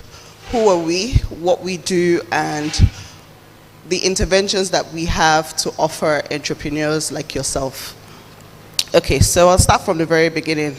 LSETF started in 2016 by the previous administration, His Excellency Sir Ambode, and since then we've had the takeover from His Excellency Sanwo-Olu, and that takeover was very remarkable, I must say, because this is one of the few agencies that I would like to buttress on the point of sustainability and carrying on the torch, right? Since then, we've been able to tackle holistically unemployment in Lagos State. So who are we and how do we operate? So basically what we do is eradication and reduction of unemployment in Lagos State, right? And how do we operate? So we operate through 4 different pillars. The first pillar is the Lagos Innovates, and this is targeted at the tech ecosystem, right? So if you're in the tech space and you have an idea, we would help you to incubate, we will help you to accelerate, right? We would support you also with loans and mentors and whatever you need to help you scale up or to start off your tech business, right? We also have the access to finance table, which is the most popular. We offer loans. These loans that we offer are, you cannot find them anywhere. We give you loans as low as 9%, right? Aside from the loans, we also give you grants. Everybody likes grants, don't we? Do we like grants? Okay, yes. So basically, we are an enabler. So what we do is everything we can do to try and help you as a business. The third pillar we have is the employability table. And this is just focused on, when you finish school, providing you with the skills to help you learn, whether it's sewing, plumbing, different skills that would help you to set up, Then we also have the other side of the employability, which is placements. We do this a lot in collaboration with our international partners. Then we have the business support units. This business support unit is tied towards the loan units, and we provide holistic support towards the beneficiaries that actually take our loans. So if you take our loans today, we would help you, be it free legal advice, free accounting, bookkeeping, business acumen, everything that helps you holistically to be good at your business. So at LSETF, we believe in supporting small businesses, nano, just SMEs in general, because we believe that if we support your business and you do well, you are able to employ more people. You know, our mantra basically is job creation. So we have different interventions available. At the moment, we're running an intervention called digital literacy. And this is focused to, because we are aware that a lot of people at the bottom of the pyramid, like during the COVID-19, right? You know that a lot of people lost their source of livelihoods, right? A lot of market women couldn't come out, they couldn't go into the market. So we said, okay, to prevent this from happening again, how do we support the Lagos residents, especially those at the bottom of the pyramid? So we said, okay, let's have this digital literacy intervention.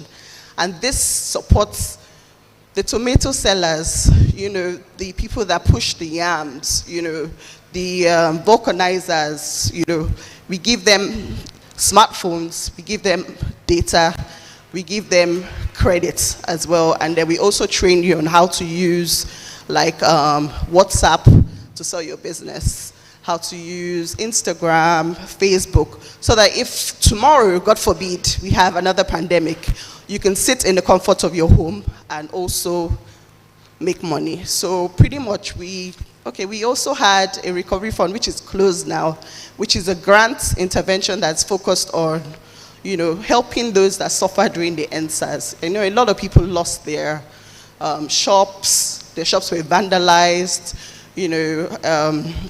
I know somebody that came to the fund and, you know, they used kekes to clear all her material, you know, so things like that. We give grants in support. You just need to have that evidence that you actually went through that. So pretty much we're a social enterprise organization.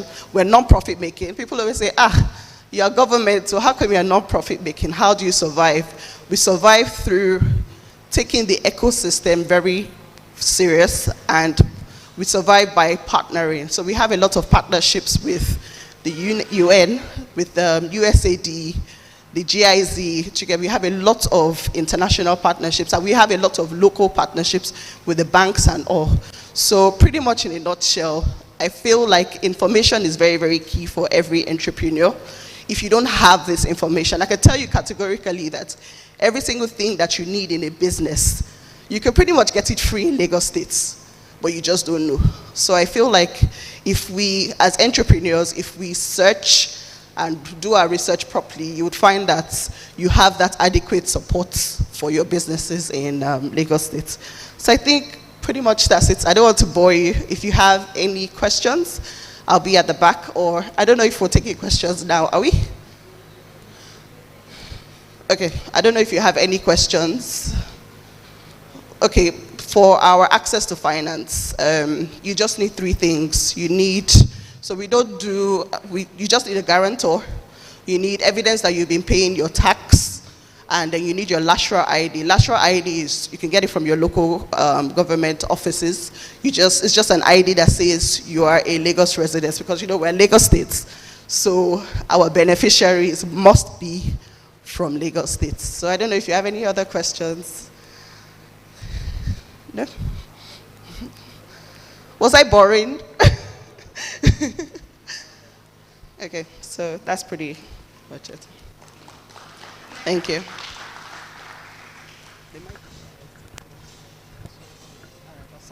Okay, thank you very much, Ayo. So I know some of us may have questions, but probably wouldn't just want to stand up to ask your questions. So if you would love to write down your questions, you can do that. Or you can see her personally after the program. And so do we have, from all of the speeches, do we have questions? Ushers, did we get any questions?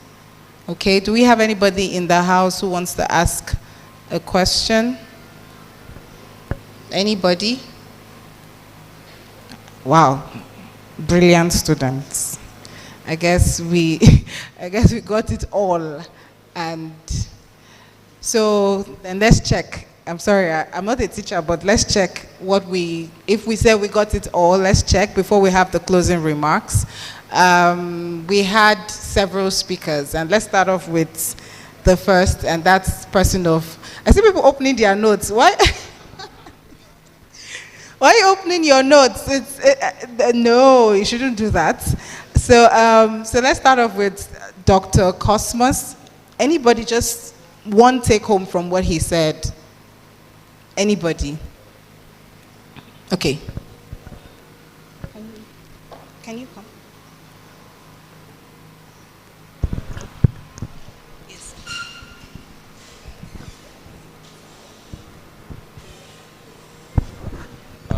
Okay, so Dr. Cosmo said a lot. Okay.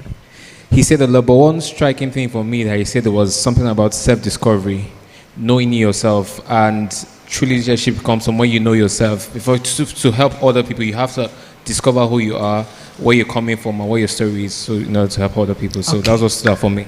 Awesome. Thank you very much. Self-discovery, key.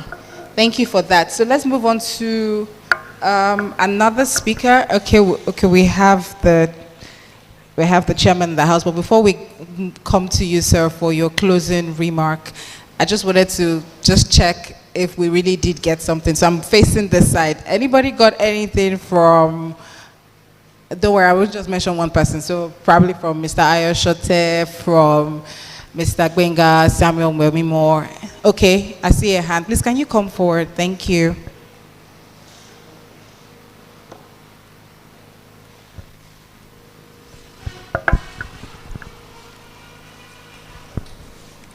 All right, good afternoon, everybody, once again. Okay, my question is to, yes, I have a question. It's to Mr. Ayoshote. Okay, so he said something. He said, because he was talking about capacity building. So he said, there is difference between capacity and competence.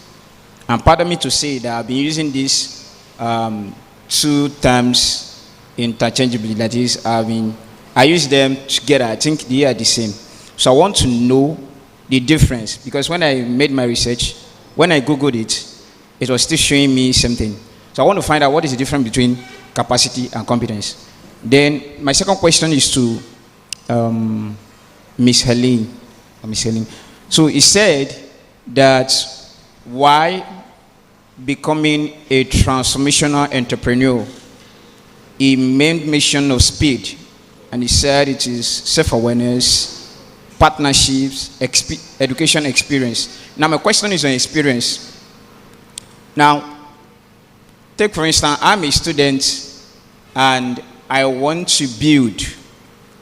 And while building, I want to have a capital, like I want to still make money to be able to fund my personal needs and also cater for my academic needs as well. So why I'm going for internship is just serving, sometimes paid, sometimes not paid. So why I want to build experience via internship, how do I make money as an entrepreneur? Thank you.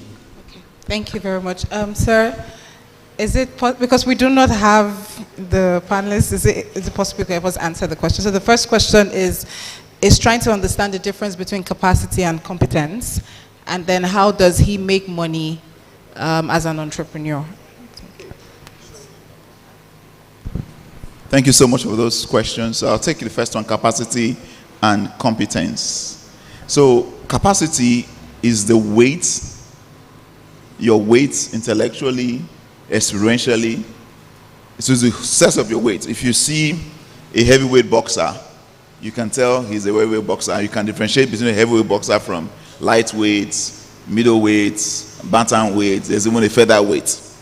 So that is talking about your capacity, the totality of your ability to do things. So if a man wants to move from featherweight to middleweight, he has to eat a lot more. So in the same way, your capacity is the totality of who you are, and you can almost call it the weight you have intellectually, experientially. So, and that comes from the totality of what you do. Your thinking has to keep on growing consistently. Your thinking has to keep on growing. Your thinking capacity, it comes from your doing capacity, your what you can do with your ability to do things. Your ability to do things. What can you do? It comes from that. It comes from your experience as well. There's an organization in the world I used to help to recruit people. They have a formula for, it's a global organization. They have a formula, most people don't know it, but they have a formula for assessing those people. This is a global organization. They have, it's called CAR, and this C stands for capacity. The second one stands for achievements, and the last one stands for relationships. So those are the three summaries of what they are looking for in a candidate. And if you say a candidate that can do, that satisfy those three things, then they would, that's the kind of candidates they employ. Seek some capacity. What is the ability to? Some people don't have capacity for much. You get it? They don't have the capacity. They may talk a good story, but they can't do much. And there's a limit to what they can do. So say, for example, I think Pastor Tuhu was speaking just now about leaders. Many of them were not prepared for leadership. So they don't have the capacity to rule a country. They may have a capacity to be chairman of a local government, but capacity to be governor and to do it well is different. So in many cases, you find people who don't have capacity for something, they're doing it, and therefore eventually one thing is going to happen. Either that thing breaks down or they break down. So the capacity is the ability. So where do you get a capacity from? By things like this, you are developing capacity. Experience, any job you have, any opportunity you have, whether intentional or not, you do your best. You live a very satisfactory legacy behind you. You do it in such a way that you know that thing. You know, the Jews have a principle. The Jews, they call it this way. Say, whenever any job you have, the Jewish principle is this, that for any job they have, you must know the key to the treasury while you're in that job. You must know the key to the treasury. That's the Jewish principle. That if you are doing any job, you must know the keys to the treasury of that job or employment while you are there. Now, what does that mean? It doesn't mean that you know where the money is, the safe. No. What they are saying is you must know that the way that business operates enough that if you have to leave, if you have to do it, if you have to run it, you can run it.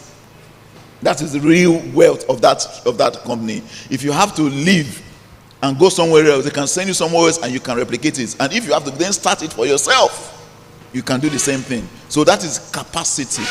The second one is simple and straightforward: achievements. You know, I know here when you do CVs here, a lot of people who have to move from here and go to the other environments, you know, in Europe and America, there's a lot of transition to do. When you do your CVs here, all your first things you are putting in is all your certificates. But guess what? Over there, they don't care much about your certificates. They don't care much about your certificates because a lot of people are very over there. I mean, many of them go to schools. Mark Zuckerberg and they all dropped out. So school, your certificate doesn't mean much over there, unless and what means much is what you call experience, but it's really your achievements. What did you do? So when you're writing a CV over there, for everything you have done, your job, you put a line summarizing what you did in that job, what the experience you got in that job, and what were your high achievements.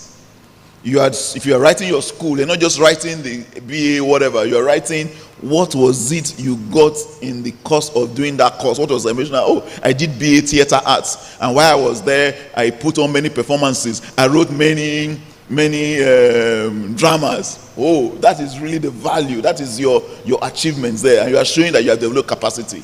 You get it? And then the last one is relationships. How do you manage relationships? Can you work with anybody, even the worst people, the most terrible people? So those are the three things. I hope that sort of explains those three principles. Yeah, thank you. I think he has a question on how to make money through entrepreneurship, if I got your question correctly. Is it possible you could answer that? So I think the question was more, you know, if you'd have to do internship and then at the same time you're entrepreneurship, how do you... So there's a principle of deferred gratification. There's a principle of deferred gratification in the sense that there are times when money is not your priority. You know, your first thing you are focusing on about is you are going to a certain place because you think in that place I can get experience, or I can get relationships, you know, or you're just attracted. Some people would just love to work in some companies even if they don't pay them at all. If you don't pay that, so I just want to work in certain places, you know, because you know that there you'll be exposed to something different. So and then Entrepreneurship means whatever, I think that's come out here, whatever is exciting to you, whatever comes out of you, you want to, and then you feel that you have a service that you can come out of it, a service that somebody can pay for, then you begin to turn that passion or that experience into something that somebody wants. Not your the primary objective in, I think Dr. Cosma said that today, that a lot of entrepreneurship is out of what? The way he put it. Yeah, but essentially the summary is that your entrepreneurship should come out of you see a gap, you see a gap in the market, you see what needs to be done, and then you begin to supply to that need. So if that is the case, then your priority, your entrepreneurship comes out of you. Even if nobody pays you for it, you will still do it anyway, because you know. But if you do it well enough and long enough, eventually the money will come as well. So for an entrepreneur, you don't have to really think too much about the money inside. But of course, you also have to pay your bills in the meantime. You have to eat your food and all of that. But that's where the principle of deferred gratification, whatever you have to do at that period, you do it. If you read many of the stories of the entrepreneurs, people like Zuckerberg, like Steve Jobs, he didn't have a lot of time. He didn't have food to eat. In fact, he became a Hindu because the only place where he could find free food in where he was growing up was in Los Angeles, one of the California cities. It's one of those temples they had free food every day. So he used to walk from his place to go and eat free food. You get it? So when you are doing those things, if you are really passionate about what you want to do, you don't even care about. You can do many days, many hours. You're just working on it. You know. All you want to do is just enough to eat, not enough to. You're not thinking about all the money to make money and to buy. No. So what I'm saying is that tension is a tension there between when you are a brain entrepreneur, how do you make your needs met and all that. But that tension is less when you realize that it's a tension to manage. A tension to manage. Yeah. Thank you very much, sir. Do we have any other question? Any other question? Anybody? Oh, okay. Can you come out, please? You are raising your hand. You, okay.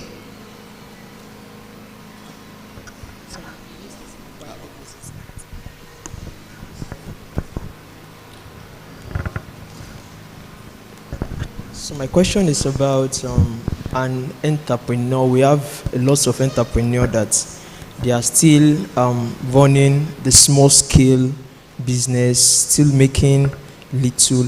I want to know how they can be able to do it out of this large number of competition in Nigeria. You see this one selling this particular person selling this particular person selling the same thing. How can they be able to grow into a large scale with a large number of competition? Because I believe that those people that are in high class now, maybe part of the speakers, they didn't experience the kind of competition we are experiencing now. Like as much as this time, because we have CEOs there, in quotes, CEOs there. That's my first question. My second question is, if this program have an ability to provide mentors for us, because after this program, we need people that can take us by the hand. I don't know if there are mentors. Thank you. Very good questions. I'll start with the last one. Yes, this whole program is for if you're joining for the first time. This is a constantly rolling program. So you have opportunity to continue with the education part, the training part, and also the mentorship. Yes, so that's a very simple answer. Yes, it's a continuing program. It's not a one-off. It's not that we come today and that's the end of the story. This has been going on for 7 years, just that you are being introduced to it. So if you come on board, you get all the trainings, you get the mentorship, including things like we just talk about, even like how basically you can shape your future. We call it shape your future. That part of it, especially for the young people and young professionals. That's what we do there. Now, your question you asked relating to how do I survive in the midst of so many people doing the same thing. Number one, differentiation.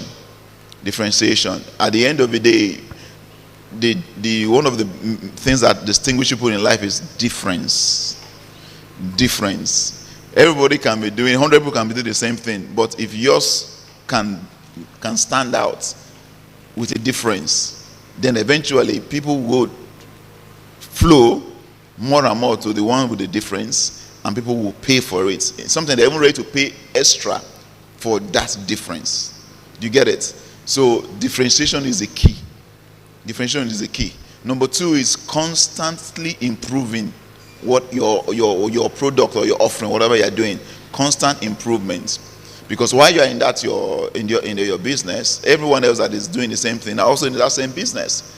And the one that will survive most, that will thrive most, is the one that is improving the most.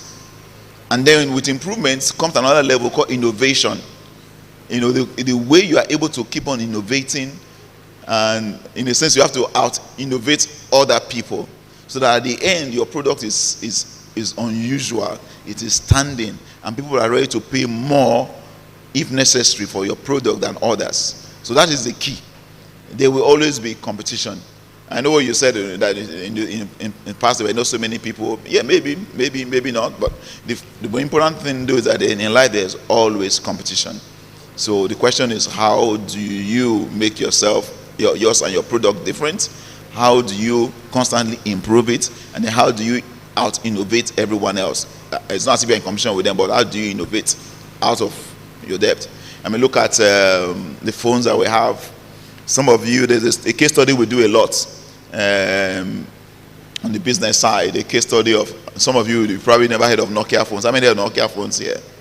Nokia phones, when iPhone started, they were the phones that were all over the place. But today, Nokia essentially doesn't exist anymore. Apple came and Samsung came, and they completely knocked them out, because they completely came in and out-innovated Nokia phone. Nokia phone eventually disappeared. You've probably ever heard of BlackBerry. BlackBerry was big as well too, but they almost don't exist anymore because they were out-innovated. You know, the others came with a difference, and they kept on improving. The reason why Apple comes out every year with a new model, or every 2 years with something completely different, is because they have so much they have to do, and then they bring it out so incrementally. So it becomes difficult for anyone to compete with them, because they're constantly innovating, constantly bringing out new things, and they're constantly increasing, if you like, their ecosystem. So from the phone, they started off with the iPod, the music, you know, then they went to the phones, and then from the phones they have the watch, then they have, of course, they have the MacBook, they have the computers, the desktop, and this is a whole ecosystem. You know, Samsung has something is different way, but you can see each of them is differentiating itself. And so the one that is most able to differentiate themselves, and in a way that that satisfies the needs of the customers, they are the ones that will keep on thriving. Yeah.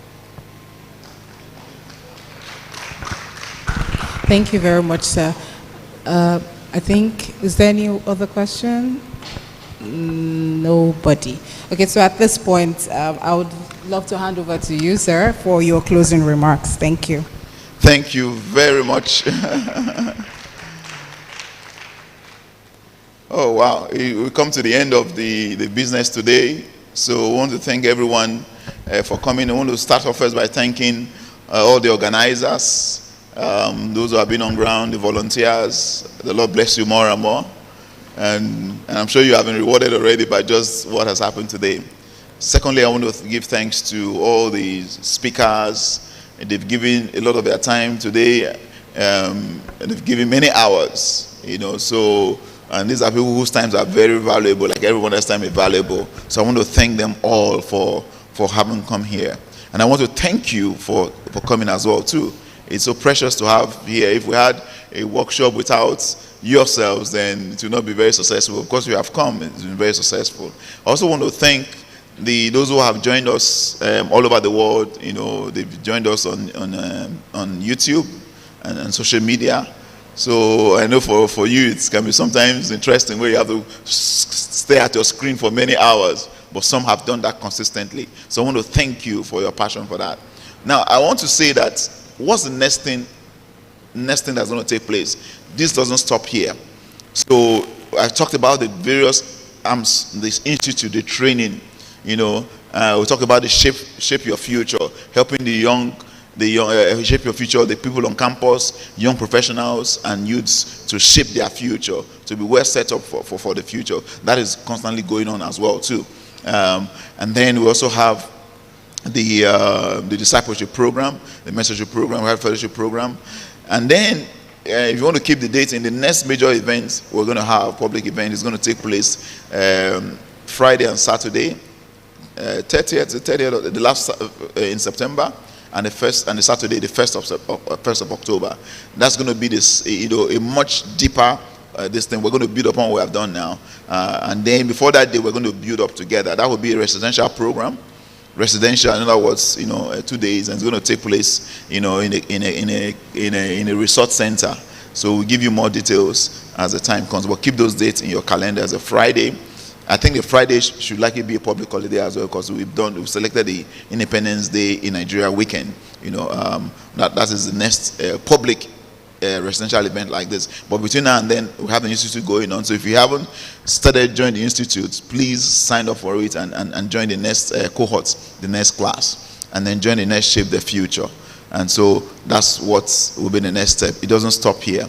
And then I also want to encourage you to take responsibility in place of governance. To choose one area that excites you concerning governments. One area that you will love to, one sector that you would love to see change and transformed, and how you want to work with others who are interested in that sector, to work that space. So I'm going to see, just by show of hands, how many are interested in the educational sector, to what educational sector could look like in Nigeria in year 2030, in Nigeria. How many are interested in the education sector? How many of those hands? So I can see those hands. So volunteers, please. You have to give everybody a slip so we can do that. How many are interested in health sector?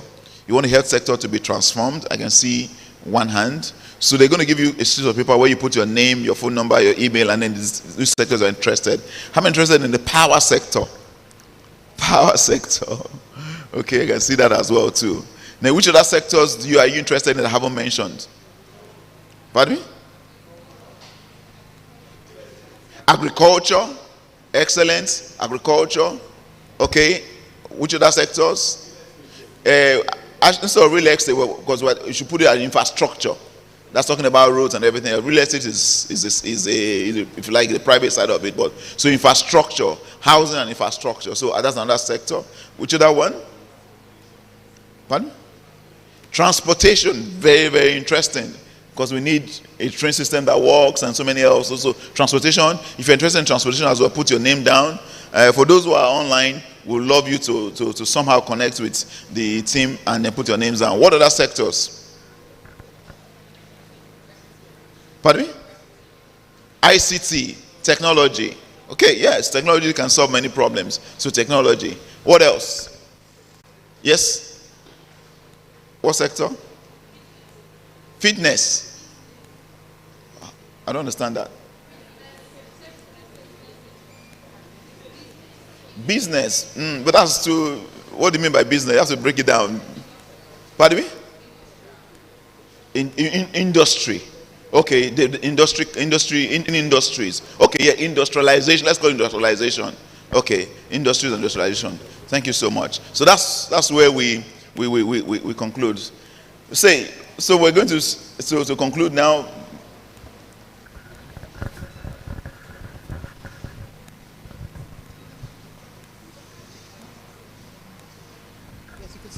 Okay. So I know Nigerians are very godly people. So that's why you started this workshop. We started this work with a prayer. So now we're going to also close with a prayer as well too. So if you don't mind, you just bow your heads. We just bow our heads. Father, Lord, we thank you because we started this program with you. We invited you to come and take control. And indeed, we are concluding now with a great joy that it has been very successful. We thank you because the desire that we all have is that Nigeria will be a much better place. So we pray together, let there be light over Nigeria. Can we say that together? Let there be light. In every place where there seems to be some darkness or obscurity, let there be light. In security, let there be light. In power, let there be light. In education, let there be light. In agriculture, let there be light. In healthcare, let there be light. In transportation, let there be light. And so we pray. And we choose to be part of the light brigade to bring this to pass. Thank you again for all the planners, all the team that have done this together. We thank God for everyone that has provided. Lord, bless them all in Jesus' name. Last thing I want to say before I hand over to the group of thanks is that we're also looking for those who will support this program financially, sponsors. So if you know anyone or you yourself, you want to support this whole song movement financially in some other way, please let us know. Let the organizers know. You can fund it, you can support it, you can bring other people as well. I also want to appreciate all those who have funded this program. And I can see, I think see one or two in here, those who are connected towards it. The Lord bless you more and more. And we look forward to more also. Thank you so much. Thank you very much. Please let's put our hands together. Please let's put our hands together. I know we are tired, but just this is the last clapping. Okay. Thank you very much, everyone who came. Thank you. This, of course, has been put together by Song.africa, and I'm certain that we all got something, at least one thing, if not so many, but at least one. And on this note, I'd love to say that we have refreshments at the back. So just make your way to the back, get your refreshments. If you have questions for Ayo, she's still around. If you need to know anything, she's still around. Please see her. And if you want to sign up, you can meet with for the mentoring sessions and all of that. You could meet with the ushers behind. So thank you all very much for coming. This has been a wonderful event. My name is Omoye. Do have a lovely evening. Thank you.